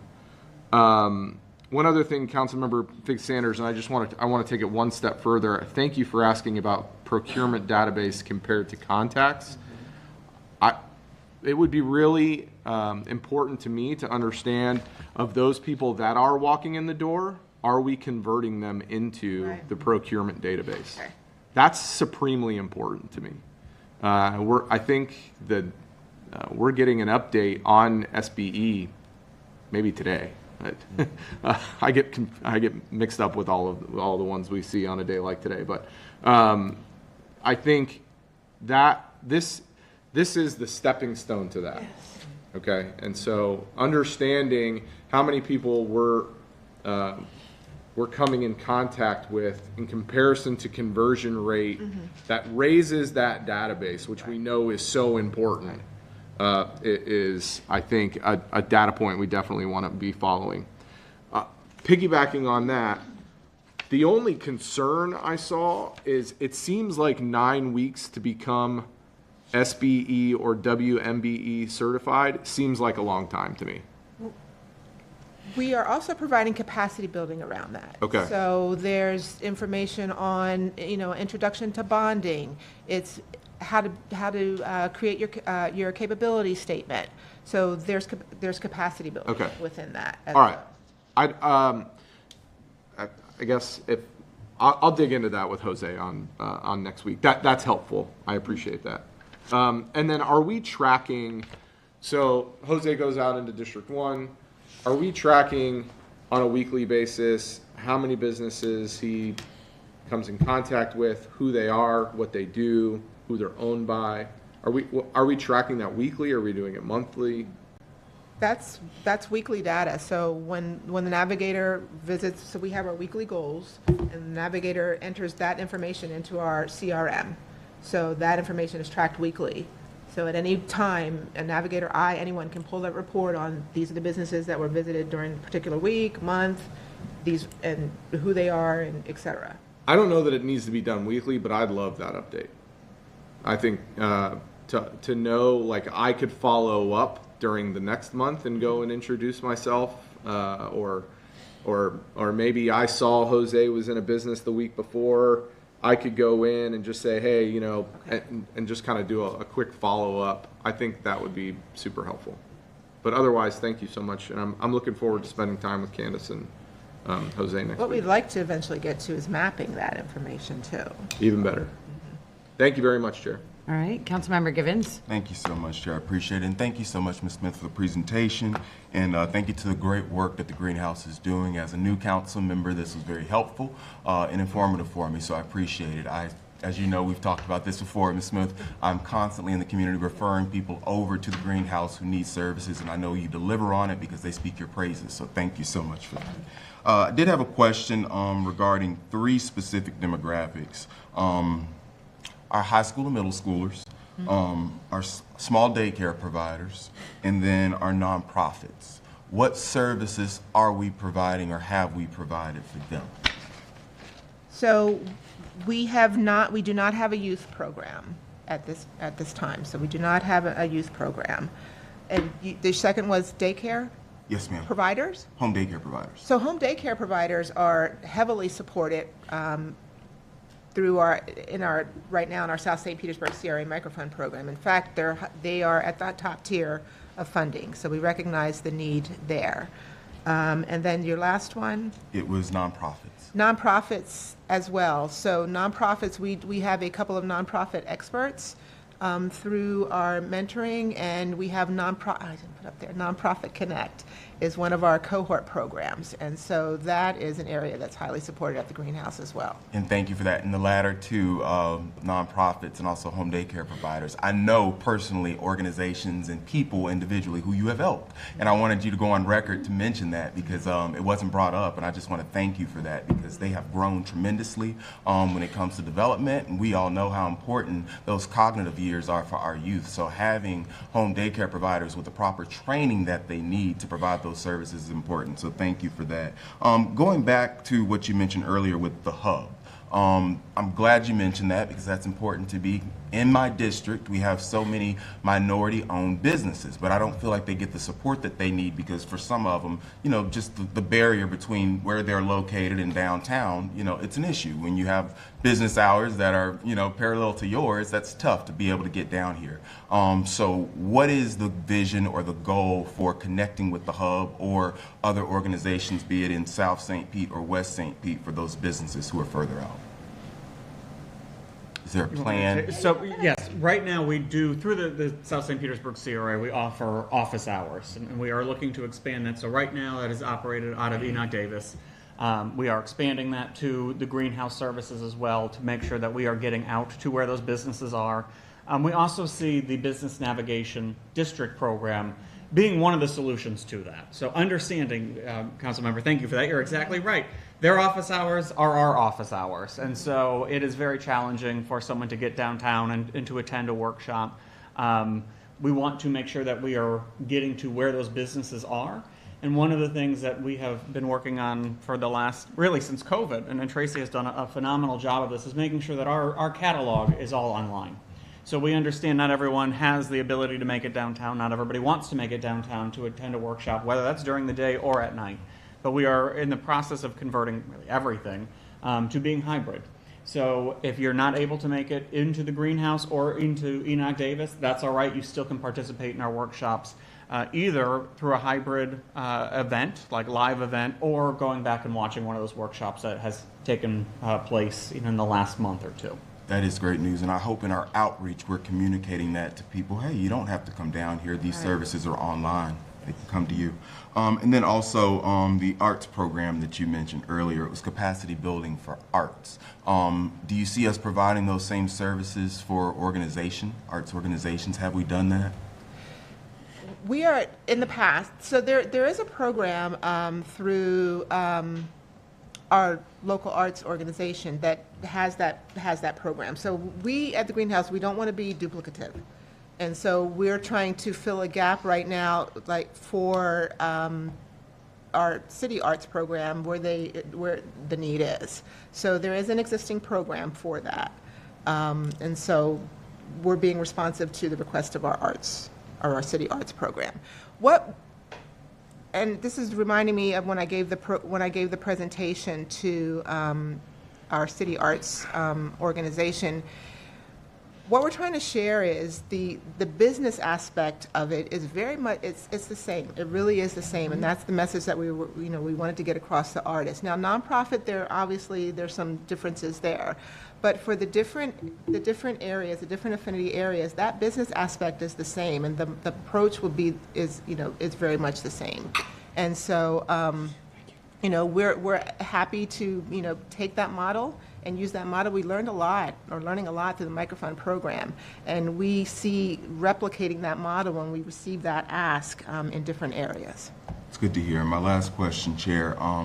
Have we had any collaboration with the Tampa Bay Black Business Investment Corporation? Yes, thank you for raising. Why didn't I? No worries. Why did I mention that? And do we foresee a use agreement with them? Yes. So TBBIC is one of our partners, and they present workshops with us at least once a month, and we are actually including them in our Small Business Week celebration as well with Brent and with Albert regularly. So any type of special events, any type of resources, they are always included. Wonderful. Thank you so much. Councilmember, if I may, just to follow up on 2 points, because I think they're really excellent. We do a lot of engagement across different city departments. So your question regarding youth in high school, we work very closely with Dr. Brown as she goes out into the community and understands the needs from youth. She brings that back to us, and that's how we sort of devise our programming and our needs. Very similarly, we work very closely with Celeste Davis. We're all part of CDA there, so we regularly have meetings, and that's really where this to be renamed Creative Capital for Entrepreneurs has stemmed from.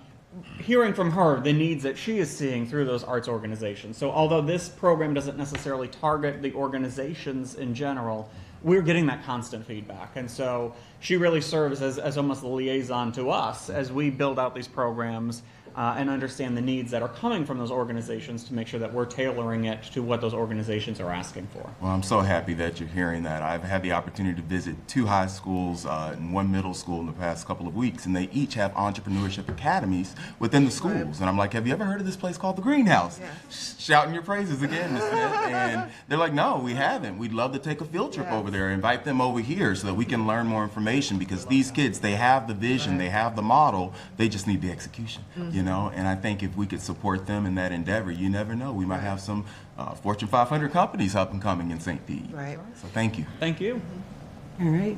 Councilmember Fix-Sanders. Thank you, Chair. I have another quick question. Since we were talking OSD and procurement, I know OSD, there is a minimum annual revenue requirement, correct? Right. And is it still $100,000 a year? I am not sure, but we would get that information. Okay, because I know we're getting an OSD update today as well, but I do know going into it, a business has to have a certain revenue to get those services, which brings me back to Council Chair's question in regards to procurement. Now, procurement doesn't have that same annual revenue requirement, does it?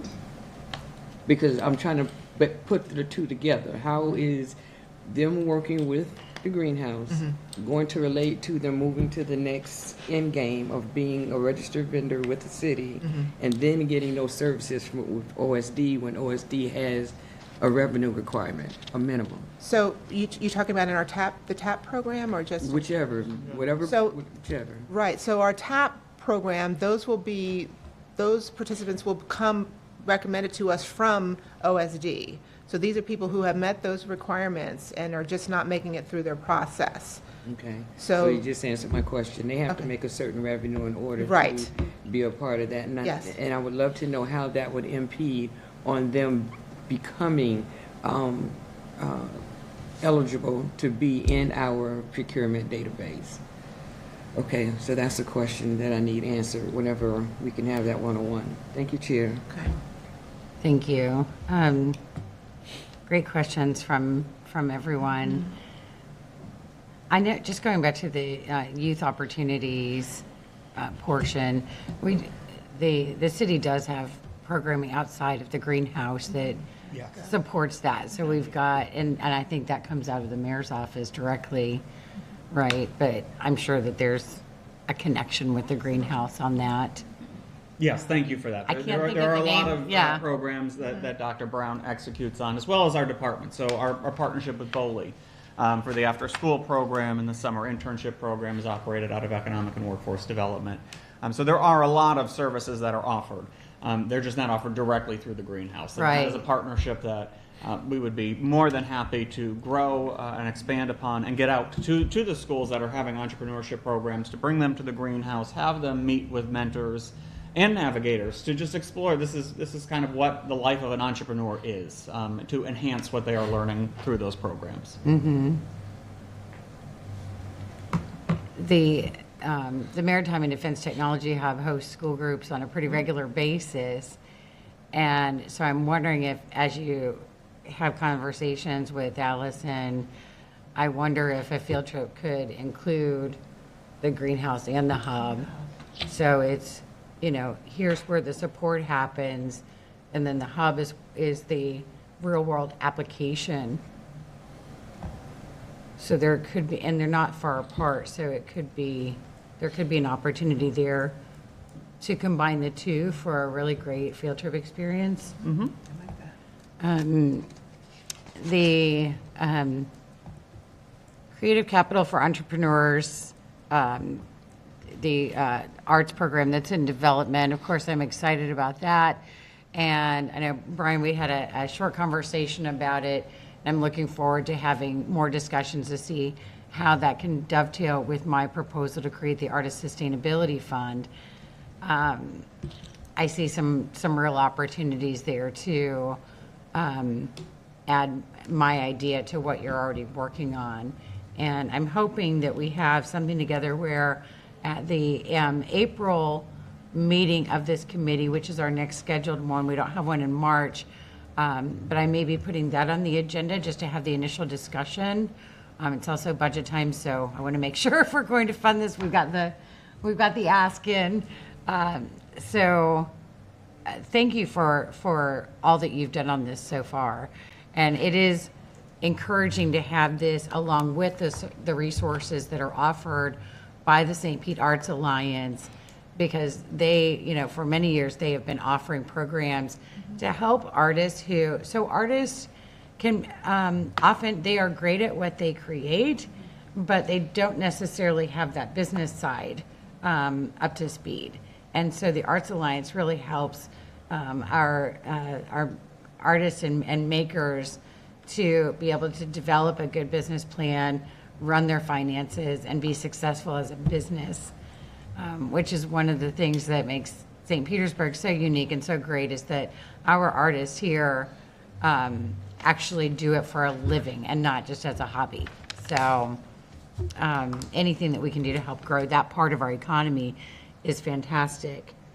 On the list of the outreach that's been done, and you list the business and neighborhood association meetings, I think with that one, that's just a sampling, but not an inclusive list. Correct. This is not exhaustive. Right. As you plan attendance at future meetings, and as you plan the district walks, things like that, you know, the Edge Business District, the Downtown Business Association, the Innovation District not only has meetings for the whole district, but they have, well, you know, Brian, they have committees, or they have additional meetings just based on the category of business. So there's an ocean team, there's medical, you know, all of that. So there could be some opportunities there. And then I want us to not forget the Saturday morning market, which although not everyone at the market is local, is a St. Pete-based business. They are from the region. And for many of them, the Saturday morning market is their pop-up space on a regular basis for a good part of the year. So I think that's a great place to find new people to connect with who aren't at the brick and mortar stage, and maybe they don't want to be, but there are ways that we can help them out. So don't forget about the market, and that does go through the end of May. So that could be something that's highlighted as part of Small Business Week, which is May 4th through the 10th. Some good events listed here that you're participating in or hosting. I was wondering, beyond this, what kind of marketing will be done? Because I know in the past, our marketing team has done a wonderful job of highlighting specific businesses from all around our city and really putting a spotlight on those entrepreneurs. So is there like a robust marketing plan for this? We are working, yes, we have regular meetings with marketing, who will be assisting us with marketing, yes. Go ahead. And the Greenhouse has its own newsletter as well. And in the Greenhouse newsletter, there is always a featured business or two. And that's, again, Brittany and her phenomenal work going out interviewing and doing questions with those business owners to really not only showcase the business itself to the community, but showcase what makes that business unique and what makes that business owner tick, if you will. So we continue to expand upon that.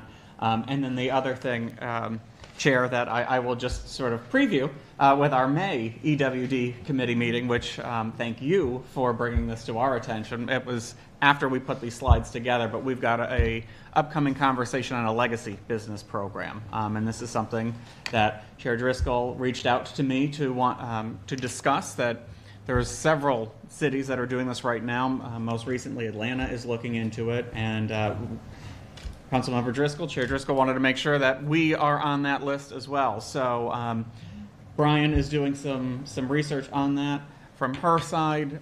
Brittany is doing research on that from our side. And we intend in May to come to you with a proposed plan for our legacy businesses, whether that is someone that's been in operation for 15 years, 30 years, to make sure that we're really showcasing what makes St. Petersburg unique. And those businesses that have been able to survive a very changing environment over the last 30 plus years in St. Petersburg have the tools, skills, and resources necessary to make sure they're able to survive and thrive over the next 30 years as well. Thank you for that. I'm looking forward to it. And I'll just as a preview, I'll let you know that what we're finding is that this is a program that is not going to cost a ton of money. In order to achieve that and really take our longstanding local businesses and provide the additional resources and support that they need to continue thriving, especially right now as it seems like we have outside businesses coming in every single day. We want to make sure that our longstanding businesses don't get lost in the shuffle. So looking forward to that, and thank you for the work that you've already done on that with us. Okay, any other questions? All right, good. Well, thank you so much, and thanks to the entire team for all that you do to support our local businesses. It means a lot. Thank you so much. Do we have, as I mentioned earlier, we do not have a a meeting coming up in March, the next meeting. I'm sorry to interrupt. Maybe bring our businesses up to share a few words. They're here. Oh, yes, I'm sorry. I was at the end of the PowerPoint. I'm like, okay. I'm so sorry. That's okay. Okay. I'd like to start with Ms. Jennifer Schultz from the Merchant Purveyor. Yes. Thank you. Come on. I'm sorry, from where? I couldn't hear. From the Merchant. Merchant. Yeah, go ahead and have a seat. And thanks for joining us today. Oh, you're welcome. You're welcome. Good morning. My name is Jennifer Schultz. I'm the owner of the Merchant Purveyor of Local Goods and the Chryslip Cafe. We're located on the 600 block of Central. We're veteran and artist owned. I'm a veteran. My husband has been an artist since we were kids. And so we've been in business about 8 years. Our business, again, supports creatives. Maybe just move the adjective, capital for creative entrepreneurs, or capital for creatives, just move the adjective. Sorry, I was a teacher too. But we support over 100 local artists, makers, and craftspeople that we meet at local art fairs and try to provide them a space 363 days a year, because we're only closed 2 days a year, for them to sell their wares. We're also a craft coffee house, and we launched the first Tuscany wine window. We were very fortunate to have the greenhouse staff come out actually in December and do a little bit of a video and an interview for us and promote us right before the holidays, so we appreciate that. I'm an entrepreneur educator as well. I've been doing it for 10 years. I'm the director of the Tampa Bay Women's Business Center. We're very similar to SCORE, a little bit worried we might get cut by DOGE because we're funded by the SBA. So we've been putting in a lot of paperwork recently to justify that being a woman is actually not a DEI initiative.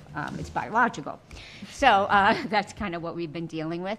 The greenhouse has really been integral. When we opened the business 8 years ago, I was taking as many classes as I could, because even as an educator of it myself, there's always new stuff to learn. And the programming they put together is really well done. I've recently, this past year, attended the GAP program.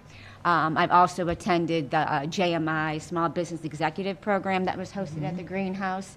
I found them to really, just be super, super helpful for our business. One of the things, as a brick and mortar business owner in St. Pete, the biggest challenge, as we all know, is just rising costs, inflation, higher labor costs. So it's really been challenging. The one initiative I missed, I love the Storefront Corridor Conservation Program that took place several years ago, because obviously if you're on Beach Avenue or Central Avenue, you're paying that primo rent that you might not be paying everywhere else.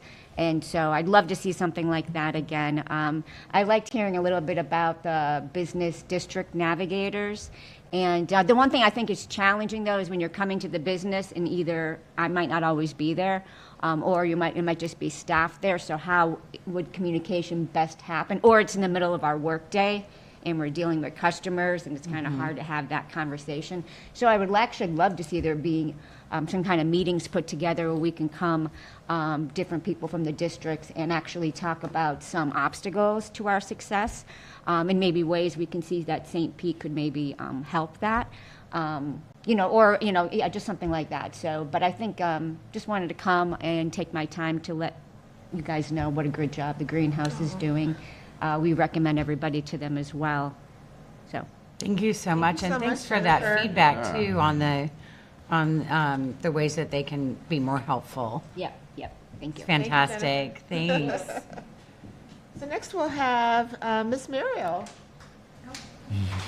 Should I stand up? Sure. Okay. Just sit down. You can have a seat. Good morning, everyone. My name is Marielle Gallagher, and I'm the owner of MG Graphics. So it's an absolute honor to be here today. I want to share my journey as a woman-owned, Hispanic-owned business, and how the Greenhouse has transformed not only my business, but also my life. In 2018, I launched MG Graphics as a freelance graphic designer with a simple vision to help small business owners look their best, whether through a professional-looking logo, an engaging website, or a standout social media presence. But as many of you know, passion alone doesn't build a business. I quickly realized that running a company meant tackling challenges that went far beyond just making pretty things. As a mother, daughter, and entrepreneur, I faced moments of doubt and uncertainty, times when I questioned if I was truly on the right path. Then everything changed when I discovered the greenhouse. One of the first events I attended was 1 Million Cups, where I met fellow entrepreneurs and heard their stories. For the first time, I realized I wasn't alone on this journey. I also uncovered a wealth of resources through the greenhouse, the SBDC, and SCORE that provided the guidance I desperately needed. After exploring these resources, I reached out to the greenhouse about their mentorship program, and that's when I had the incredible opportunity to work with my mentor, Sean and Jill. Her mentorship didn't just refine my business strategy, but empower me to believe in myself even when things felt very uncertain.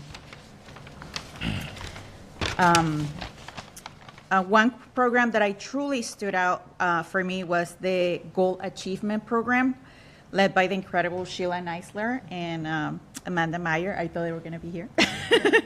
Their guidance helped me stay committed, adapt to challenges, and chart a clear path toward both personal and professional growth.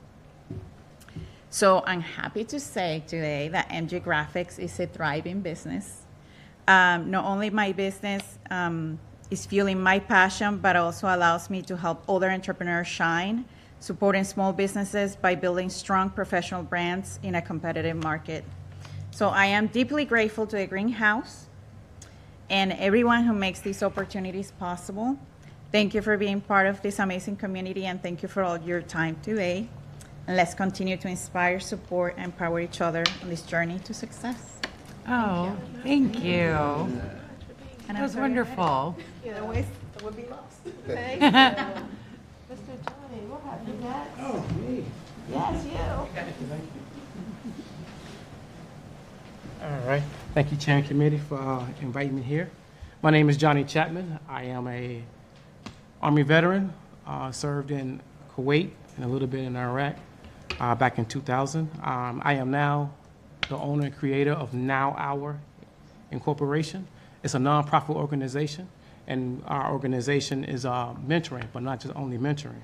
So I'll start off with this. I spoke with a young man that I'm mentoring a while ago. He asked me, why do people tell me that I'm going to go far? I'm like, what do you mean? He said, this guy told me I'm gonna go far in life. I said, what did you do? He said, I wrote a paper. I said, oh, you must have met his expectations or exceeded it.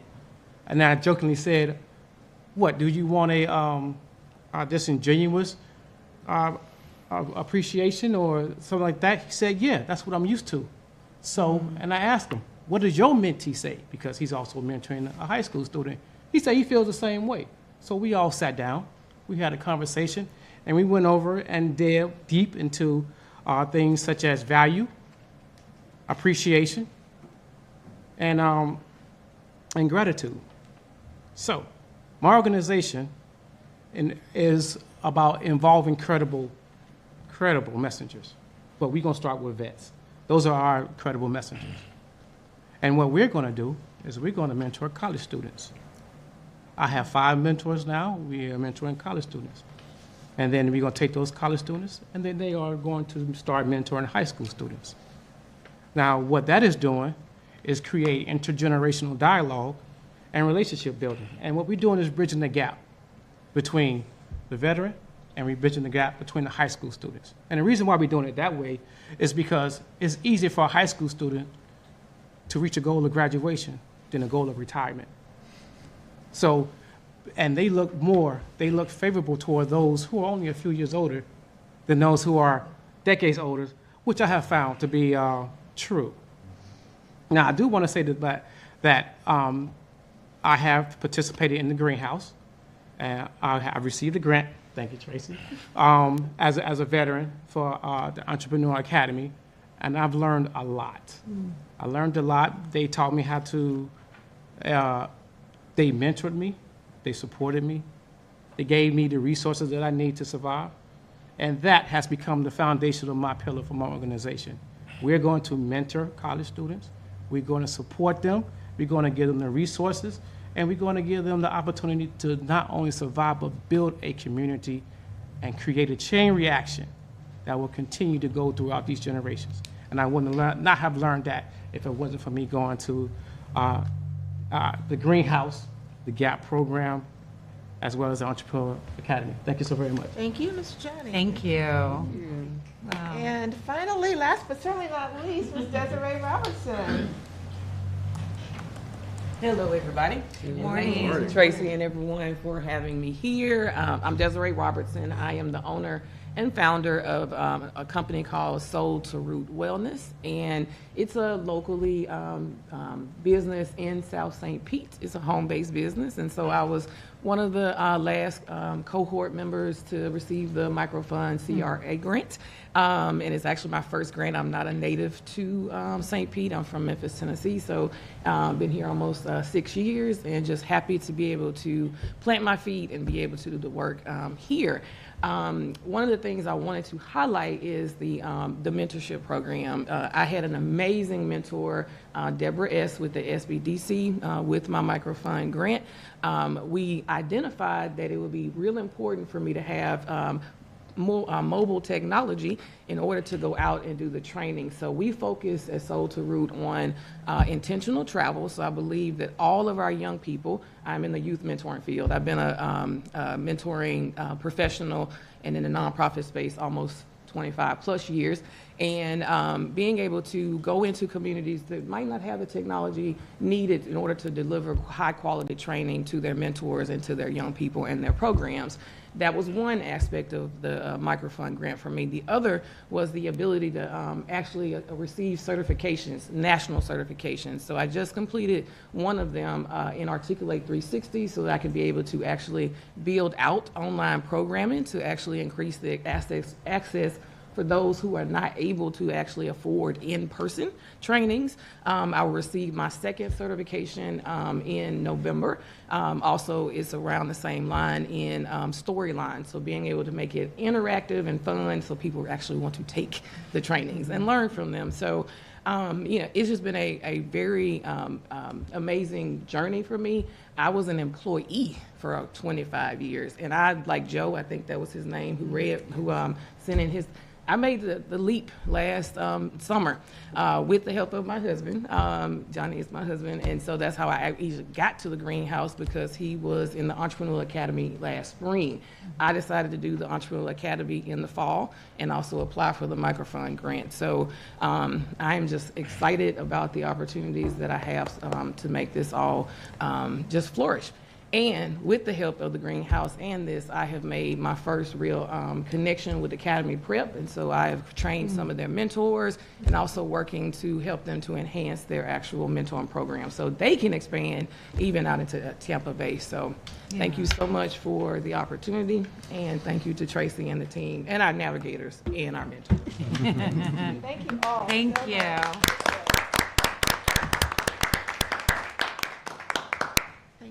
Wow. Hearing from the people who have had such a positive impact from the work that you and the team has done, it's so inspiring. So thank you. And I hope that you see this as a reflection of your commitment and all that you guys put into this. I've got tears in my eyes. I'm just this is really special. Thank you. Thanks for all that you're doing. And I can't wait to hear what's next. All right. Thank you. Does anyone have any final questions? Okay, great. So our next meeting for the Economic and Workforce Development Committee will be on April 24th, 2025. And with that, we are adjourned. Thank you, everyone. Thank you, Chair.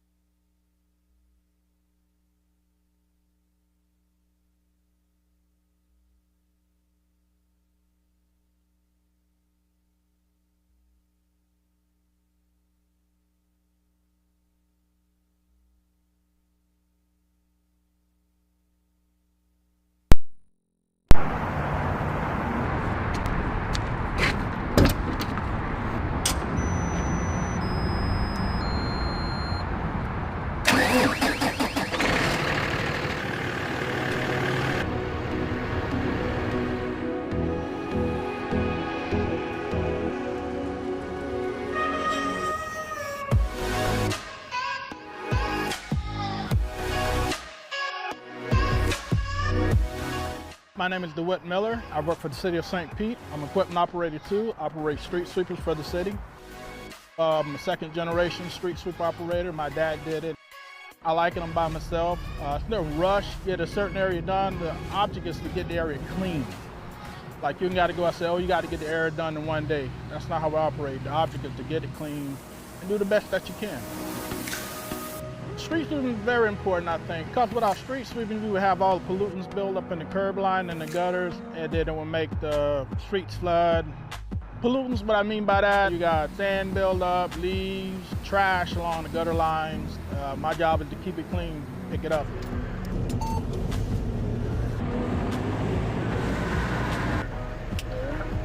On an average day, you might get anywhere from 5 to 15 cubic yards of material. Mileage-wise, you might get anywhere from 8 to 10 miles a day sweeping.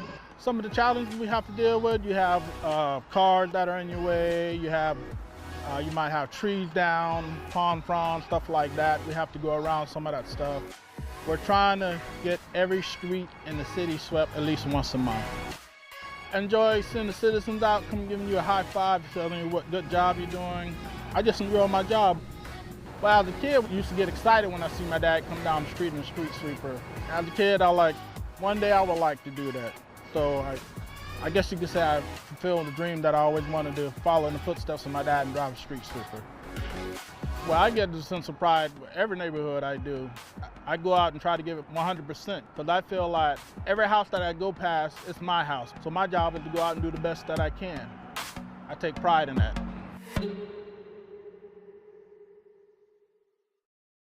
I look at Woodlawn as probably the most neighbor-friendly, kid-friendly neighborhood that I've ever lived in.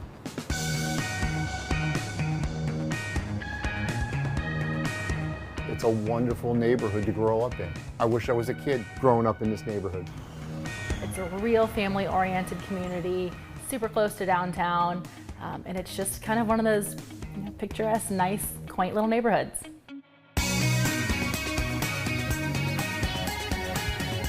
I think what was really cool about the neighborhood is it's different compared to a lot of the other neighborhoods where part of it is on a circle. So as soon as we drove in on the neighborhood looking for a house, I just knew that this neighborhood had kind of some extra character to it. Woodlawn has got a circular style to it, design to it, and you can see from some of these old pictures that there really is a circle or an oval to Woodlawn neighborhood. My favorite part of the day is driving home. You turn onto our street from MLK, and there's beautiful oak trees, blooming crepe myrtles, and then there's a park. We have a park just at the end of our street. So here in Woodlawn, we have 3 public parks within our community. We use those parks a lot for our garage sale in the fall. There's cookouts that go on in those neighborhood parks, and they become very handy. And that's where we have all of the holiday events, all of our neighborhood events, potlucks, things like that. But then on the weekends, you can just kind of go out there and hang out. So I've worked out in the park, take my dog to the park. There's a basketball hoop for the neighborhood kids to hang out. Got it! As the fall and into the winter and into the holiday season, every one of those little pocket parks gets used for certain events. Christmas caroling going on during Christmas. There's an Easter egg hunt through the neighborhood. Halloween is huge in this neighborhood. And then Halloween, you forget about it. It is crazy around here. Woodlawn likes to party. So, like everything, trees come and go, and a lot of the trees in this neighborhood are laurel oaks, and they've got a time period of about 70 years in their lifespan. And we realized early on that the trees in this neighborhood were going to go away. What we did several years ago as part of a grant is got additional oak trees planted in several of those quadrant parks just to give a little shade so it's not as hot during the summer. And I would guarantee that 50 years from now, 100 years from now, the folks that are living here in these houses will be looking at those trees, wondering who planted them, and gosh darn it, they got to be getting old. Maybe we need to think about putting some new ones in. There's so many generations of families here, old houses, new houses, young families, families that have been here for 20 years. But amidst all that, it's just a really cool community feel. When we saw this house, as scary as it was, we knew it was the house just based on coming into the neighborhood and feeling so welcomed. And the other interesting thing is about the folks that live in Woodlawn, the majority of them are very passionate about living here. It's just a very outgoing and nice community.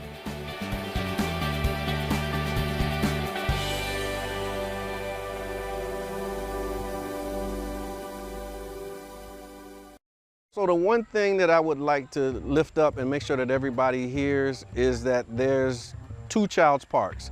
There's the Child's Park that you hear about and that you read about, but then there's my Child's Park.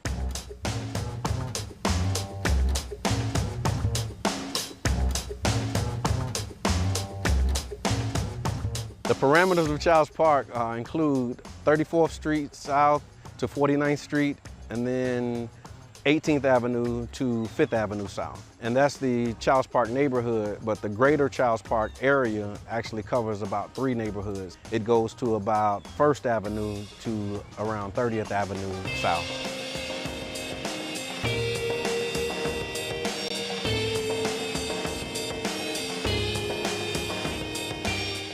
I believe through the YMCA, the library, and the Rattlers organization, has become very instrumental in helping our youth and children become very productive adults.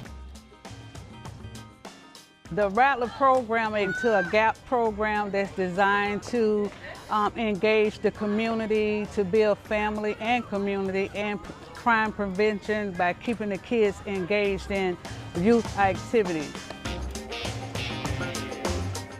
I think the emphasis for developing youth in Child's Park arises from some statistics that we received, is that Child's Park had the highest concentration of youth in the city of St. Petersburg. What we promote is family and community. So what we're trying to instill in them with the program is that we are one big family. Because a lot of the initiatives and things are always focused, they're heavy focused on programming, or some type of, regimen or awareness piece or a pledge or something else. And we felt that it was important to just allow them to have a space to just come and have fun. We're solely manned by volunteers, and we let them know that too. So we want them to come back and be volunteers, so the torch is just passed on, so we all learning from one another. They're not just focused on the athletic aspect of it, but they also focus on youth development. So they have a tutoring program that they do. And with the YMCA, you have the Rattlers and you have the other programs that's offered. When kids get out of school, they have a place to go. They have the library there. The STREAM Club stands for Science, Technology, Reading, Engineering, Arts, and Math. We meet every Friday afternoon at the Child's Park Library. It's kind of an extra opportunity for them to get some exposure to topics they might not know about or might have heard in school and didn't quite stick. We just give them opportunities to have different kinds of experiences and hands-on experiences at that. The youth have a place to go and children have a place to come daily. Matter of fact, that's a great thing to help kids get off the street and have a place to go, a safe haven you might call it. One of my brothers, when we first organized this, he said, we're helping to create their back in the day. And I think that's important because, all of us have our back in the day, and I remember back in the day when we used to do that. So our responsibility as the adults now is to help create the back in the day experience for them. And what's happening today is Friday Night Done Right, an event that we created to create a safe space for children to come on Friday nights so they can be free to be kids. Sometimes you just want to remember when you went to the pool and they let you in for free, and that was it. And that's why I think it's important to help create those type of memories as well. The Child's Park neighborhood, if anyone would ask about it, I would state that it was often misunderstood. So I'll encourage people to come and see for themselves. More to Child Park that I've seen more positive in Child Park than I have seen negative.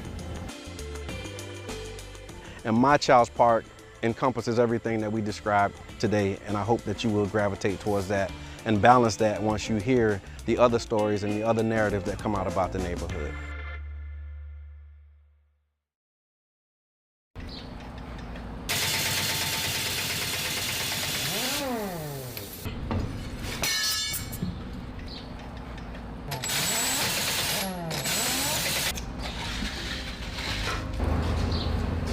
My name is William Clifton. I work at the tire shop for the city of St. Petersburg. I'm a tire and wheel specialist. My general responsibilities are to make sure everything rolls. We just make sure everybody's rolling safe.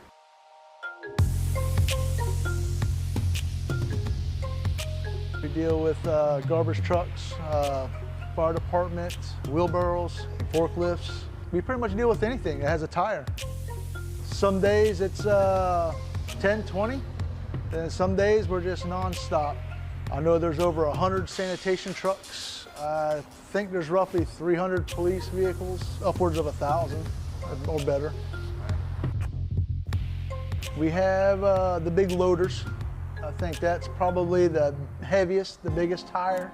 Smallest, I've worked on probably forklift tires, the rear tires on a forklift, or wheelbarrow tires. I love the work. The work is fun. I mean, I like working with my hands.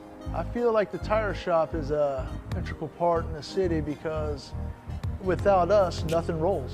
No fire truck, no police department, no water department, no tractors, no backhoes. All that comes to us. Well, right before Hurricane Irma came here last year, we were the last group of people out of the compound, and we were the first people in the compound back to work. We got somebody that needs tires right away. You can have all the running vehicles you want, but without tires, they're going nowhere.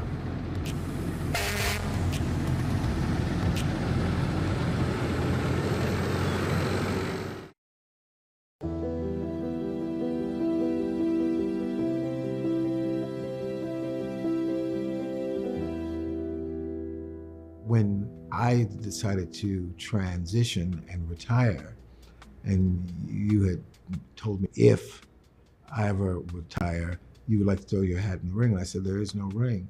And then I turned it over to the Board of Trustees, but I did give them this 411.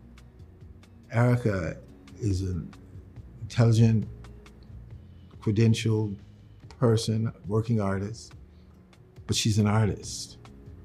And I think that's important. And whatever degree of difference that is, how an artist approaches the thing, that's what I wanted. And you went through the process, and that's what the board agreed on. The future is always bright, but under your tutelage, I mean, it's going to be delicious. I thank you for that. No, because, my generation, the baby boomers, we don't tend to get off the stage. You got to get the hook. Oh, there's always one other thing we can do. And I'm looking forward to that, seeing what's next. I think we talked about it before, we have the same sentiment about the space and what our job is. My job is to maintain the heartbeat that has already been created in this space. I am not here to alter the heartbeat. I'm here to take this heartbeat and strengthen it and bring a bigger light so that the world can see it as much as I can, and to take that to whatever that next level is. Well, as I told the Board of Trustees, we're getting an A+ candidate that you would normally have to scour nationally. And then she has the added thing of she knows this community and the community knows her. I'm walking in the footsteps of a founder of an organization that is beloved, but I know that I gotta try it. And I know that we can do it.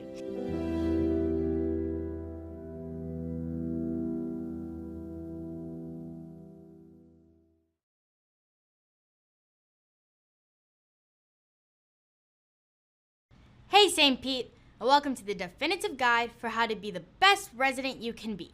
A little tip from our Good Neighbor Guide. On this special edition, we will also help you be the most prepared resident you can be.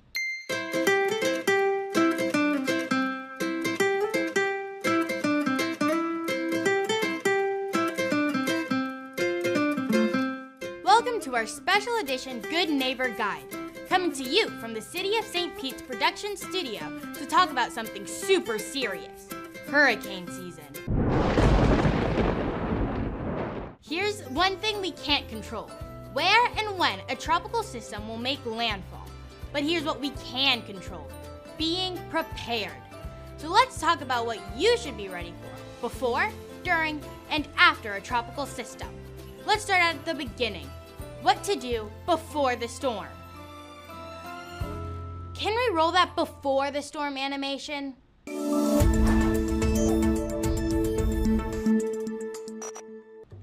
I love that. Right now, even before a storm is approaching, you should sign up for Alert St. Pete.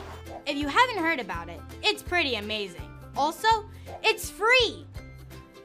You can receive notifications including mandatory evacuations, hurricane information, flooding, and other local emergencies.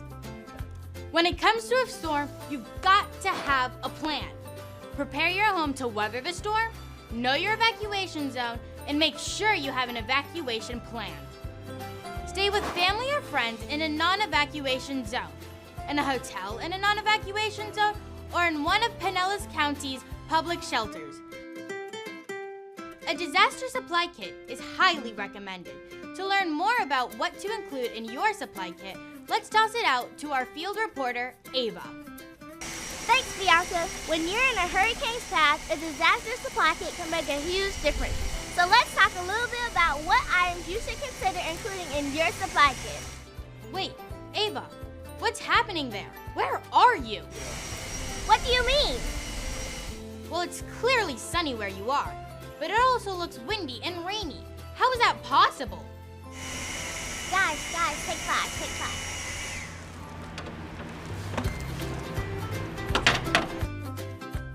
Sorry about that, Bianca.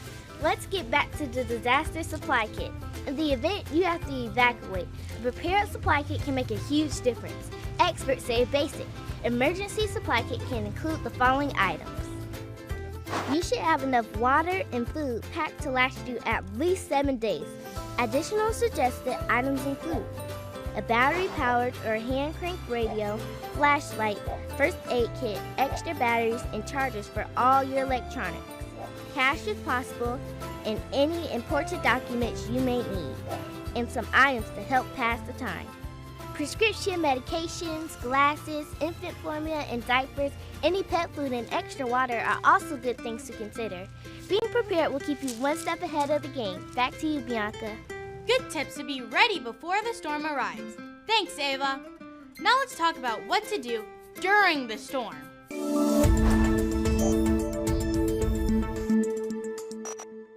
You'll hear a lot of talk about tropical storm and hurricane watches and warnings.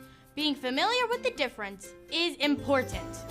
A watch means the potential exists for severe weather and you should stay informed. Remain ready to move quickly as conditions can change rapidly. But a warning means that severe and disruptive weather is imminent and you should take action immediately. Safety is critical during a storm. Do not walk, swim, or drive through flood waters.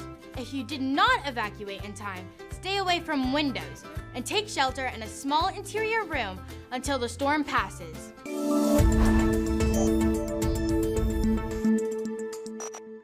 After the storm, if you did evacuate, do not return home until officials give the all clear. Damage, road closures, and power outages are all possibilities after a storm. So check news reports over the radio or on social media to stay informed. If you encounter an intersection with an inoperable traffic signal, treat it as a four-way stop. Stay clear of any down-powered lines. Report outages to the Mayor's Action Center or your energy provider. And remember, the city has some low-lying areas, so if you see standing water, do not attempt to drive through it. Check the info at the bottom of the screen for ways to contact the Mayor's Action Center. This guide is not all-inclusive. For more thorough information, like checklist, a flood zone map, and other resources, visit stpeteprepares.com. And our county's partners website, pinellascounty.org/emergency. A tropical storm or hurricane is a serious matter. If you're prepared, this stuff is so easy, a kid could do it. We all love our city, including our homes, businesses, pets, and neighbors. When a storm approaches, look out for each other. Rescue efforts are most successful when we all keep an eye out for each other. We can all do our part and take care of St. Pete the best we can and follow St. Pete's Good Neighbor Guide.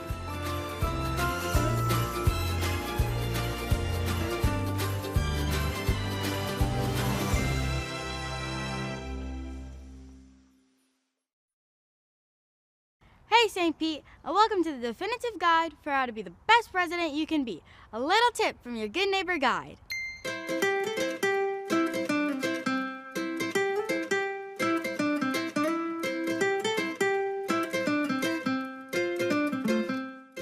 It's time to talk some trash. Well, not really, but we are talking about waste here. We all have waste, and so what we do with it is super important. Let's break it down. The good, the bad, the do's, and don'ts. The city works around the clock to dispose of our various waste, so let's do our part by being a good neighbor. So, when it comes to your trash collection day, remember, place your container with the lid opening facing the street by 7 a.m. And don't forget, remove your container from the curb by 7 p.m. later that day. Here's what not to put in your container: appliances, furniture, and any hazardous materials, such as batteries, paint, electronics, and more. But there's good news, people. The city will pick up the following items for free. Box springs, footboards, refrigerators, car batteries, fuel tanks, sofas, car tires, headboards, stoves, dishwashers, mattresses, washers, doors, nightstands, water heaters, dryers, ovens, and windows. There's a super helpful link on the bottom of this screen that will give you more details on special pickups. Yard project got you loaded with yard waste? No worries. We've got you covered with 5 brush sites around the city. St. Pete residents can drop off yard waste and other organic byproducts for free. You just have to show proof of city residency like a driver's license or utility bill. Just remember, yard waste must not contain plastics or metal. Limbs and logs should be less than 5 feet long, and tree stumps should weigh less than 300 pounds. While we're here, let's cover recycling, because eliminating waste is the right thing to do. Let's break down what the City of St. Pete recycles. Here's what to recycle: aluminum and steel cans and lids, cardboard, glass containers, milk and juice cartons, all paper materials, plastics labeled number 1 through 7, and plastic cups and bottles. What isn't recyclable? Ceramics, electronics, flimsy plastic like food wrap, anything tainted by food, think pizza box. Light bulbs, batteries, mirrors, plastic bags, or styrofoam. One more time for the people in the back. No plastic bags in the recycling bin. Thank you. There's a printable Good Neighbor Guide and a whole bunch more information on this topic that can be found on the City of St. Petersburg's website. The St. Pete Collects app is also a super convenient way to help you with all your waste matter questions and schedules. Join us in the road to zero. St. Pete's plan to be zero waste by 2050. And remember the 6 R's: refuse, reduce, repair, reuse, recycle, and rot. This stuff is so easy, a kid could do it. We all love our city, so let's do our part by following St. Pete's Good Neighbor Guide.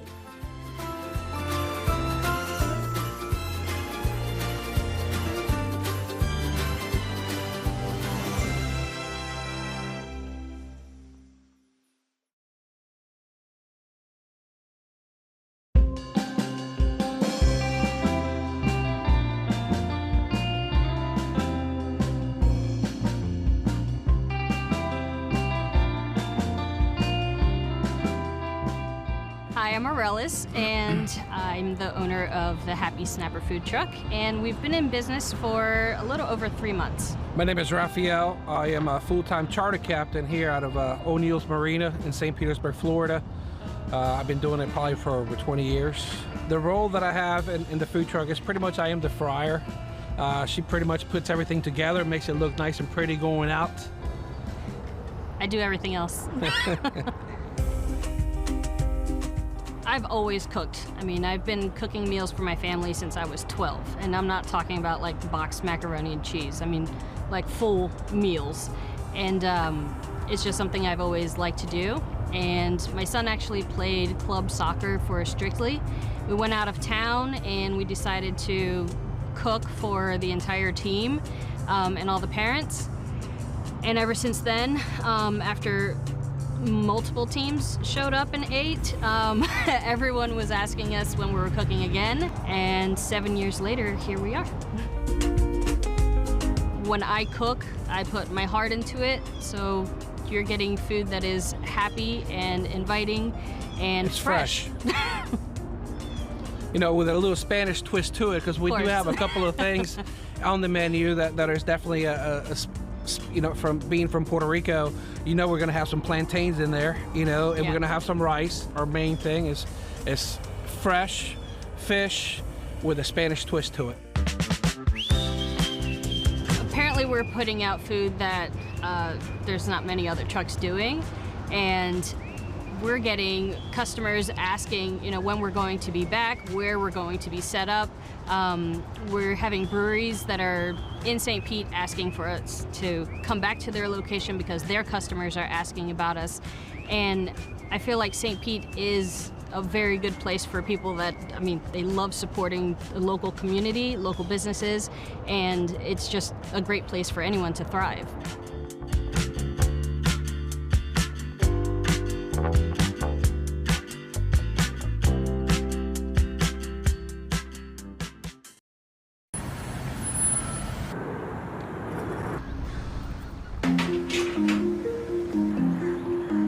My name is Adrian. I've been with the city of St. Pete for about 3 years.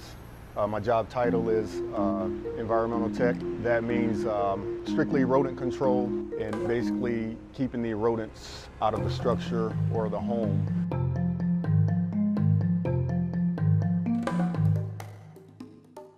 Basically, the service that we provide is a free service to the residents. Kind of go through an interview process with the customer, what they've been dealing with, how long, how often. Good morning. Good morning. The city of St. Pete. Nice to meet you. Nice to meet you. All right. And then from there, an exterior inspection takes place. And then from there, it's pretty much education, which is key. The more the customer knows, the better we're going to be able to assist. But the flap's sealed right now, so that's excellent. The most common problems are going to be entry points. When we get those cold snaps, rodents are just like us. They want to be inside, they want to be warm. So the first place they're going to look for is set up inside the home. So we want to go ahead and get those places sealed off, which is pretty much the most important part of pest control. Sanitation definitely is key. Not giving them a food source to keep revisiting. My job is important because of the fact that rodents do carry a few different types of diseases. They can basically make you sick. As a last resort, we do provide bait boxes to the customer to kind of try to help control the population. I've been in the business for over 20 years now. I think it's a sense of enjoyment being able to help others that may not know exactly what to do in the field of pest control. So it's kind of a privilege and an honor to be able to help that customer and be able to walk away knowing that that customer's been satisfied with the service that's provided.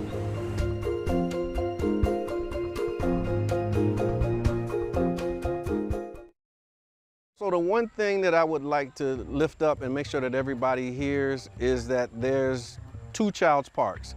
There's the Child's Park that you hear about and that you read about, but then there's my Child's Park.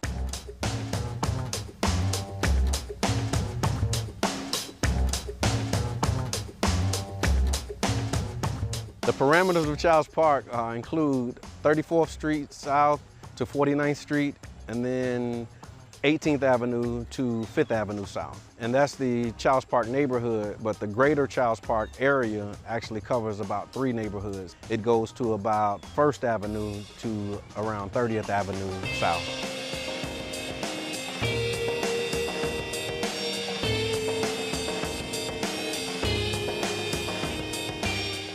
I believe through the YMCA, the library, and the Rattlers organization has become very instrumental in helping our youth and children become very productive adults.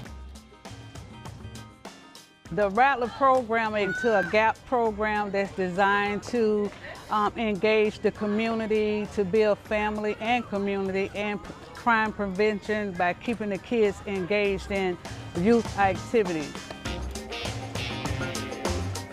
I think the emphasis for developing youth in Childs Park arises from some statistics that we received, is that Childs Park had the highest concentration of youth in the city of St. Petersburg. What we promote is family and community. So what we're trying to instill in them with the program is that we are one big family. Because a lot of the initiatives and things are always focused, they're heavy focused on programming, or some type of, regimen or awareness piece or a pledge or something else. And we felt that it was important to just allow them to have a space to just come and have fun. We're solely manned by volunteers, and we let them know that too. So we want them to come back and be volunteers, so the torch is just passed on, so we all learning from one another. They're not just focused on the athletic aspect of it, but they also focus on youth development. So they have a tutoring program that they do. And with the YMCA, you have the Rattlers and you have the other programs that's offered. When kids get out of school, they have a place to go. They have the library there. The STREAM Club stands for Science, Technology, Reading, Engineering, Arts, and Math. We meet every Friday afternoon at the Childs Park Library. It's kind of an extra opportunity for them to get some exposure to topics they might not know about or might have heard in school and didn't quite stick. We just give them opportunities to have different kinds of experiences and hands-on experiences at that. The youth have a place to go and children have a place to come daily. Matter of fact, that's a great thing to help kids get off the street, have a place to go, a safe haven you might call it.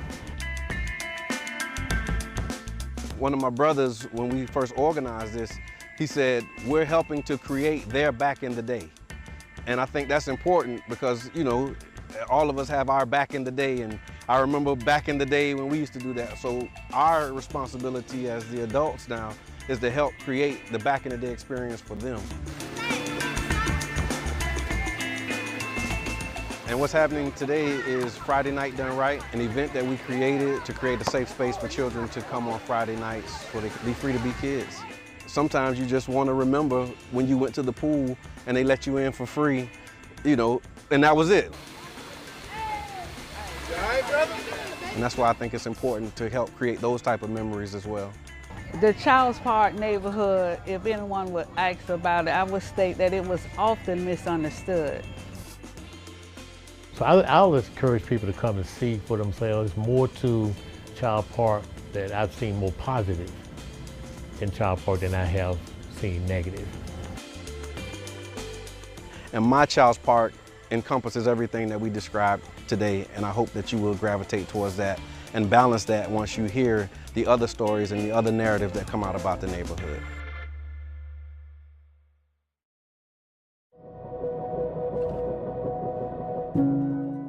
I'm Dr. Tondra Williams. I am the first African American and female president of St. Petersburg College in St. Petersburg, Florida. My definition of a trailblazer is a person who has a fire burning in the bottom of their belly that they just have to get out. A person who's willing to practice courage over comfort, who's willing to step out and do something that no one has done because they feel passionate about it and they feel that they have something that they could add to it to help make things better than they are now. Being one of the very few St. Petersburg natives born and raised in St. Pete, getting a job at St. Petersburg College alone was a big deal for us. Growing up, I did not get to see African American college presidents. As a matter of fact, I don't believe I had an African American faculty member when I was going to college. So to be president was not something that I thought was in my reach. It wasn't a part of my vision. But when it came to fruition, I realized that it was such a huge honor and a huge opportunity to help others understand that it's not where you start, it's where you finish. So being the president of SPC is an honor, it is a privilege, it's also a lot of hard work. One of the biggest moments of a college president is the investiture. I remember fighting tears because it's a part of my journey that my mom, who helped get me there, was not able to join me. She had passed away. She said, Tanja, you're gonna do some cool things in life. I'm not gonna be here to see it, but I know you will. And she said, don't sell your soul to get it, and don't sell your soul to keep it. And I remember standing on that stage saying to her, we did it, and I did not sell my soul. I've had a lot of people in my life who stood in the gap for me to help me do what I didn't think I could even do myself. People like Helen Collier at George's Pools.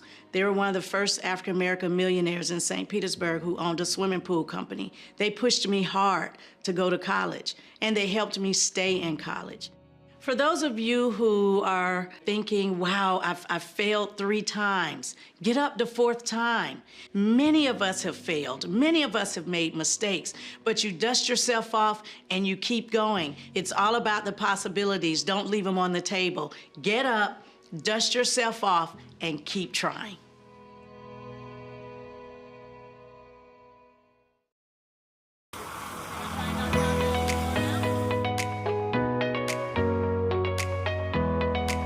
Camp Ignite is a 1 to 3 day program geared to help girls build their self-confidence, and for St. Petersburg Fire Rescue to show them what we have to offer. It's going to be action-packed. They're going to get their hands dirty. They're going to be a little tired at the end of it. But when it's all said and done, they're going to hold their head a little higher. They're going to leave a little more confidence to go out there and get after whatever it is that's their calling. They'll get CPR certified by me. So I have the joy in teaching them that. It's a lifetime skill. They'll still have the CPR certification and the knowledge of it to take with them for the rest of their lives. We want to ignite. We want to empower them. We want to be proactive in reaching out to them at an early age to expose them to the possibility of being a first responder. Exposure's huge. I didn't get into the fire service until after I started my military career. I'm embarrassed to say I really didn't know much about it. And I got into it because we had to do onboard firefighting on our ships, and that kind of led me down that path. I didn't have a program like this. It's important for us to have female mentors to help girls be able to see what they can possibly be one day. If you can see it, you can be it, right? So that just inspires them, like, hey, if she can do that, so can I. This is our way of being proactive and ensuring that we have a very diverse workforce that reflects the community we serve. We have a big mix here. We got more people coming. I think it's just important for us to look like who we work for.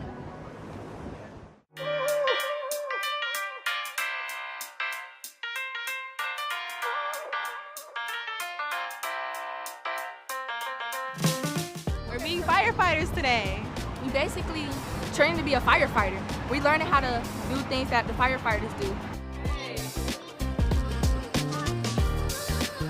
I really like the hose because I learned how to put out a powerful water supply out of a fire hydrant. The coolest thing I've done out here is putting out fire. The coolest thing I've done is probably walk down a tower. It's like having a ton of adrenaline go through your whole body, and then it's like you're scared, but you know you're safe. I think it's a cool idea, and I like how they put this together for girls to learn about firefighters and show that you can be anything you want. I feel like it's great for me because I want to become a firefighter when I grow up, and becoming a firefighter, you get to help people, and usually when you call in, it's usually the worst day of their life, so you're there to make that better. I think they're pretty cool. I think I would want to be a firefighter. It seems fun. I never really thought about doing it before, but doing this actually kind of changed my mind a little bit. Together we ignite. Together we ignite. Together we ignite. Together we ignite. Together we ignite. Together we ignite. Together we ignite. Woo!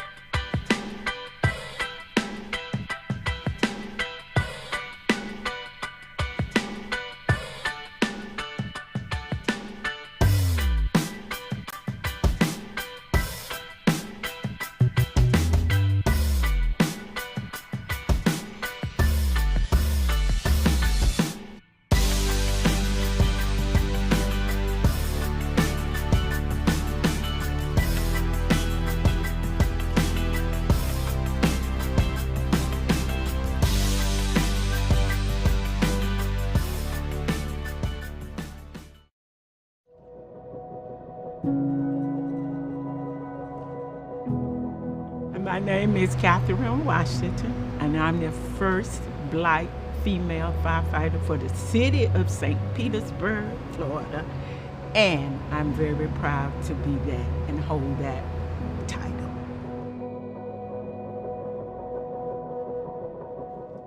A trailblazer is a person, and they go out and they do something that is mostly done by one gender. And they pierce that and they make something out of it that redistributed what people think of each other.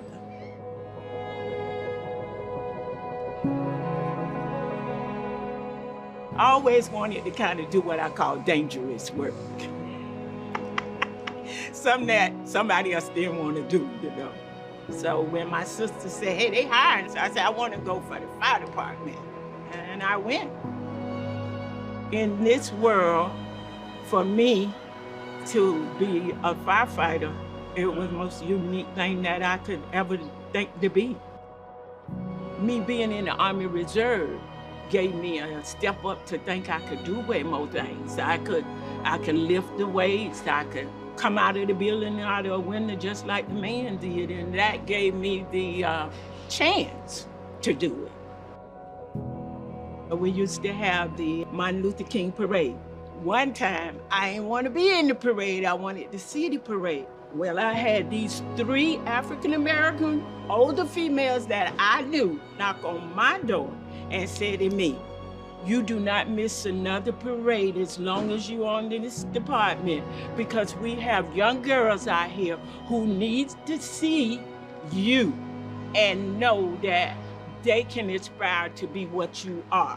So don't be standing over here in the crowd with us. You be out there walking with them fellas. If I could say something to kids who think they can't aspire to be this because they have problems and they think those problems hold them down, don't let what you think you hold you back. Aspire to be what you want to be in spite of that. And then you can see yourself being somebody else.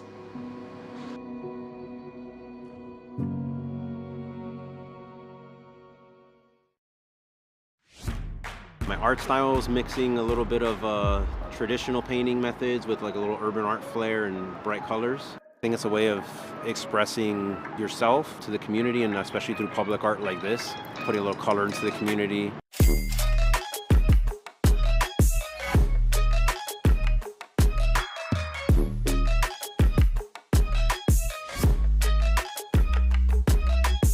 It helps tell a story of the community. It helps have a sense of pride in the area.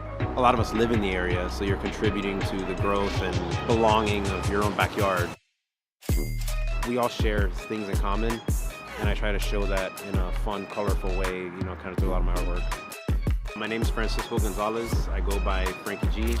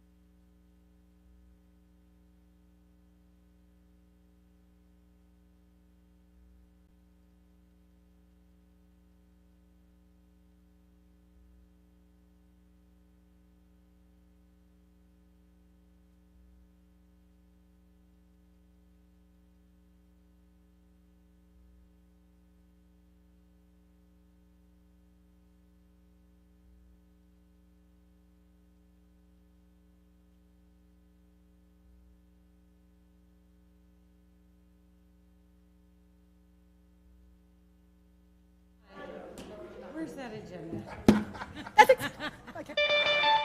Welcome to the City of St. Petersburg City Council meeting. Your elected officials are Mayor Ken Welch, District 1 and Council Chair Copley Gertis, District 2 Brandy Gabbard, District 3 Mike Harding, District 4 and Council Vice Chair Lisette Hanowitz, District 5, Deborah Fig Sanders. District 6, Gina Driscoll. District 7, Corey Givens Jr. And District 8, Richie Floyd.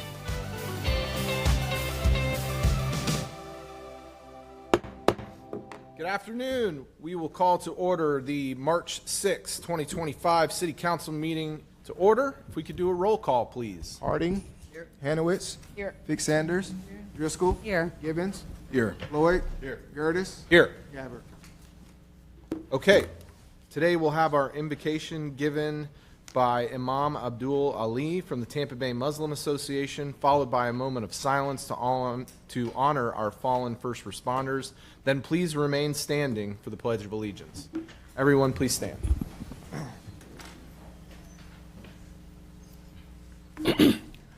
Greeting to all.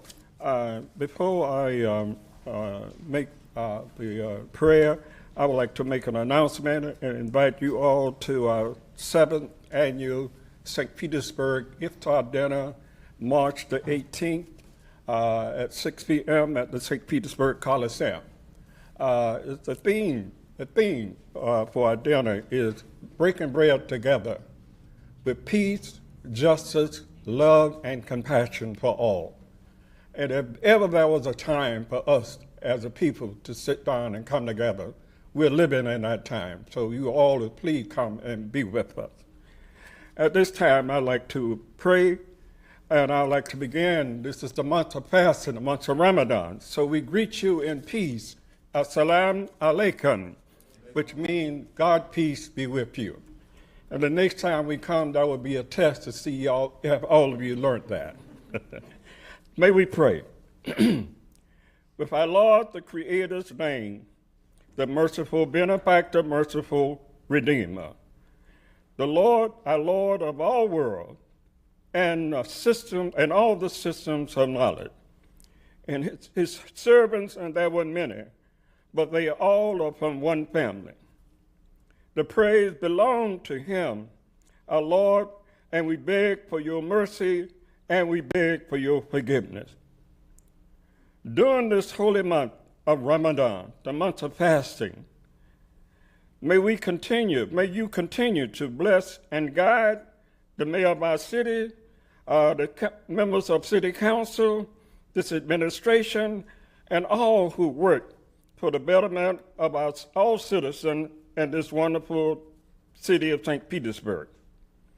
Ramadan called for us to address the poor, those who are in need, those who are suffering. So we ask all to join in with us as we reach out to those who need our help and our support. We all was created to know one another, not to despise and reject one another. And we was all created as one human family for peace and justice for all. We ask you, our Lord, to continue to bless the women and men who protect us, who wear uniform, who serve us locally, who serve us in this country and abroad.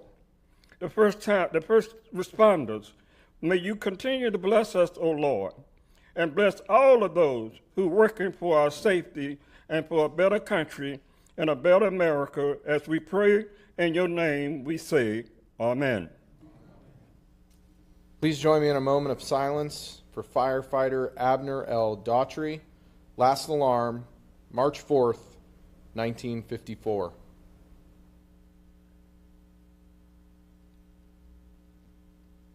Thank you. I pledge allegiance to the flag of the United States of America and to the republic for which it stands, one nation, under God, indivisible, with liberty and justice for all.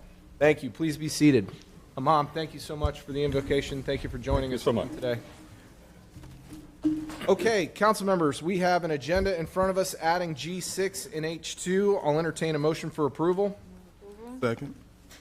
Seeing as no further discussion, we have a motion and a second. Clerk, could you please open the machine for voting? Council members, please enter your votes. Seeing as all present council members have voted, clerk, could you please tally and announce the vote? Mr. Chair, motion to pass the agenda passes unanimously with Councilmember Gabbard being absent. Okay. We have a consent agenda. Clerk, do we have any speakers on consent? We do have one speaker, Mr. Chair. Okay, let's go to the one public speaker, and then we'll go to Councilmember Floyd. Pete Boland, please go to either podium, state your name and address for the record, and you have 3 minutes to address City Council. Good afternoon, everybody. Pete Boland from 29 3rd Street North, Mary Margaret's Old Irish Tavern, St. Pete's quintessential Irish pub. Just for the record, I want to say this is not a Boston hat. This is a St. Patrick's Day hat. Just I wanted to make that clear for the clerk. Thank you for the opportunity to address the dais today regarding this important matter, the celebration and support of Irish heritage in our beautiful community, with the Florida Department of Transportation street closure permit for St. Patrick's Day on March the 17th. As we all know, St. Patrick's Day is more than just a festive occasion or a drinking holiday. It represents a rich tapestry of our culture, history, and community, shared not only in Ireland, but around the world. St. Pete has a proud and vibrant Irish-American community that we are proud to celebrate.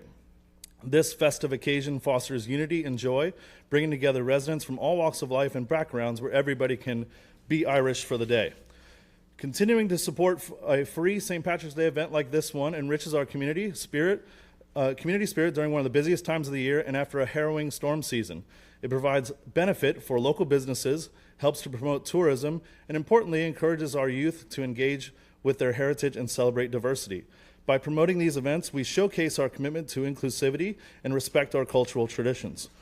Celebrating Irish culture through traditional music, dance, art, food, and a wee bit of Guinness, allows us to create a more welcoming environment and space to do so where everyone can come together.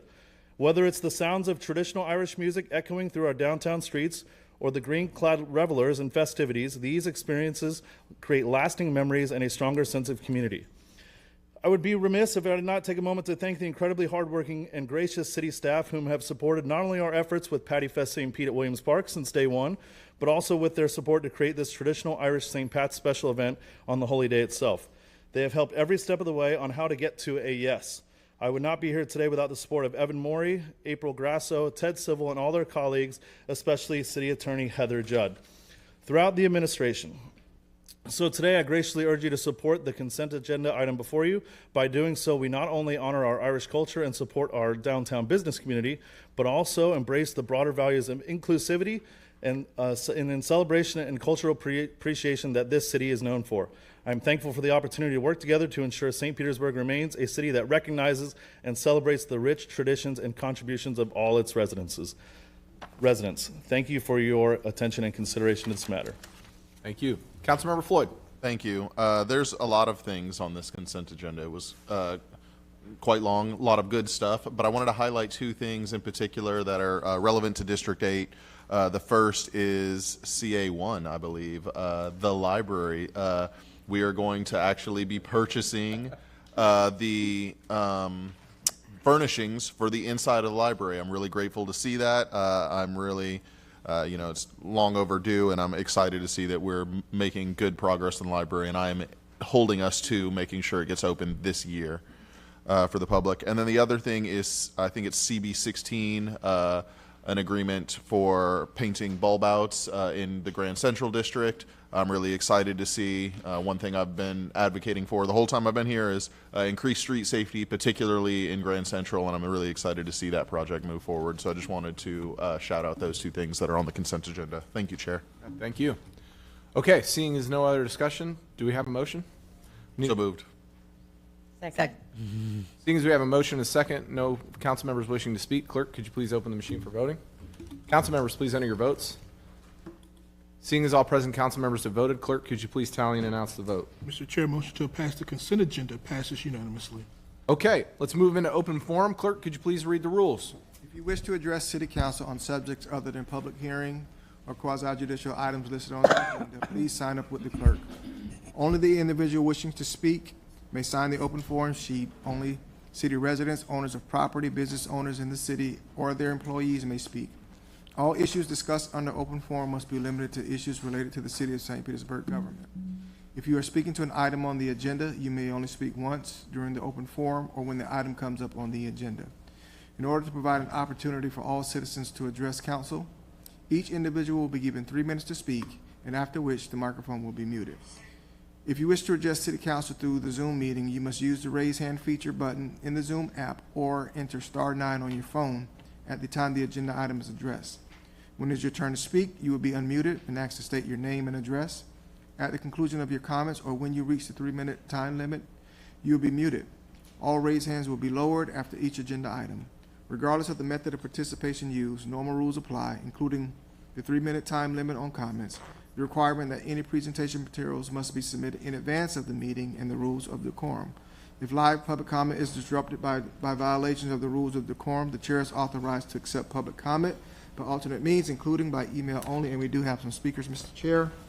All right, let's call 2 at a time, please, clerk. 2 at a time. First speaker, Dr. Perry G. Washington. I'll bring the microphone over there to you, and the other is Troy Hitchcock. Please, either one, please state your name and address for the record, and you will have 3 minutes to address City Council.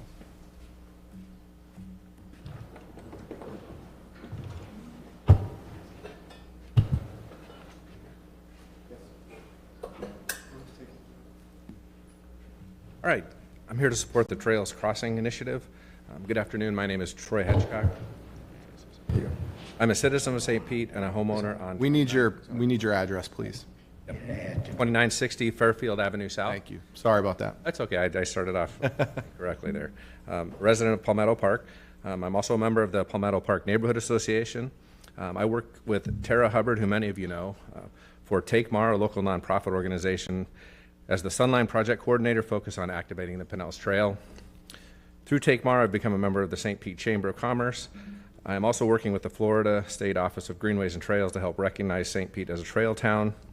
All of this is a very long way of explaining that I spend most of my time advocating for the Pinellas Trail. I'm very passionate about this tremendous asset we have in St. Pete. I am here personally and on behalf of Take Mar to enthusiastically support the Trails Crossing Initiative. We firmly believe this transformative project will not only convert underutilized parking areas into a dynamic public park at the bare minimum, but by doing so will generate environmental, social, and economic benefits, and really jumpstart trail activation and connectivity in the historic gas plant district. We are excited about new opportunities to embrace public art, encourage diversity, and the potential for unique community programming. I have recently done research and spent time visiting both the Atlanta Beltline and the Miami Underline, and have seen firsthand how this type of development and activation can transform a community. This bold project is exactly what we would love to see more of in St. Pete. Thank you. Thank you. Dr. Washington, go ahead. I'm here to tell you I'm going to sue the city of St. Petersburg. Dr. Washington, can you give your name and address, please? I refuse to give my name because I don't want the Proud Boys to find my house inadvertently. They're going to have to work to find my house. Dr. Washington, we need your name and at least give us your cross streets, please. Main Avenue and 34th Street. And your name, please. Perry G. Washington. Thank you. You know them as the Proud Boys. When I grew up, they were the Ku Klux Klan. They still exist. They turned their white cheeks into white shirts. I'm at my home. My fence was destroyed. St. Petersburg police watched this individual destroy my property and would not do anything. And I told them, I called them. They said they did not know it was my property. I told them, guess what? I put all the markets in this state in the ground.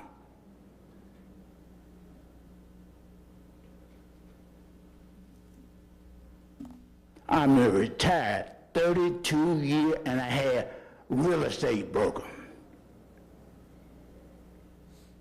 They say, if you say God 3 times, psychiatrists say it's an indicator of you having a mental defect.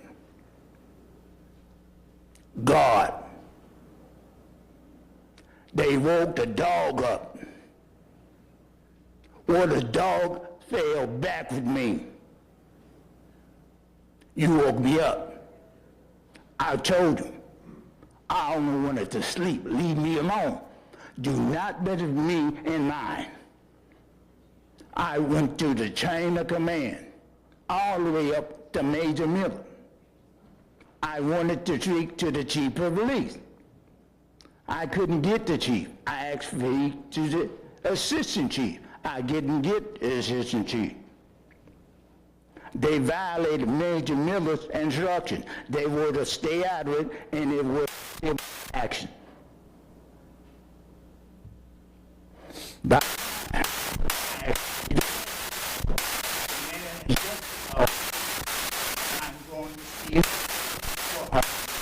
Why? On my birthday, guess what I was? In jail. Because they arrested me for the I put. Thank you, Dr. Washington. Thank you. Next 2 speakers, please. Last speaker, Kathy Harrelson. Please approach either podium, state your name and address. You'll have 3 minutes to address City Council.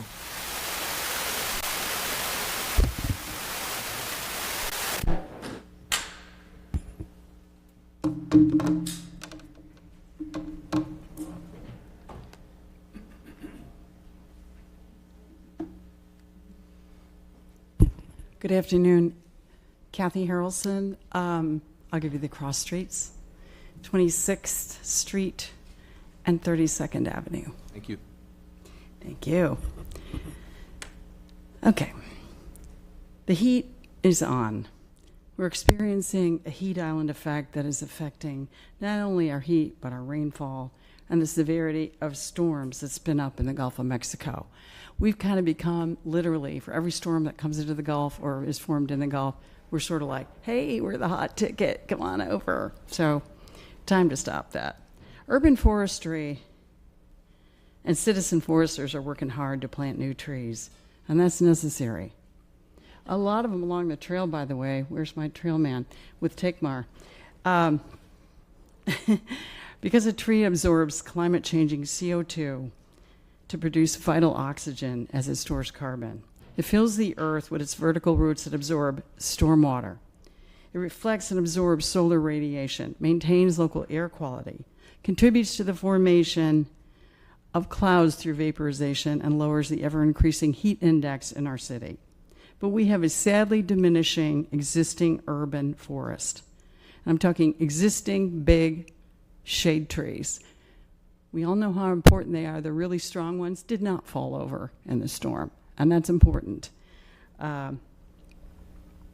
We have to keep our current urban forests healthy. These are valuable trees we all need to protect. So it's time to stop the chop. I think some of you have heard that expression before, and find a way to keep trees in our landscapes. I'm here to ask that we get busy creating a livable city task force that will pull in city workers, citizens, scientists, business owners, and other experts. I will email all of you the proposal for a livable city task force, and please don't hesitate to reach out. Thanks so much. Thank you. Any more speakers? Okay, we'll go ahead and close open forum and move into awards and presentations. We'll have our Flood Awareness Week proclamation given to us by Councilmember Harding.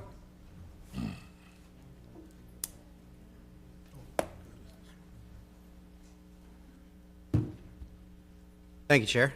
I'd like to thank our own floodplain manager, Hannah, for receiving this on behalf of the mayor, or behalf of the city. Whereas St. Petersburg has experienced severe weather in the past in the form of extreme rainfall or tropical system events resulting in flooding in coastal areas, and this flooding has caused damage and flood losses to homes and buildings in all areas, whether they are high-risk special hazard areas or low to moderate risk flood zones. And whereas the city of St. Petersburg is dedicated to proactively safeguarding our coastal communities and preserving the way of life of residents for future generations through comprehensive planning and decisive action. And whereas public education and awareness of potential weather hazards and methods of protection are critical to the health, safety, and welfare of residents. And whereas St. Petersburg is a voluntary participant in the community rating system through the National Flood Insurance Program that provides residents with the opportunity to protect themselves against flood loss through the purchase of flood insurance at reduced insurance premium rates, as well as setting higher regulatory standards to reduce the flood risk and potential flood damage to their property. And whereas the Florida Flood Plan Managers Association has declared the week of March 3rd, 2025 as Flood Awareness Week to promote awareness and increase knowledge of flood risk, the availability of flood insurance, flood protection methods, and how to prepare for emergencies. Therefore, I, Councilmember Harding, on behalf of Mayor Kenneth T. Welch of the City of St. Petersburg, do hereby proclaim March 3rd through March 9th, 2025 as Flood Awareness Week in St. Petersburg, and encourage our citizens to increase their knowledge of how to protect themselves and their property from flooding.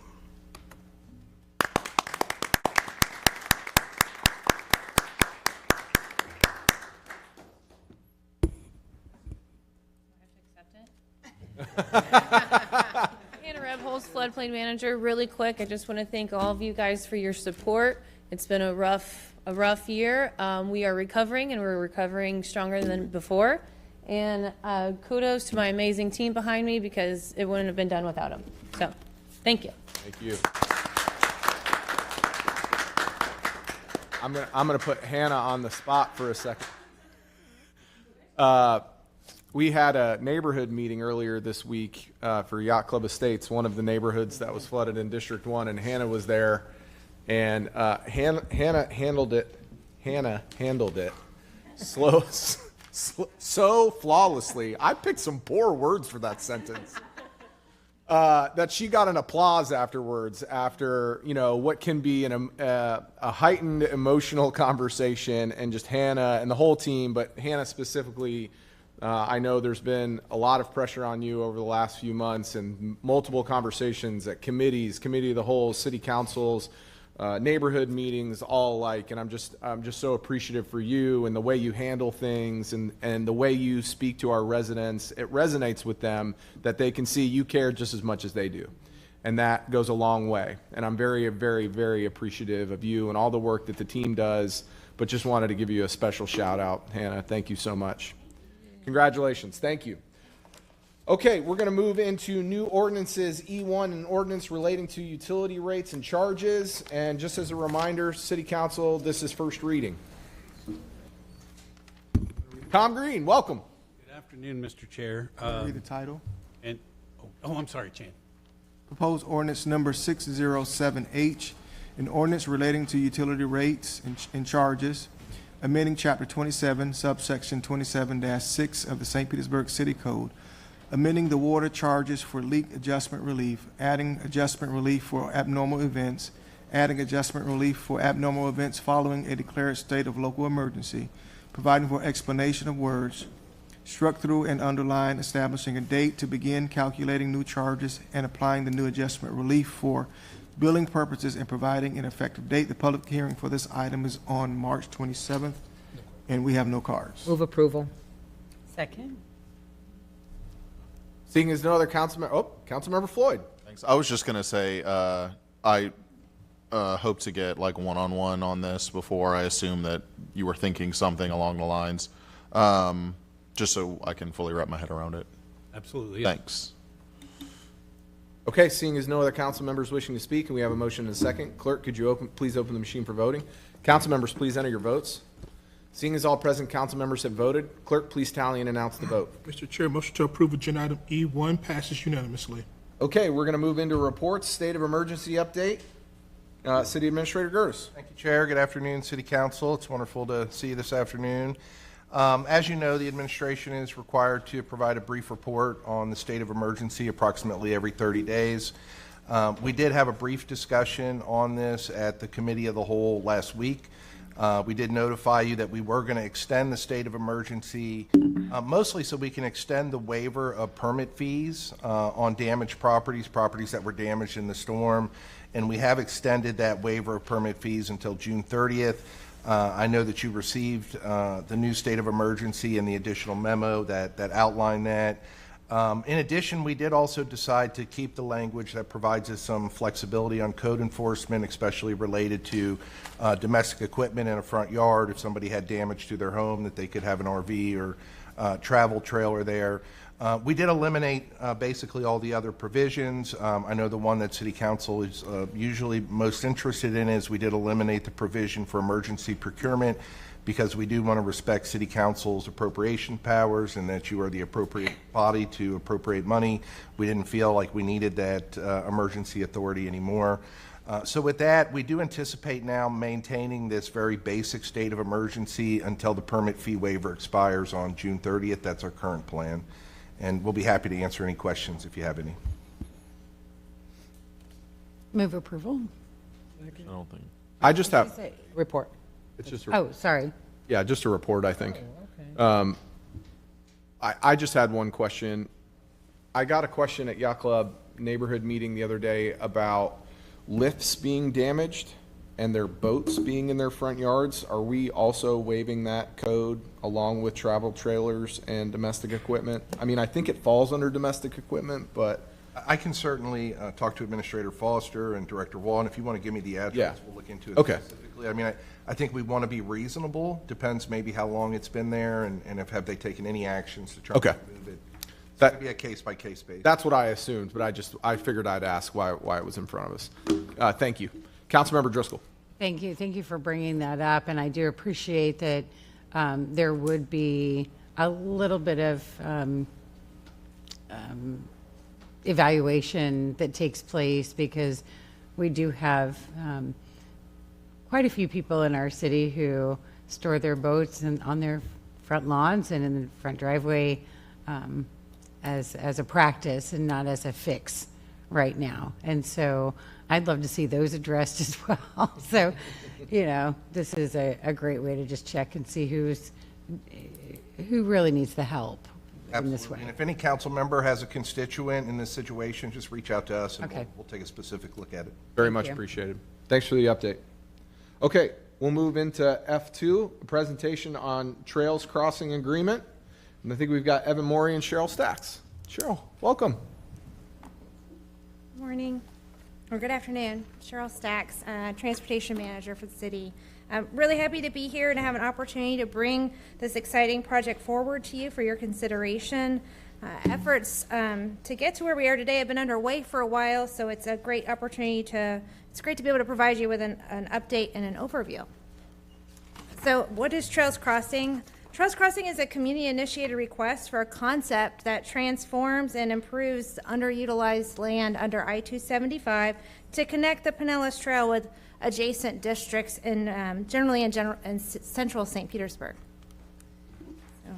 In general, the project goals for Trails Crossing are as listed on the screen. There's a desire to improve the bicycle and pedestrian connections that reduce the effects of I-275 on those modes, a desire to create a real destination that expands on and complements the adjacent districts with its own distinct identity, a desire to activate the underutilized space to provide more significant community benefits, and a desire to implement a best management practices strategy for a public-private partnership as changes are implemented as a part of the project. The maps here show the general location for Trails Crossing under I-275 from north of 1st Avenue North to approximately I-175, with a focus on the 4 blocks from 1st Avenue North to 3rd Avenue South.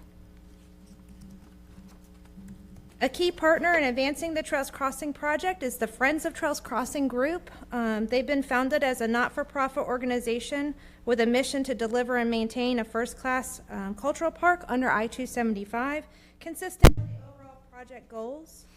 Their leadership has prior experience in under-highway activation, particularly in partnership with the city and FDOT with the recent implementation of the under I-375 park. So both the city and the Friends of Trails Crossing Group have recognized the need for a master plan that would guide the implementation of changes in this area. The master plan focuses on those critical blocks from 1st Avenue North to 3rd Avenue South and will provide a blueprint for the infrastructure needs. It'll also provide recommendations for specific action items in a phased approach that is informed by best practices and lessons learned elsewhere. Crucially, it also provides us with a maintenance, operations, and governance strategy that will guide the roles and responsibilities of each of the project stakeholders in the public-private partnership. The city has completed a solicitation for architecture and engineering services to develop the master plan and found that Land Design, Inc. is the most qualified firm. We've negotiated and finalized a scope of services to be performed to create the master plan, and it includes those in the bulleted list here, with data collection and visioning sessions with the community and direct stakeholder engagement, developing frameworks and some design concepts through a design workshop that also has community engagement, and again, that development of that maintenance and operations and governance strategy, and then finally a draft master plan report and a final master plan report. A key element of the master plan will be these various frameworks that will be developed to cover all areas that need consideration in order for the Trails Crossing project to be successful.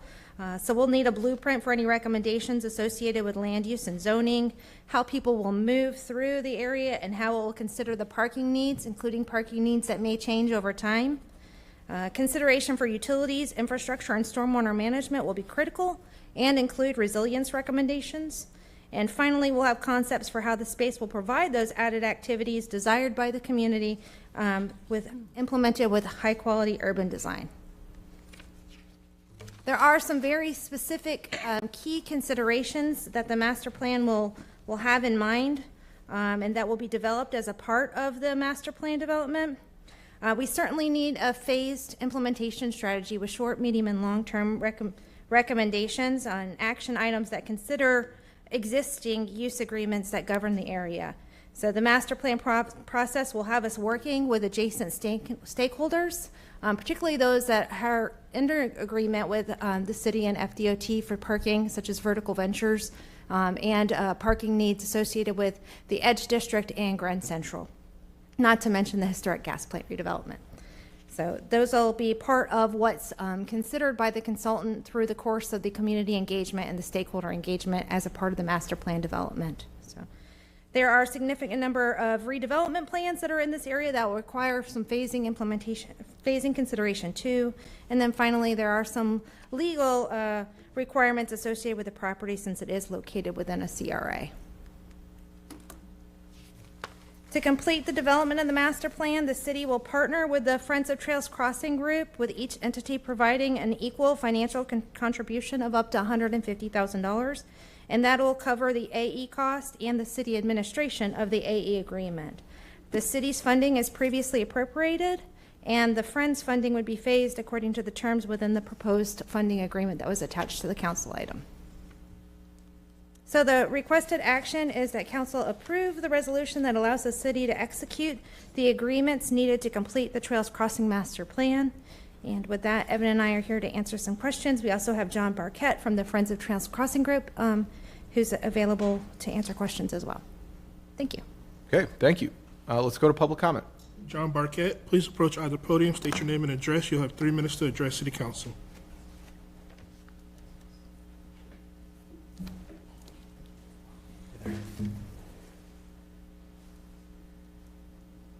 I can't see anymore. Good to see you all now. My name's John Barquette, and I'm located at 615 Dr. Martin Luther King Jr. Street North here in the beautiful city of St. Petersburg. Good afternoon, council members, city leaders, and fellow St. Petersburg residents and business owners. I'm a longtime business and property owner here in St. Petersburg for the last quarter of a century. Can't believe I'm saying that, but I also serve on the Board of Governors for the St. Pete Chamber, as well as the MLK Business District and the Sunline Committee. I stand before you here today as a co-founder of Friends of Trails Crossing in appreciation of this council's ongoing support of the Trails Crossing Cultural Park Master Plan, a transformational project that represents an opportunity for our city to bridge its history, culture, and future. For too long, our community has been divided physically, socially, and economically by infrastructure that was never designed with connectivity in mind. The space under I-275 has been an underutilized barrier, but with this plan, we have the power to redefine it as a place of connection, linking multiple neighborhoods and districts, including the Grand Central District, Historic Gas Plant, Warehouse Arts District, Palmetto Park, and Historic Kenwood, as well as Campbell Park, to name a few, to the Pinellas Trail and our vibrant downtown. This is more than a park. It's a cultural landmark in the making. By incorporating green space, public art, and a pedestrian-friendly infrastructure, we are creating a place where people from all walks of life can gather, engage, and celebrate St. Pete's diverse identity. A place that enhances mobility, fosters economic opportunity, and supports our thriving arts community while being sheltered from the sun and rain. The project also aligns with our city's vision for smart growth and sustainability. It will improve walkability, create safer bike routes, and encourage multimodal transportation while activating space that has been neglected for decades. With thoughtful design and strategic investment, we can transform this corridor into a vibrant, accessible, and inclusive destination for residents and visitors alike. We have the vision, the momentum, and the community support to make this happen. I urge you to move forward with the Trails Crossing Cultural Park Master Plan, knowing that your decision today will create a legacy of connection and culture for generations to come. Thank you. Thank you. And I'm here for any questions. Okay, great. Councilman Floyd. Thank you. Thank you for the presentation, particularly the slide with the funding explanation. That's kind of what I wanted to make sure I had my head wrapped around, because it was, as it was presented to us last time, it seemed like the city was going to do like a contribution, $150,000, and the rest would be privately financed. That's what appears in this plan, and I guess that I'm glad to see that it's still like that. my thinking is once we get to past like a design phase, has there been any conversation about what funding looks like? I know there's supposed to be a lot of private financing in this, and I just wanted to make sure I understood. Thank you for that. And yes, so the idea and the intent would be equal contributions in the development of the master plan, and then within the scope of services that the consultant will provide, part of their research and best practices would be to look for funding, what other communities have done to fund similar projects in their area. So they'll make recommendation to us as to how we can pursue different types of funding, and that could include from the private sector as well as the public sector. But that'll be a distinct part of the activity of the scope of services from the consultant, is to like get us toward how do we implement this and how do we do it in a way that where other groups have done it successfully. Okay, thank you for that. Another thing I'll mention is we heard it multiple times about parking and current agreements.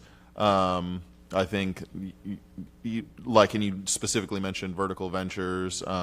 Just glad to hear that there's a discussion going on as to how that is going to look in the future, because I did speak with them recently, and from my perspective, it did seem that they were being reasonable, so I don't think that should become an impediment at all. So I was glad to hear that. And the last thing I'll add is we're moving forward with this right now. And one of the key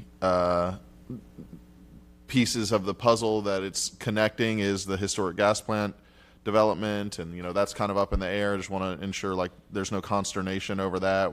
Are we worried? Could that impact the future if we were to not go forward? Or are we just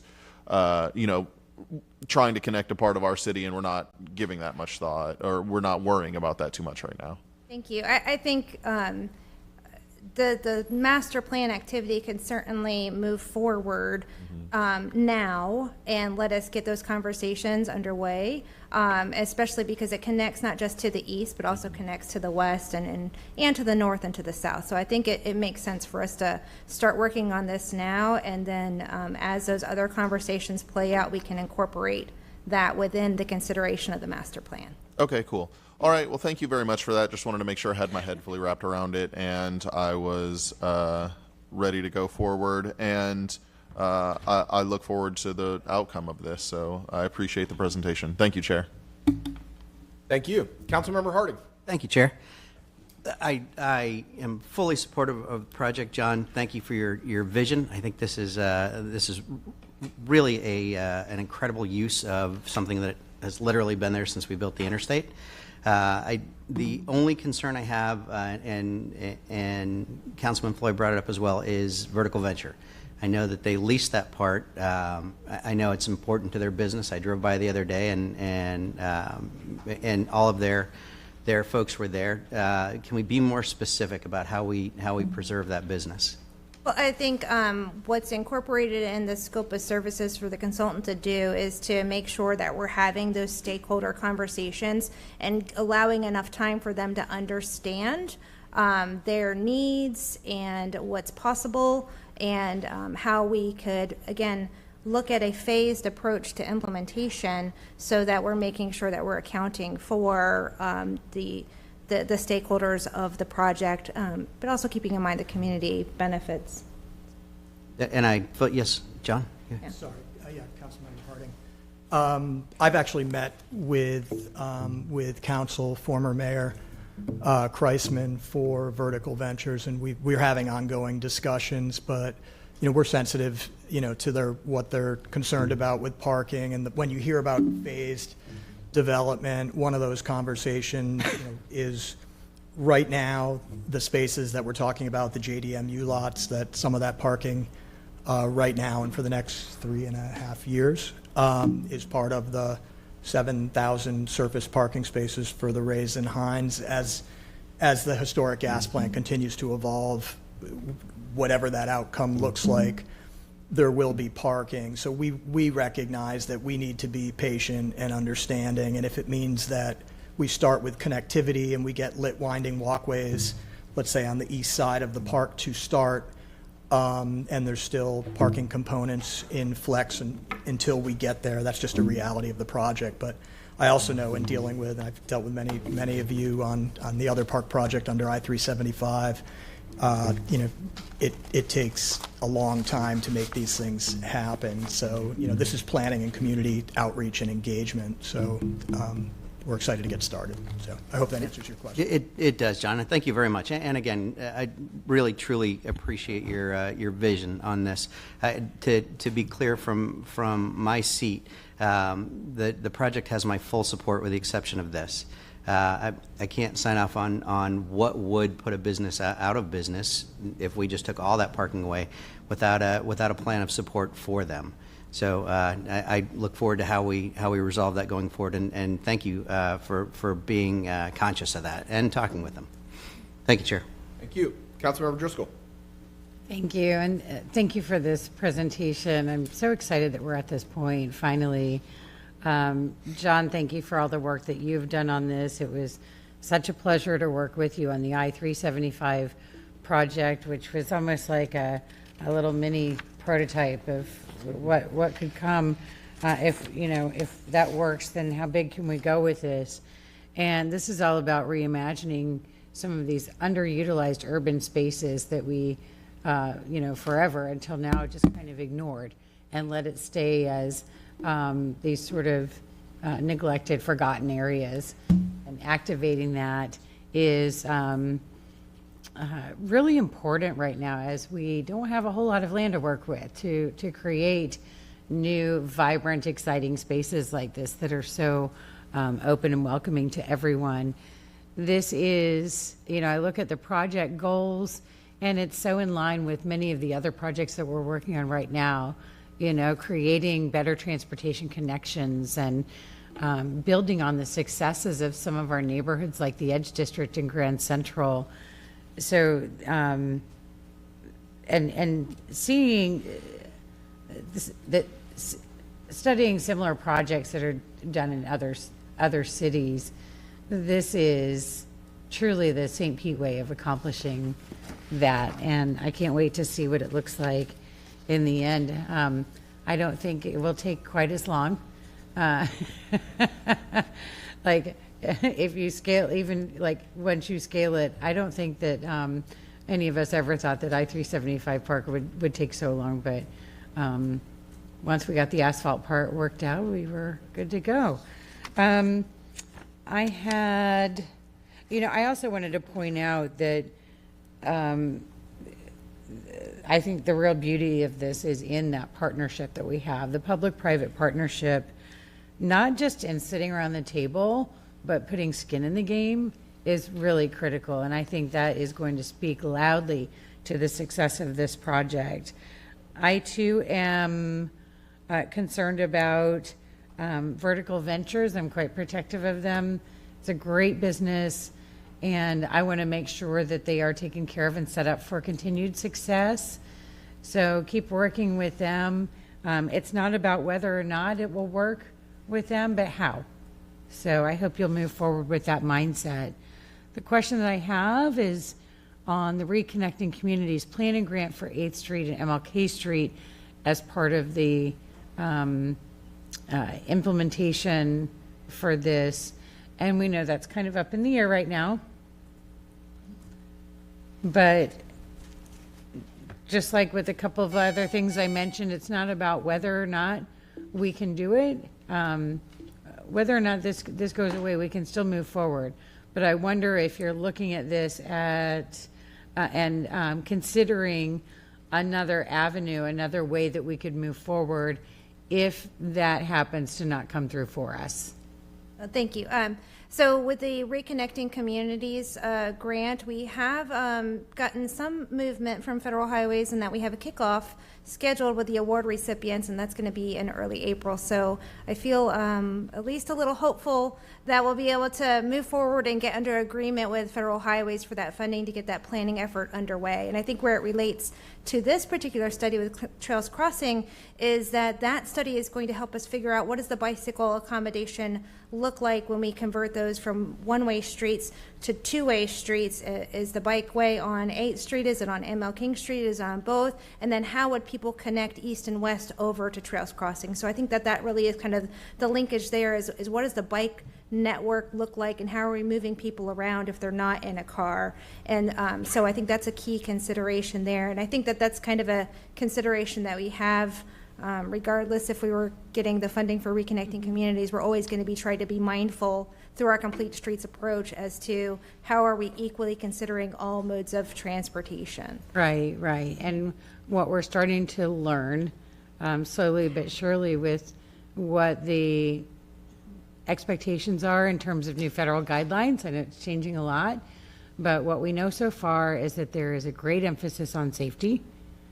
So what you want to make sure you show, when we get grant agreements, we can fully expect to have new terms and conditions on these.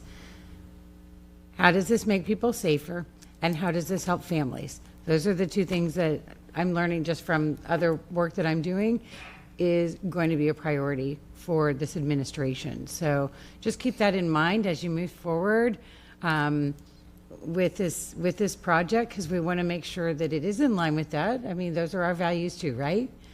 So I look forward to seeing how that starts to evolve.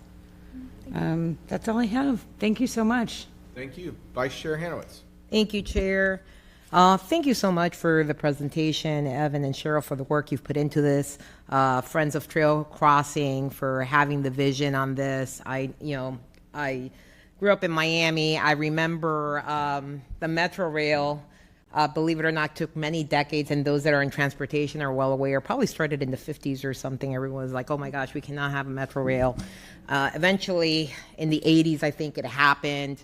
It was government run amok. All that money going into the Metro Rail. And now, of course, in Miami, it's extremely necessary. And then it was built, and nobody ever thought, well, how about under the Metro Rail? And now, here we are, decades after it was built, the idea of having a trail park under it with lots of different amenities. Now, of course, it's very long. I mean, it's miles and miles, 10 miles or something like that. So there's lots of space there. It's a little different. But in any event, it's placemaking, and it's a way to kind of utilize public spaces as we've talked about. But at the same time, what makes St. Pete special, that's going to make St. Pete special. But guess what? There are other things that make St. Pete special, and it's finding that balance of collaboration. And we've heard about Vertical Ventures. Let me tell you, there are parts there that are not activated. Vertical Ventures activated that area there with their business. It is a unique business in the area. I don't climb, obviously, but I know people that do. I had no idea how popular it was, and I will tell you, I took my daughter there, my stepdaughter and her boyfriend. They live in Utah, and actually when they come, they go there, and I had no idea how busy this place was. And it is just, people come from different parts, not from St. Pete, but from other counties, because you don't find many climbing gyms. So, make a long story short, the point is that we encourage, obviously, people use different types of modalities to get to places, but there is a need for parking for that business and its model. So I'm glad to hear that, and I think other council members have spoken loudly on this, but I'm glad to hear that you all have listened to the concerns, you've listened to concerns.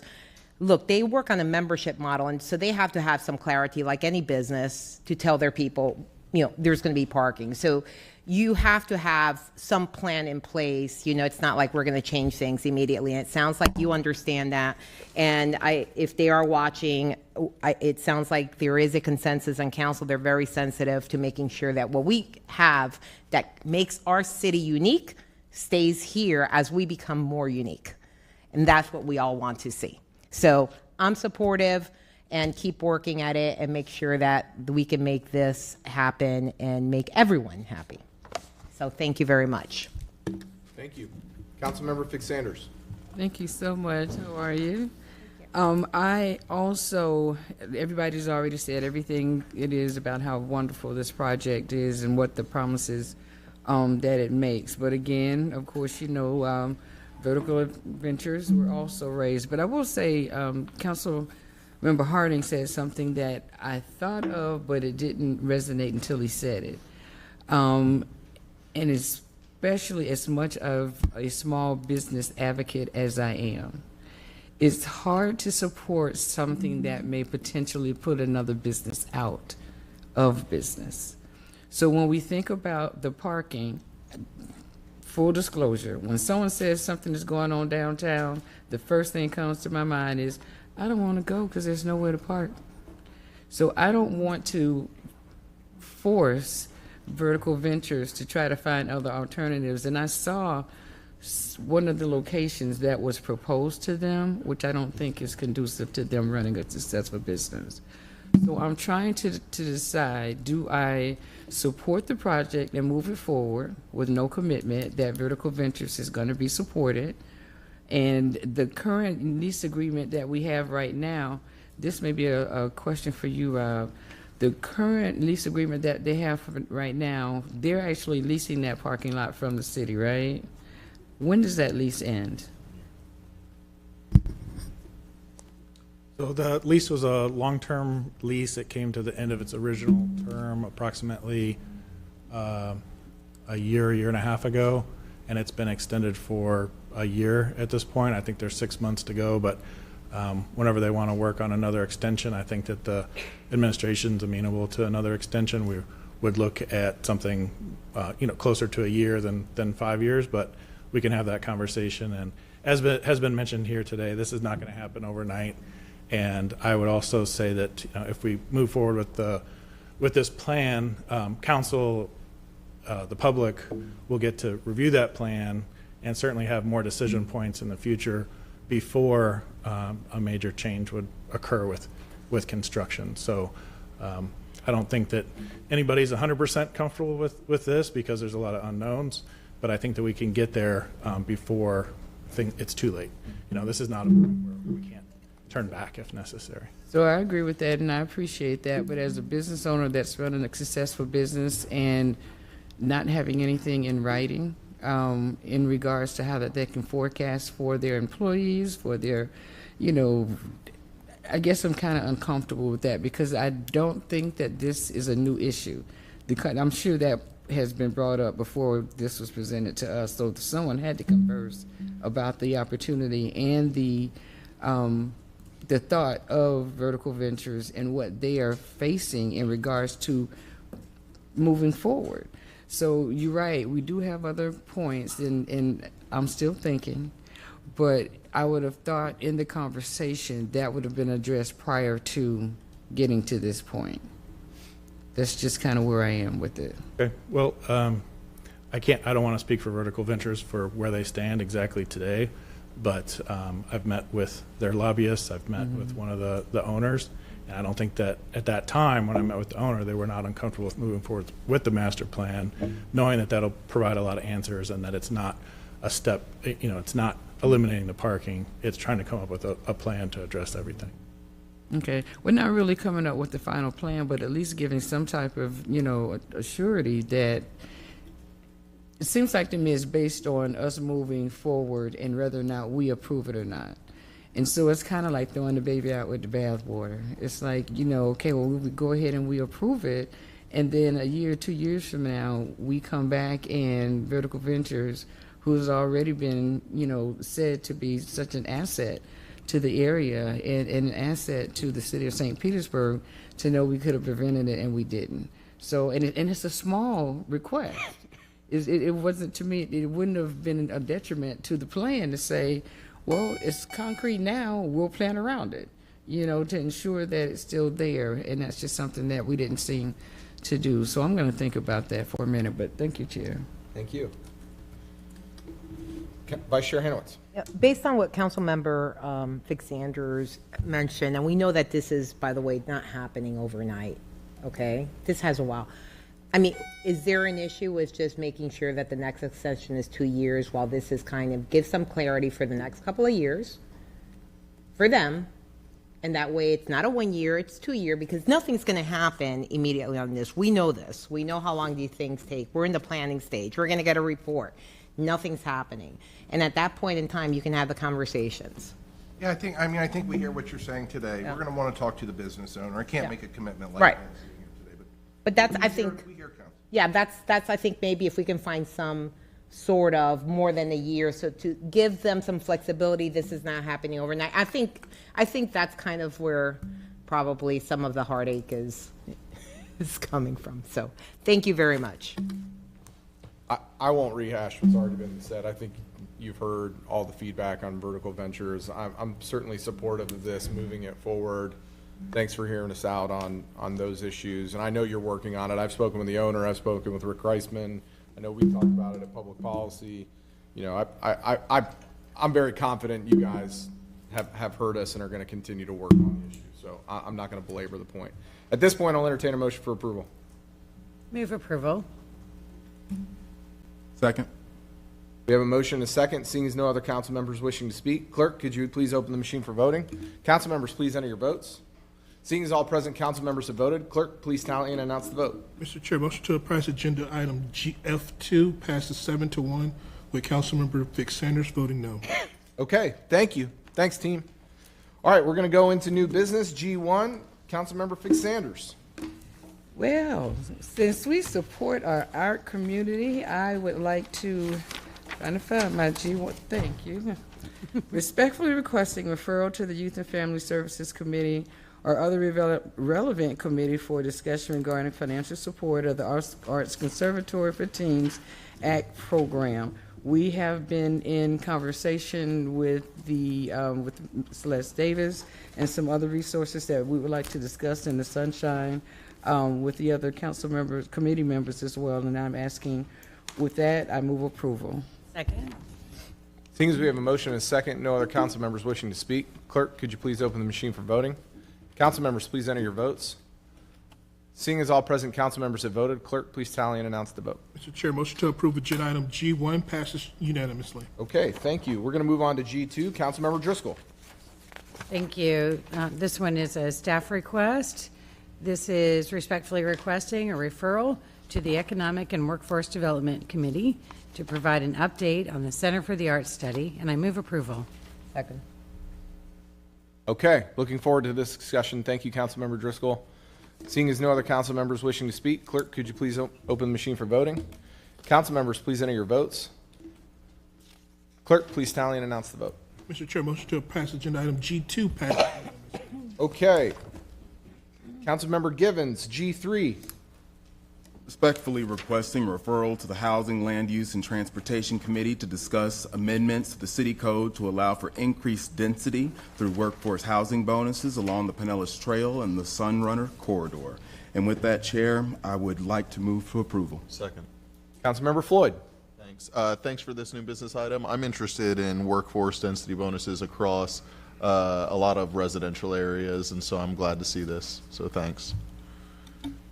Okay, seeing no other discussion. Oh, I'm sorry. No problem. Councilmember Driscoll. Thank you. This is for the administration. You know, I was told by Liz and her team that they would be, some of her team will be coming to us later this year, I think, for like the next phase of our TOD Sunrunner Rising study, and I'm hoping that can dovetail with this conversation because it's quite related. That certainly makes sense to us. Yeah, great. Okay, thank you. Thank you, Chair. Thank you. Okay, we have a motion and a second. Seeing as no other council members wishing to speak, clerk, could you please open the machine for voting? Council members, please enter your votes. Seeing as all present council members have voted, clerk, please tally and announce the vote. Mr. Chair, motion to approve agenda item G3 passes unanimously. Okay, moving on to G4. Councilmember Givens.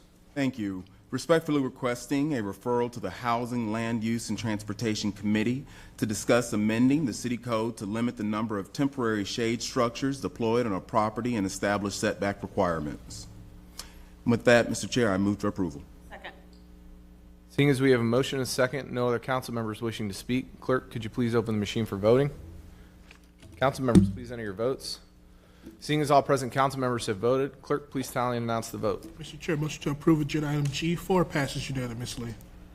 Okay, moving on to G5, 3 in a row. Councilmember Givens, you know what they call that in my world? They call that a streak. Councilmember Givens, G5. Respectfully requesting a referral to the Health, Energy, Resilience, and Sustainability Committee to discuss lifting the city's regulation on single-use plastic straws. And before I make my motion, I'd just like to be clear, Mr. Chair, the purpose of this discussion in the sunshine is more so revolved around enforcement of the code. I'd like to get an update on where we stand there since the implementation of this ordinance. It's been about 5 years, so just want to find out where we stand here. And also recently, many of you may know, the president recently issued an executive order banning this. So I want to find out if we're in compliance and how it'll affect us moving forward. And with that, Mr. Chair, I move to approval. Okay, let's go to public comment, please. We'll go 2 speakers at a time. Will Sheedon and Kathy, I believe it's Kathy Harrelson, please go to either podium, state your name and address for the record. You have 3 minutes to address City Council.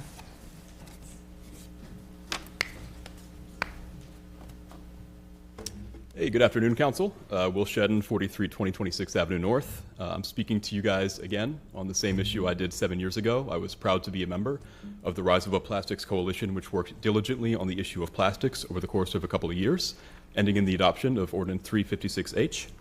We worked really hard. We contacted over 600 businesses in every single section of the city, listening to their feedback, incorporating changes into the final product.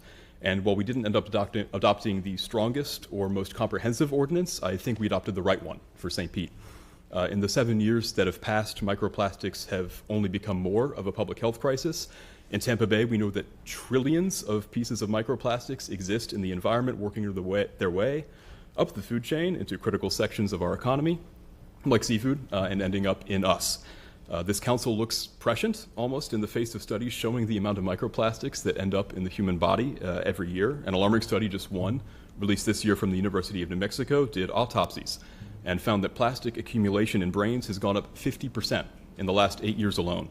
And while it would be spurious to claim causation, there was correlation between the amount of plastic found in the brain and deceased with dementia. In the face of such a crisis, it really doesn't seem wise to move backwards on a small but meaningful step towards plastic reduction. And while public health gets brought up in the conversation of environmental policy, something more often ignored is fiscal responsibility.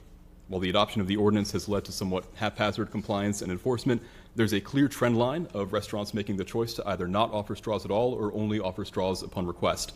I'm sure it's something many of y'all here have noticed as well. That's a decision that saves small businesses money, and it's one that they may have been unlikely to take before the awareness of this ordinance showed them that the consumer desire for straws was not as strong as anticipated. I think it's possible that while many restaurants chose similarly cheap straw alternatives, more ended up saving money than not due to simply change in procedure. And again, while this ordinance affects only a small amount of waste created, it points us in the direction of zero waste, which is a reality that could lead to massive cost savings for the city in the form of extending the lifetime of our dumps and reducing trash pickup in the city. We're still coming off the backs of 2 of the most devastating storms the city's ever seen, and if you asked residents to list issues that were top of mind, despite the long-term importance of plastic reduction, I doubt this would be mentioned by many. I don't think, in terms of committee time and staff time, this is an issue that needs to be relitigated right now. If anything, I wish we could expand it to other forms of single-use plastic, but we come up pretty close as the ordinance is written to the limits statutorily allowed. If this council ever does bring this issue back up in another 7 years, I hope it'll be in the context of expanding our protections on reducing single-use plastics moving forwards, not backwards. Thank you. Thank you. Next speaker, please. Please. Nope, we can't applause. Let's keep the decorum, please. Next 2 speakers. I'm sorry, Kathy, I'm sorry. That's okay. Kathy Harrelson, 26th Street and 32nd Ave. Will pretty much said it all, but I saw this and was amazed that we were actually considering relitigating this when we managed to slide under the watchful gaze of these state preemption overlords the first time. I suggest we stay there. And hearing that, did you say the president said this can't be done anymore? If that's true, all the more reason. So, God, it just kind of wastes our time and everybody's time. And it is not going to save the world, but it is, everything he said is true. And by the way, last year in the Marianas Trench, they discovered a new species of shrimp. And guess what its body was made of? Yeah, actually made of plastic. So I think it's time, and we've already done the work. Let's keep it in place. It creates, if nothing else, it creates a conversation. everywhere you go, when you're in a restaurant, when you're pulling through the drive-thru, whatever you're doing, that is, I always make the point. It's the same thing with plastic bags. Save the ocean. And everyone says, you're right. Everybody. So let's let sleeping dogs lie and keep this as is. But if you really want to work on an important thing, what can we do about people not using their turn signals in this town? Okay, you want to save lives, protect property. It's a layup. Thanks. Thank you. Next two speakers, please. Next two speakers, Olivia Mustaine and Aniko Ola. I think that's what it is. Please go to either podium, state your name and address for the record, and you have 3 minutes to address City Council. Good afternoon, everyone. My first name is Aniko, and I am a local business owner of Sands Market. We're located at 1037 Central Ave. Sands Market is a zero waste store. Our mission is to reduce single-use plastics in the community with the products that we sell. And I'm more so here today to represent our community. When we heard about this topic coming up on the agenda, we decided to do a poll on social media and ask some of our followers what they think about this ordinance. So I just wanted to share the results to 4 quick questions that we asked them. The first was, how many people support the current ordinance? We had 118 respondents, and 98% said yes, they support the current ordinance. We also asked them if they prefer to support businesses who enhance and abide by this ordinance, and 99% of them said yes, they prefer to support these businesses. I also asked them if they would be willing to pay more to support a business that has eco-friendly practices, and 97% said yes, they would be willing to pay more. And finally, 100% of the respondents said they prefer to live in a city that has eco-friendly practices. So I think these are all important things that our community cares about. I know sometimes ordinances like this can be a little tricky, but I believe if we couple it with education and resources for the local businesses, it can really do a great job in creating a stronger community. Some examples of that is that it doesn't have to be cost prohibitive. I understand that Trump banned paper straws, but there are bioplastic straws as well as reusable glass and stainless steel straws. Now these might come at an extra cost, but those costs are minimal, somewhere from $30 to $60 a month. And you can actually reduce and offset this expense by teaching your staff to not hand out straws all the time. So there are potentials to decrease that expense. Finally, as our followers said, they would be willing to pay more for a business that has these eco practices. So the businesses could potentially pass some of these costs on to the end user. Again, we're talking a mere pennies per visit. It's not a big cost. And they might even get some extra business by having these eco-friendly practices. So in closing, I just want to highlight the fact that St. Pete does have a goal to be a zero-waste city by 2050, as is on the website. And in my opinion, this ordinance is not a headache or a nuisance for businesses, but rather it's an amazing opportunity for us to create a stronger community and to reach those goals. Thank you. Thank you. Hi, I'm Olivia Mustaine at 7210 10th Street North. I was a member of Suncoast Rise Above Plastics and helped get this ordinance passed, and now I'm a member of Sierra Club. And I'm also a member of Vertical Ventures, and I'd like to thank you for your great support of Vertical Ventures. That's awesome. I'm asking that City Council take no action to review or rescind this ordinance. There's many threats to our environment, and while straws and polystyrene may pale in importance to protecting our parks, clean water, air, clean energy, etc., now is not the time to give an inch on any environmental protection. Weakening or eliminating these regulations would be a step backward for St. Petersburg's environmental leadership. Many local businesses and residents have already adapted to this ordinance. Many concerns that we initially had were for nothing. Many converted and accepted the ordinance with no issue. And floppy, disintegrating paper straws are now a thing of the past. We have better straw technology and no one's complaining anymore. So now is the time to stand by this ordinance and uphold the progress we've made. Thank you. Thank you. Next two speakers, please. Rhea Byrne and Jenna Byrne. Please go to either podium, state your name and address for the record, and you have 3 minutes to address City Council. Jenna, you can stand with her if you want. Do you know how to move that thing? There's a button that you can lower it, Jenna. Wow. You guys could have mentioned that to me previously when I've spoken. Thank you.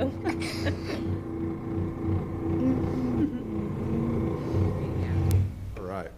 Beautiful. All right, Rhea. You want to go for it, Boo?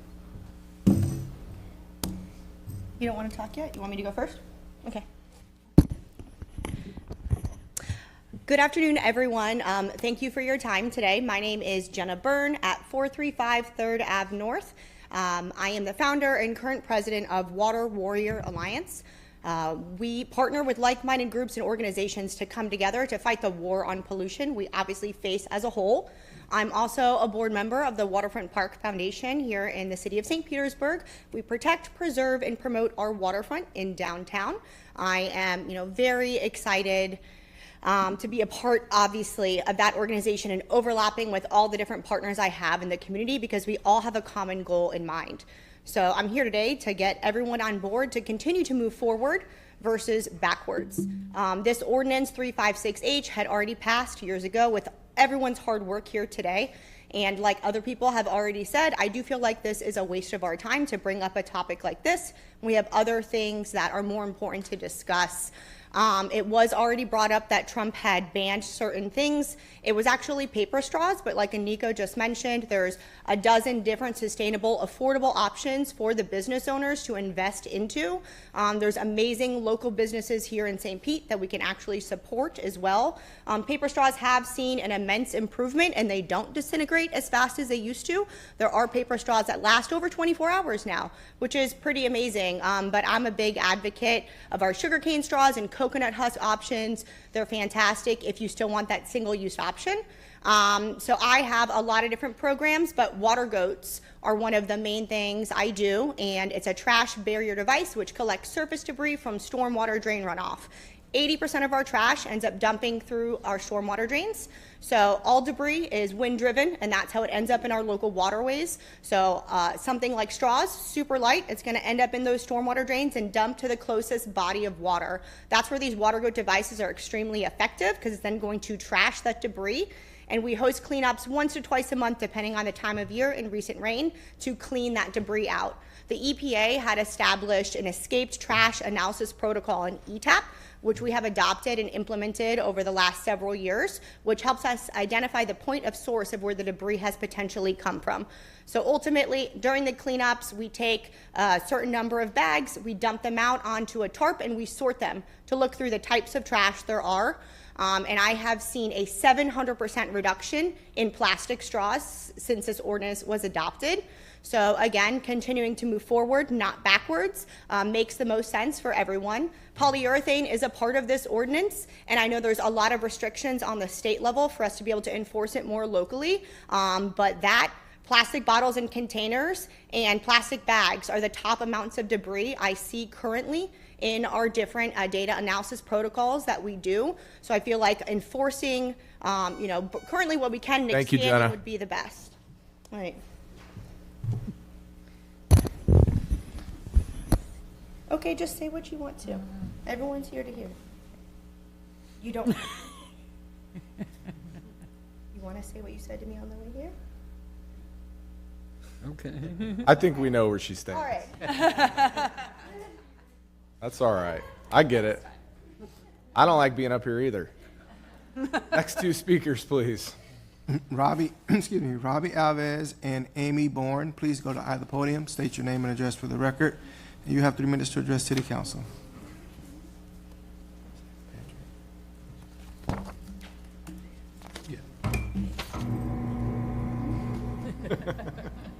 Should have gone to the other one.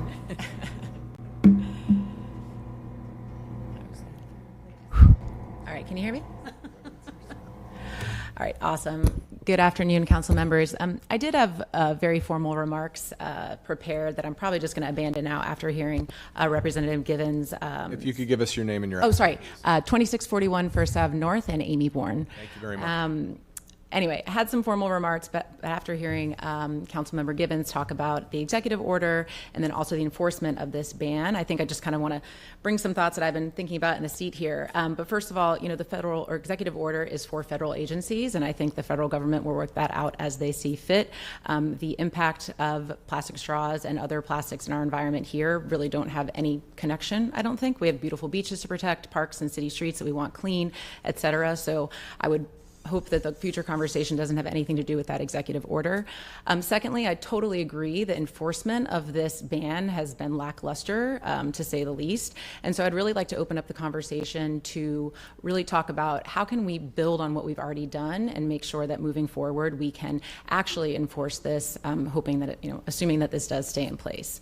I did forget to mention I'm also a member of the Surfrider organization. I'm a member of the local board on the Suncoast chapter here in St. Pete, and we have a program called the Ocean Friendly Restaurants, and that's essentially demonstrating that a restaurant is doing great things like recycling and not serving plastics, et cetera. We are working with restaurants trying to get them fully certified, but it is worth mentioning that there are many restaurants that are already serving straws only on demand, and then when a straw is asked for, having a more sustainable material to offer them. So this is happening. I think the question of whether or not this should be abandoned is really off the table, but I would really just move to ask council members to work with Surfrider Foundation and all the people that are in support of this ban to really move us forward. We are here to help and really excited to continue this conversation. Thanks. Thank you. Next two speakers, please. Thomas Patrick and Christian Leon, please go to either podium, state your name and address for the record. You have 3 minutes to address City Council.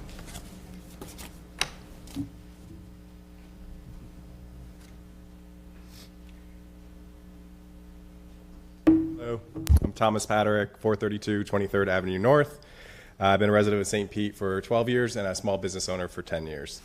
I have a lot that I could say, but I'm going to try to keep it to 3 minutes, so I'm going to just read something that I wrote for you guys. We need to be clear about what's happening in the world of waste in our environment. Due to state preemptions, St. Pete cannot ban plastic bags, we cannot ban styrofoam, we cannot ban plastic bottles, we cannot regulate some of the biggest sources of plastic pollution that litter our waterways every day. That has been off the table for decades because of our state leaders. However, we can still regulate plastic straws. So why would we voluntarily give up one of the last environmental policies we still control? Removing this ban doesn't solve anything. It just strips away one of the last remaining tools St. Pete has to combat plastic pollution. Stronger enforcement, we're all for it. A city we proudly call Florida's first green city should not be moving backward. I want to address a recent Facebook post by Councilmember Gibbons. The overflowing trash can images from the St. Pete Grand Prix shows exactly why we need regulations like the plastic straw ban. They highlight a much larger issue. Our city is overwhelmed with plastic waste. Education is important, but it's not a substitute for policy. If education alone were enough, we wouldn't see overflowing trash cans full of plastic at events like this. This reality is that convenience will always outweigh responsibility unless policies set clear expectations. Regarding being a burdensome to businesses, let's set the record straight. Based on our research, workshops, and thousands of conversations, this approach actually saves businesses money. Not giving out a straw unless a customer requests one saves money. That means fewer wasted straws, fewer unnecessary orders, and lower costs for businesses. All these concerns have been addressed, and we've collectively helped solve this. Now let's talk about this ban, how this ban was implemented. This wasn't rushed, it wasn't forced, it's not political grandstanding. St. Pete took a smart, practical, phased-in approach, working directly with hundreds of businesses from 2018 to 2020 to provide education and support. This response was overwhelmingly positive from business owners, residents, and tourists. At the end of the day, this isn't just about plastic straws. This is about what's possible in a time when local control is being stripped away executive order by executive order. We, the people, still have a say in the policies that affect our community. If we lift this ban, what's next? Are we going to roll back every effort to reduce waste in our waterways and parks? Or do we stand firm and continue to push forward? Let's not go backward. Let's keep the plastic straw ban, keep saving businesses money, and keep St. Pete moving forward as a sustainability leader. Thank you. Thank you. Hi, Council. Christian Leon, 2010 East Palm Ave. So at the time of lockdown, I was co-chair of the Rise Above Plastics Coalition, We had 17 nonprofits. We worked together for years. And 2020 really hit our like little group really hard because it took a while to get everything back together. So I think this has been nice to see everyone kind of rally around this because this has been brought to your attention.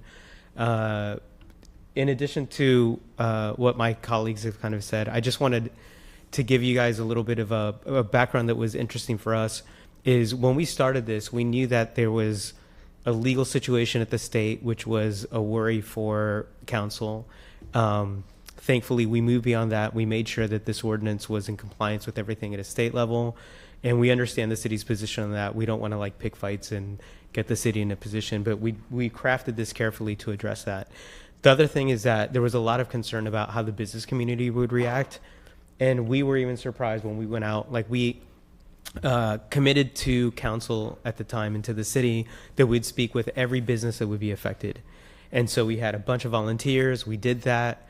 And we polled all of the businesses affected, and we found that it was over 80% were in favor. And the ones that were against it were in the single digits. So the business community really surprised us. And I think that that was really a relief to everyone that was involved in this. And the other thing is on enforcement, we made it very clear that we didn't want to get people in trouble and have like straw police going out there. It would be ridiculous. But we just wanted to make sure that like the owners knew that people were watching, that we wanted this to happen. So the way in the ordinance that it's the way that we set up like a fine or penalties or whatever was to be as like small as possible, to just kind of make a statement and not to really like create any tension with the business community. So I do think that, it would be great to think about how to kind of enforce that and change culture, because at the end of the day, we know that it's when we change the culture that things will just change by themselves, and you guys won't have to worry about regulating everything. But we do think that this is a big push in that direction. And just to prove that, the day that we had this huge, the final vote on this, it was funny because there were only 2 speakers that were against. One gentleman somehow magically correlated the Old Testament to a favorable view on plastic straws, which is amazing. And then the other was Chris Steinacher, who spoke from the chamber, and he voiced some concerns of some of the chamber members. But it's been interesting because since that time, the chamber has now actually been very proactive and very supportive, and really looking at how like the business community can embrace this cultural change of how we view plastic. So thank you. Next 2 speakers, please. Mike, I believe it's Norton, and Laura Hume. Please go to either podium, state your name and address for the record. And you have 3 minutes to address City Council.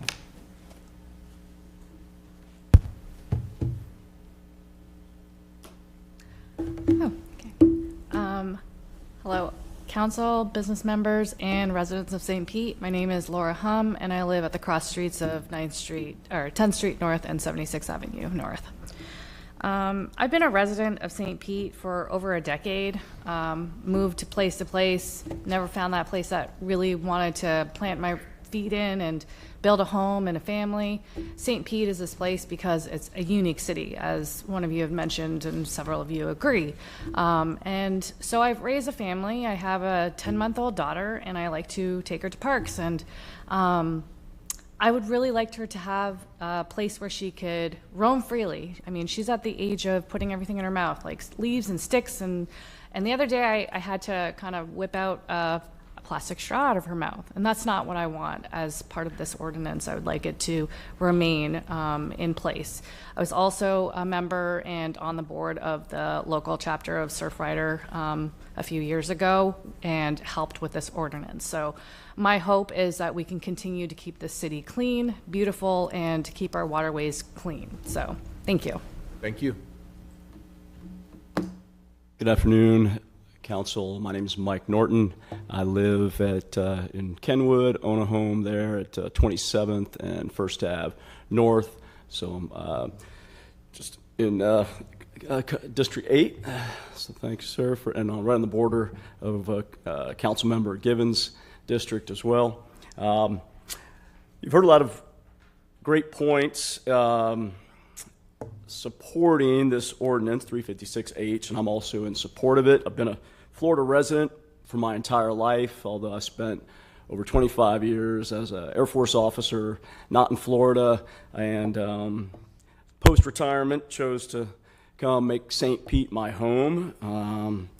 And one of the main reasons is this community seems to really want to take care of each other and take care of this beautiful peninsula that God gave us.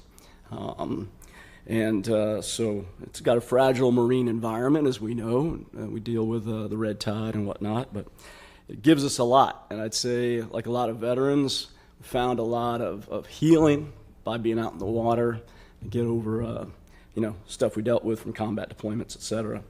I also bring up my service because this is my first council meeting, and I just want to personally thank all of you for your service. You're not up here because you're trying to get individually wealthy. This is a thankless, low-paying job, and it's really appreciated because I can see the result of your work in this beautiful city that I call my home and plan to for a long time, so thank you. So thank you for passing this ordinance 7 years ago. I'm also a member of Surf Rider, and this is something that we bring up when we talk to people in the community. This ordinance is not enforced very strictly, but it shows leadership. It shows this is on the right side of how we need to take better care of this planet, and particularly this peninsula. And so I love all the amazing food and beverage establishments in this city. It's one of the reasons that I wanted to move here, and it's exciting to go out and support all of them, including my favorite neighborhood brewery, Three Daughters. I love that I don't get handed a straw with a nice cold pint of beer, because straws make you drink too fast, right? That's why a lot of establishments give you a straw. Whether it's a cocktail or a milkshake, it's not good for you to suck that thing down with a straw. Use your lips, put it to the edge. It works just fine. It's great technology, been around for quite a while. So it's my personal plug for your health. The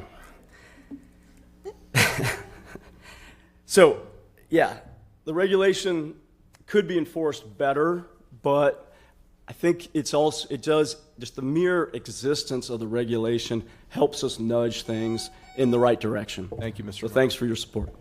Thank you for your service.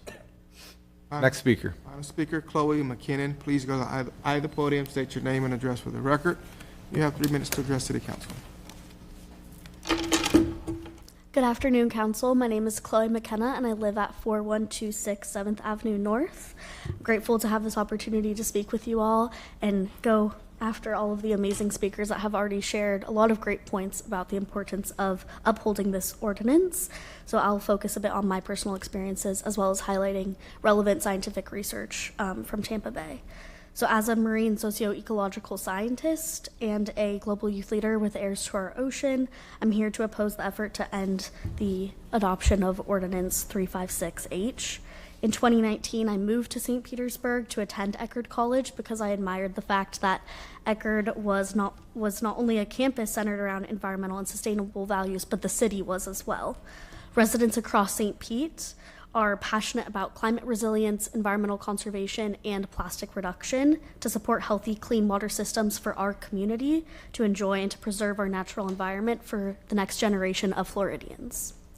And through my engagements on Eckerd's campus and across the Tampa Bay area, I have witnessed firsthand how the plastic pollution crisis is impacting our city on a local level. And this led me to want to further my education in marine science and policy in a master's program and to study the social, ecological, and cultural impacts of marine plastic pollution. And I quickly just want to highlight some of the most recent research on plastics here in Tampa Bay from researchers at Eckerd College's Tampa Bay Microplastics Monitoring Program. Since 2017, this program has been operating to study microplastics in our estuary, to examine the ecological impacts of microplastics on small and large grazers.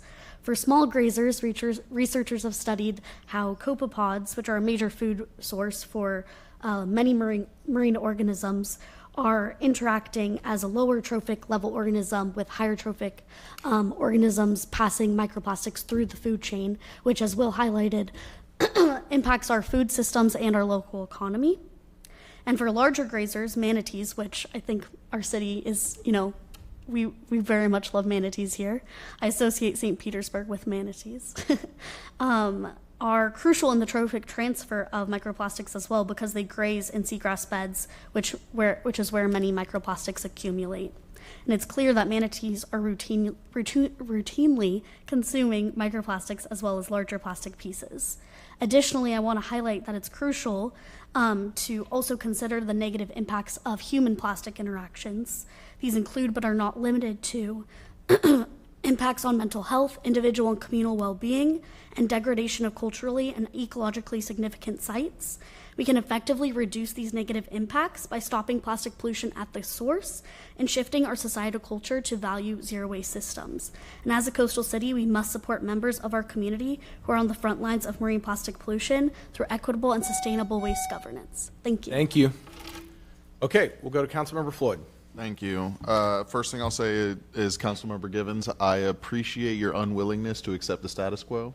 But having said that, I think I actually want to comment on something the first speaker said, Mr. Shedden.